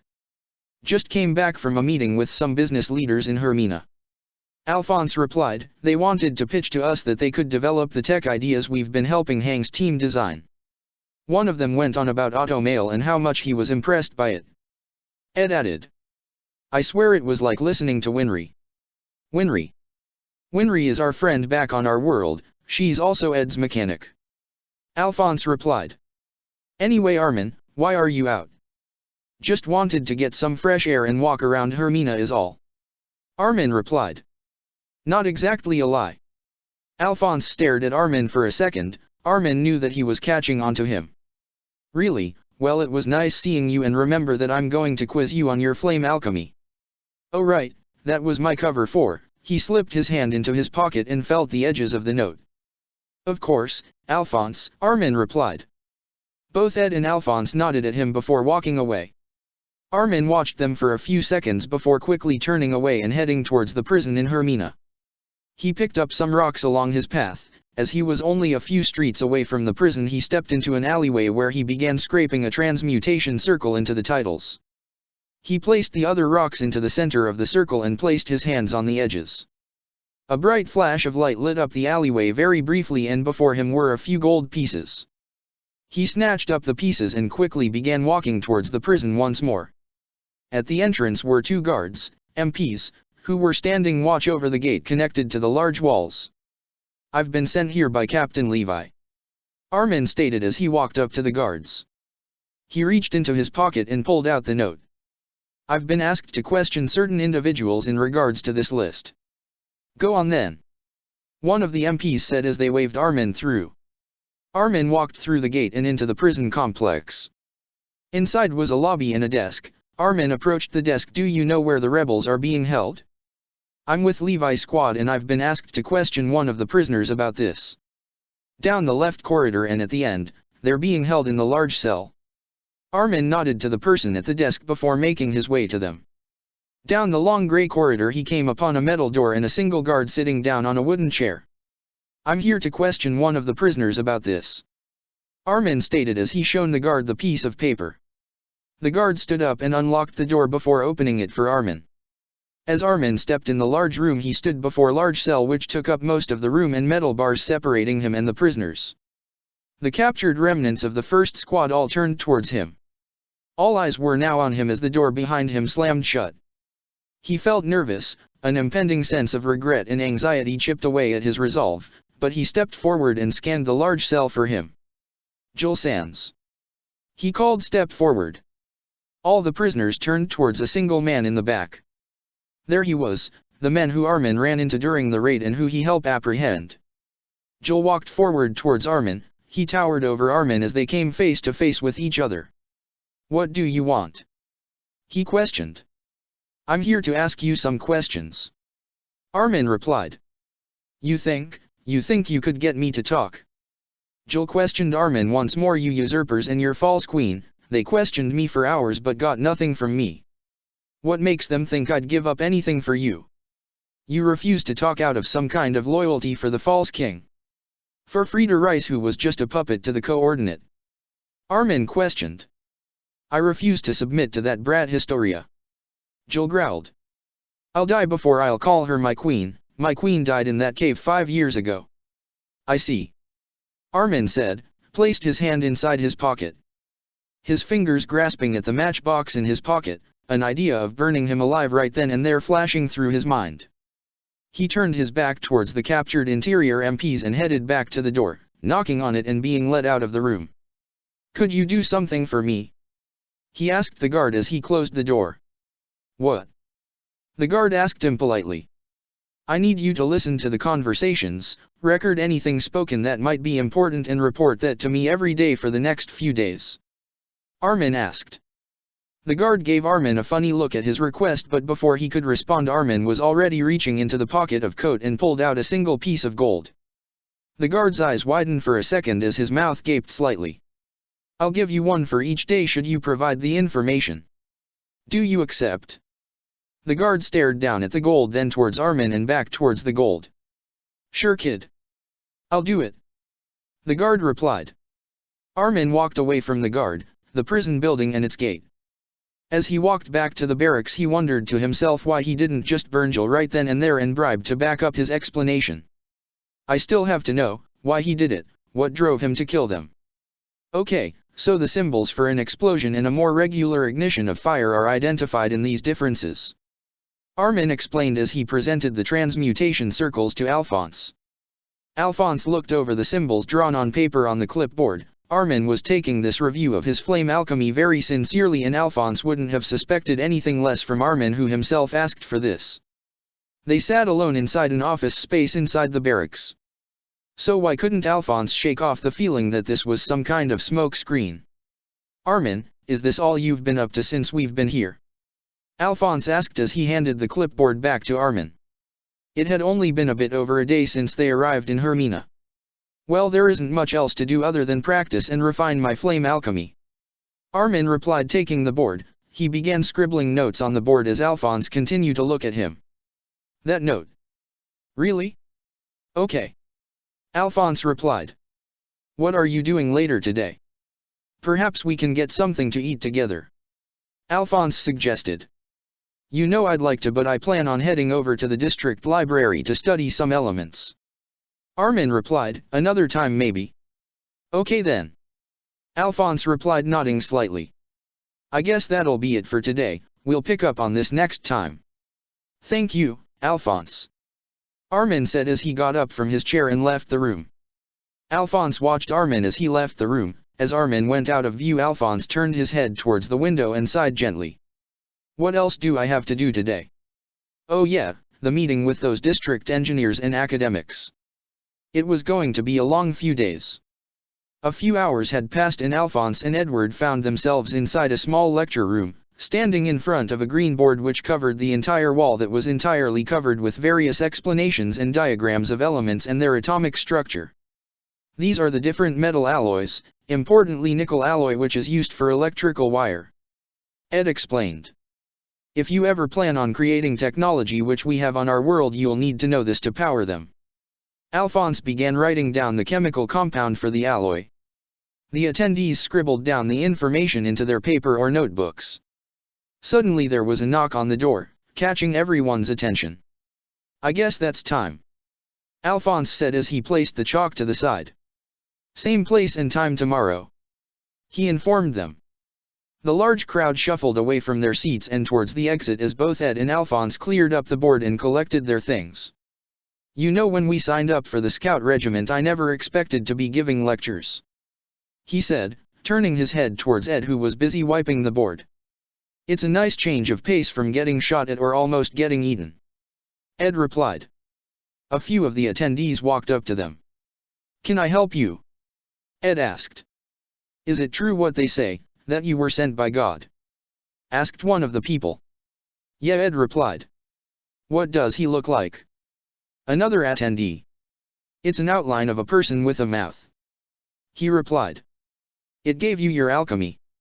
In theory everyone can do alchemy, but it requires an incredible amount of commitment towards learning and knowing various fields of science-connected alchemy, Alphonse replied this time. That and people need to draw transmutation circles to perform alchemy. But I heard that you two only need to clap your hands together. It's complicated, Ed replied. There was some whispering among the group. You got one more question and then we got to go. If everyone can learn alchemy, then could you teach others? Both Ed and Alphonse looked at the person. I mean, it's a known fact that squad leader Hang and another one of your comrades have performed alchemy too, so you must have taught them. That's a whole other thing, Alphonse replied. We spend almost every day with them, so we can teach them. You can't learn alchemy overnight or in a week, and the time taken for them to learn, while relatively short, is because they're both exceptional. Listen, we got to leave now, Ed said as he pulled Alphonse along towards the door. See you tomorrow. They quickly made their way out of the district's university. Here, Al, put this on, Ed said, giving Alphonse a hat and some glasses. Not exactly a master disguise, but it should be enough to make it back to the barracks. Alphonse placed on the disguise and quickly walked through the street with their heads down. This kinda like when Jean and I were spying in Stohes, we dash. Alphonse's eyes quickly caught onto Armin, who looked to be turning into a corner. Alphonse watched for a few seconds as Armin walked out of view slightly. Brother, you go on ahead, I need to check something. You sure, Al? Ed asked. Yeah, I'll be fine, Alphonse replied. Ed continued to walk back to the barracks. Alphonse began to following Armin at a distance. He watched Armin come up to the district prison where a guard greeted him. Alphonse continued to watch from a distance. The two walked away from the entrance and the other guards as they continued to talk before Armin reached into his pocket and shook the guard's hand. The guard nodded and the two parted ways. He must be heading back now. Alphonse quickly made his way back towards the barracks. As he began to jog back, his mind came back to the note that Alphonse had been holding onto. He pulled out a pocket watch and looked at the time, making note of it. For the remaining few days Alphonse would carry out his tasks, and while keeping an eye on Armin, he quickly caught on that Armin would meet that same guard at that same time. Every night he noticed that Armin would sit at the desk near his bed and look at the note while he wrote down something on a notepad. And every time Alphonse would walk in, Armin would quickly place the note in his pocket or matchbox, close to him. Tomorrow was the last full day. Alphonse spotted Armin once more at the desk near his bed, reading and writing something down. He needed to know what was on that piece of paper.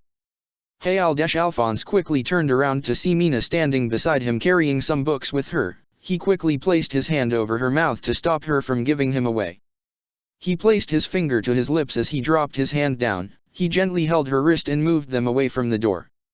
Sorry about that, Alphonse said in a hushed tone. It's fine, Mina replied. What are you doing? Armin is hiding something, and I think it has something to do with what he's reading, Alphonse explained. Is Armin in trouble? Mina asked, now concerned.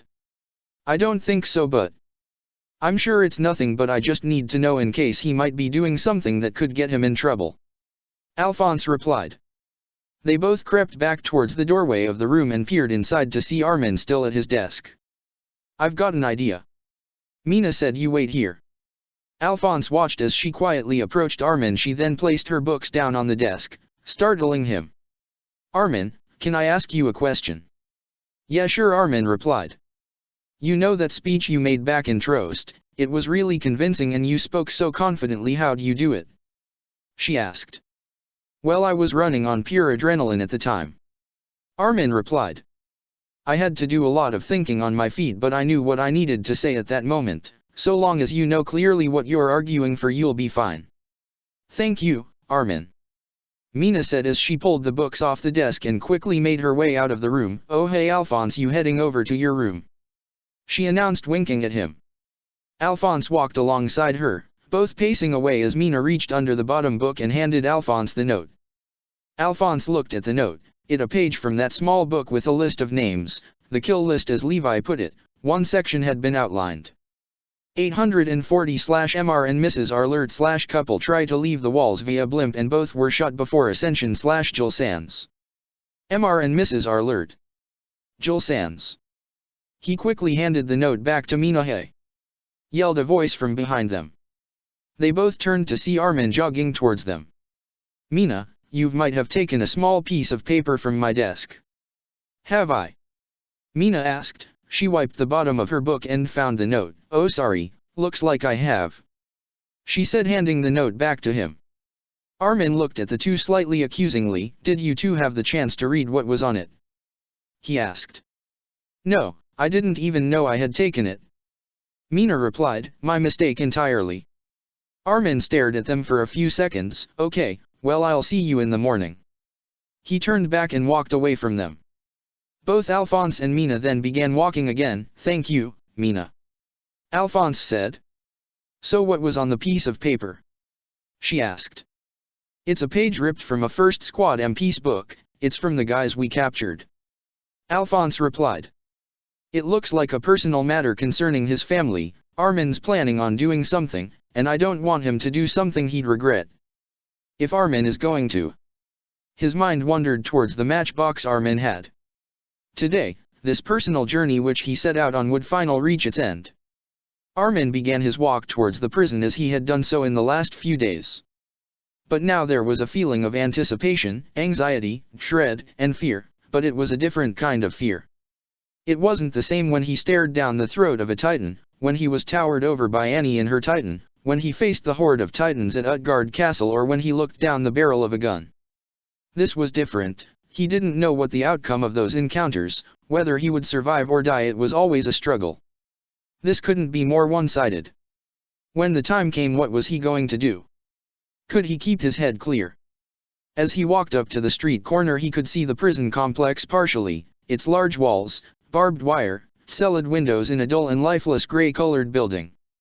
As he came to the corner, he could see someone leaning against the wall in his peripheral vision with their head turned to see Alphonse looking at him with a stony look on his face. He was dressed in his long brown scout coat and formal clothes like Armin. Alphonse. Armin said. He sighed. I knew you looked at that note, so I take it you've been spying on me for the last few days. Armin, what planning on doing? Alphonse questioned. The tone of his voice, it was the same as when Armin and him had that discussion about the Philosopher's Stone. I'm not here to kill him if that's what you're wondering.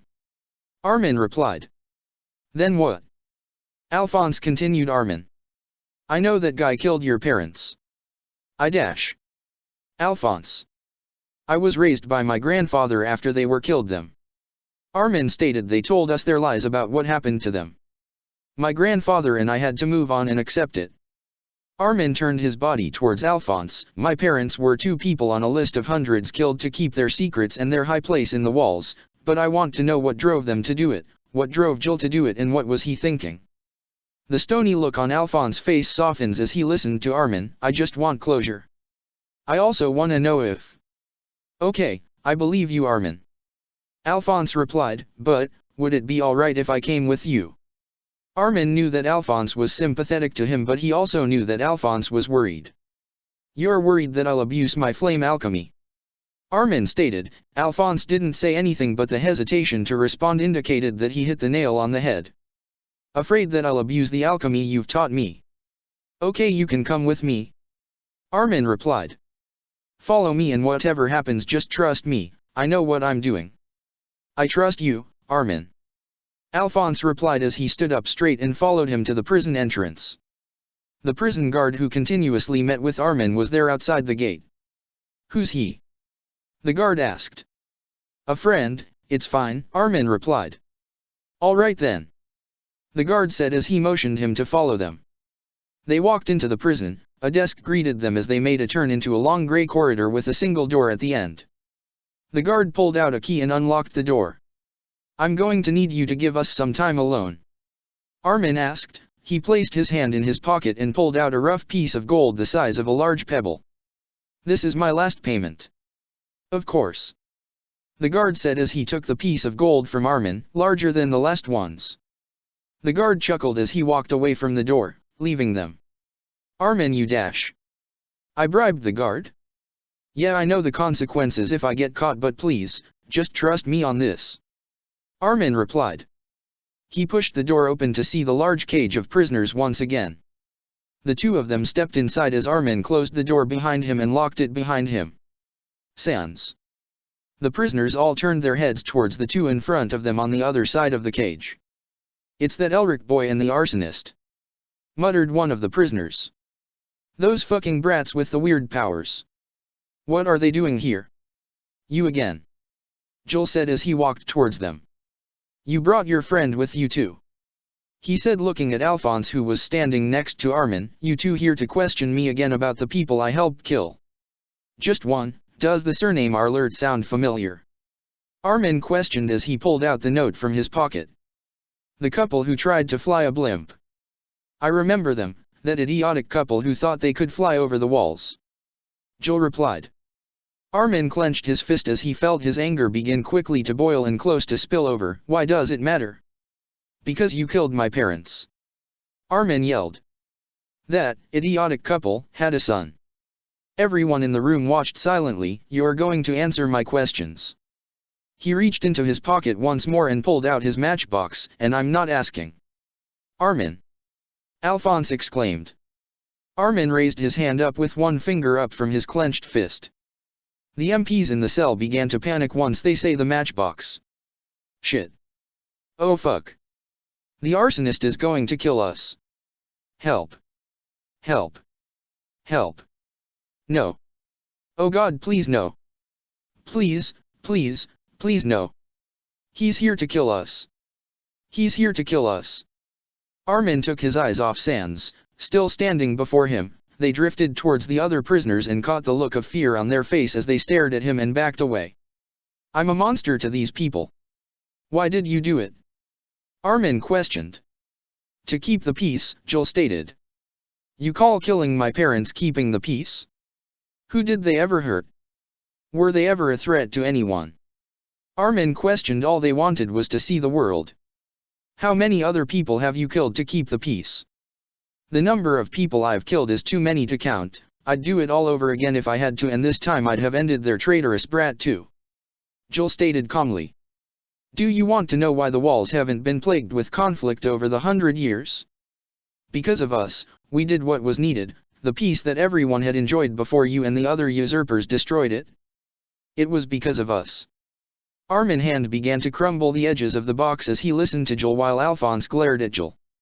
"You think your parents are special?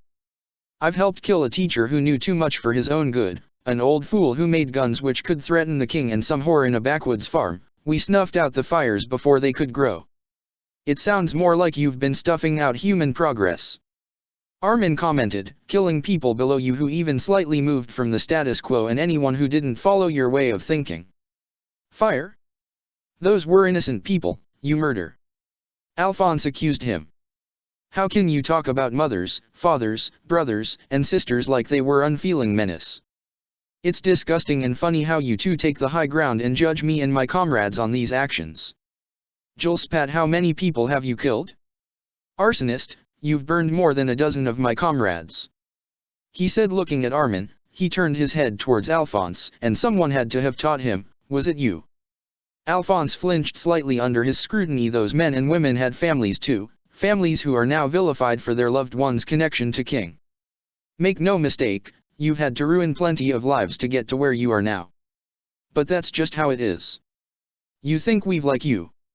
Armin questioned. Joel stepped forward and grabbed the bars. "I know you're like me. I bet you think you are heroes, people who fight for justice and humanity. Well, so am I." Armin pulled out a matchstick from the box. "Step back," he warned. The prisoners flinched as they watched Armin take out the match. "Armin. No. Alphonse said. He was about to grab the match from Armin's hand when Armin turned his head towards him and looked at him. Trust me. Armin nodded his head and Alphonse backed away slightly. Go ahead then. Jill exclaimed, burn me and the rest of us. Wipe us all out and take our place then, the world needs people like us. Are you insane? Exclaimed one of the prisoners. No, don't please. I don't wanna burn to death. Look at you, a monster that couldn't begin to compare to the Titans. Jill exclaimed, I don't fear you, neither of you brats. Sans, can you fucking not? A prisoner exclaimed, you're gonna get us all killed. I've got one more question. Why? Armin said, and I'm not asking for a, keeping the peace, or just following orders answer. What drove you to do this, killing innocent people day in and day out? What drove you to kill my parents? My king, Jill stated so simply. I believed in the king and security of the walls, protecting both from war. I still do and always will. Jill stepped back. If it's retribution you seek, then go ahead, burn me to death if you want. We all have blood on our hands. What's a few more drops into this river? If that's what you want, I'll burn you all then. Armin placed the match onto the striker. At that moment Armin began to block out his surrounding, the pleading and begging of the other prisoners and Alphonse yelling at Armin as he stretches out his hand to grab the matchbox. Jill stood there, eyes closed as he awaited his fate. He didn't appear to stand up for the others. He wasn't going to. Armin struck the striker. Nothing. Alphonse grabs Armin's wrist expecting a burst of fire. But there was nothing.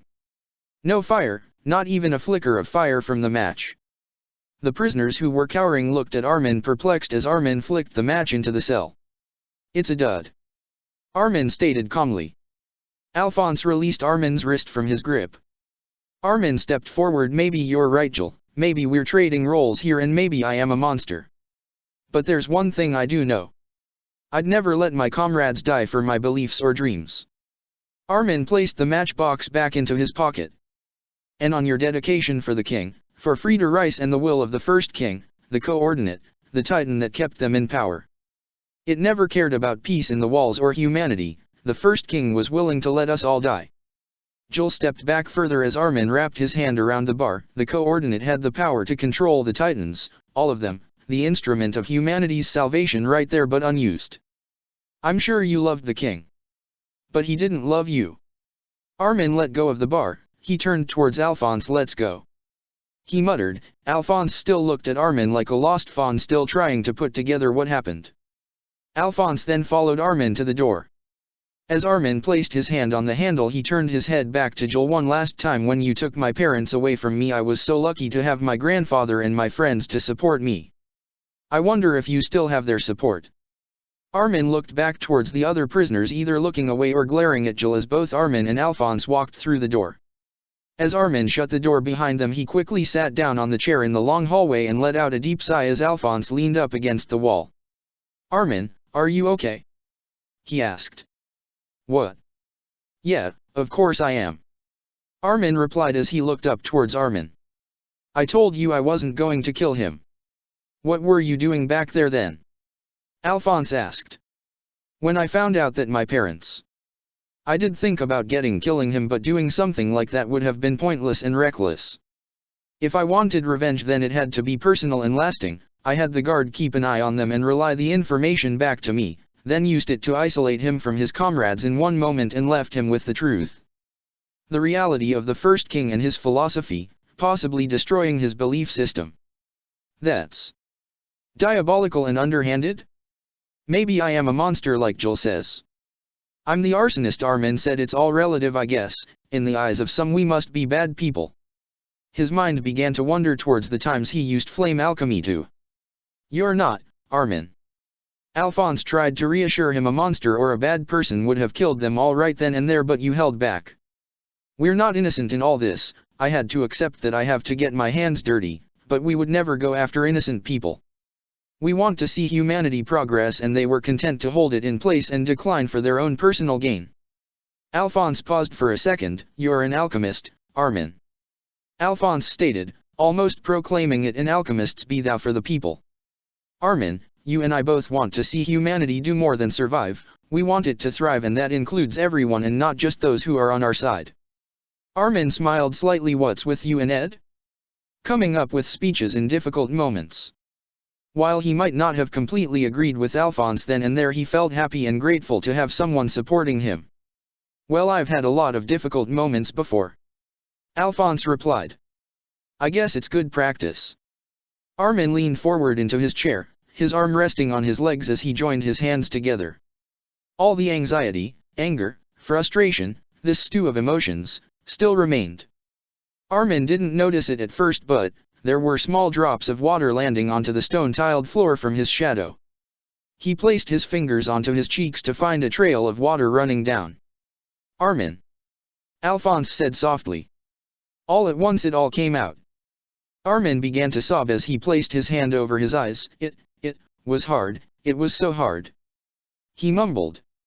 Losing them, my mother and father, and then my grandfather being sent out there to die. Armin tried to wipe away the tears but couldn't stop the flow. It hurts, it's still so painful. I know, Armin. I know. Alphonse replied, his voice cracking slightly, trying to hold it together himself. Alphonse knelt on the floor, coming face to face with Armin, and embraced him. Armin hugged Alphonse tight as he continued to cry, his tears soaking into Alphonse's shoulder. I know. I know. It had been 2 days had passed since their stay at Hermina. Levi's squad were now back at the castle. Inside the castle library, Armin rested his head on a small stack of books with a pen in his hand. He snored lightly as his body twitched. Mina, who sat on a desk nearby, smiled slightly at Armin, who looked very peaceful. She turned her head back towards her book, a small stack of books related to courts and laws and courts. She flicked through the pages trying to find something useful to write down. At that moment she kind of hoped that she would find the answers to saving Annie in this book straight away. The candle next to her flickered as she let out a slight sigh. She thought back to the last time she was at a trial, Aaron, Ed's, and Alphonse's trial, the anxiety of that moment, the weight of her testimony possibly being what decides the trial, the fear of the verdict, and the sadness of watching someone she cared about get hurt. She couldn't let Annie get hurt either. I said that I'd try to save Annie. She thought about the jury, the judge, and the people who would likely all want to see Annie killed for being their enemy, but she's my friend. There were some footsteps behind her. She turned her head slightly to see Alphonse wanting towards her. Oh hey, Mina said as Alphonse walked to her side. How are you? I'm good. Alphonse. So what happened with Armin? She asked. What have you been up to? It's nothing, it's all sorted anyway. Alphonse replied. Just trying to get settled in again. What are you reading? Oh, law books. Mina replied, being completely honest. Law books, why? Alphonse asked. Annie's trial. Mina replied. I don't want her to die. I think that she can still be useful to us and she's your friend and you want to protect her. Alphonse said. Mina nodded her head. I understand, really I do. Alphonse, do you think people, even after they've done horrible things, can be redeemable? Yes. I've known people who Ed and I had considered our enemies but who we teamed up with in the end. One of them we really did care for in the end. I think, no, Annie is redeemable and she can help us, I know it. Mina stated. You'll have to create an argument in her defense and bring it to Darius. Alphonse said. I don't think Captain Levi is going to be okay with that though. I know, but we have a week off. I could say I want to visit my family while I organize everything. Mina explained. Lying about something like that, it would put your place in the squad in jeopardy. I know, but Annie is worth it. Mina replied, but if I succeed then they'll have to keep me around if they want to gain Annie's trust and vice versa. That's one way to hedge your bets. Alphonse commented.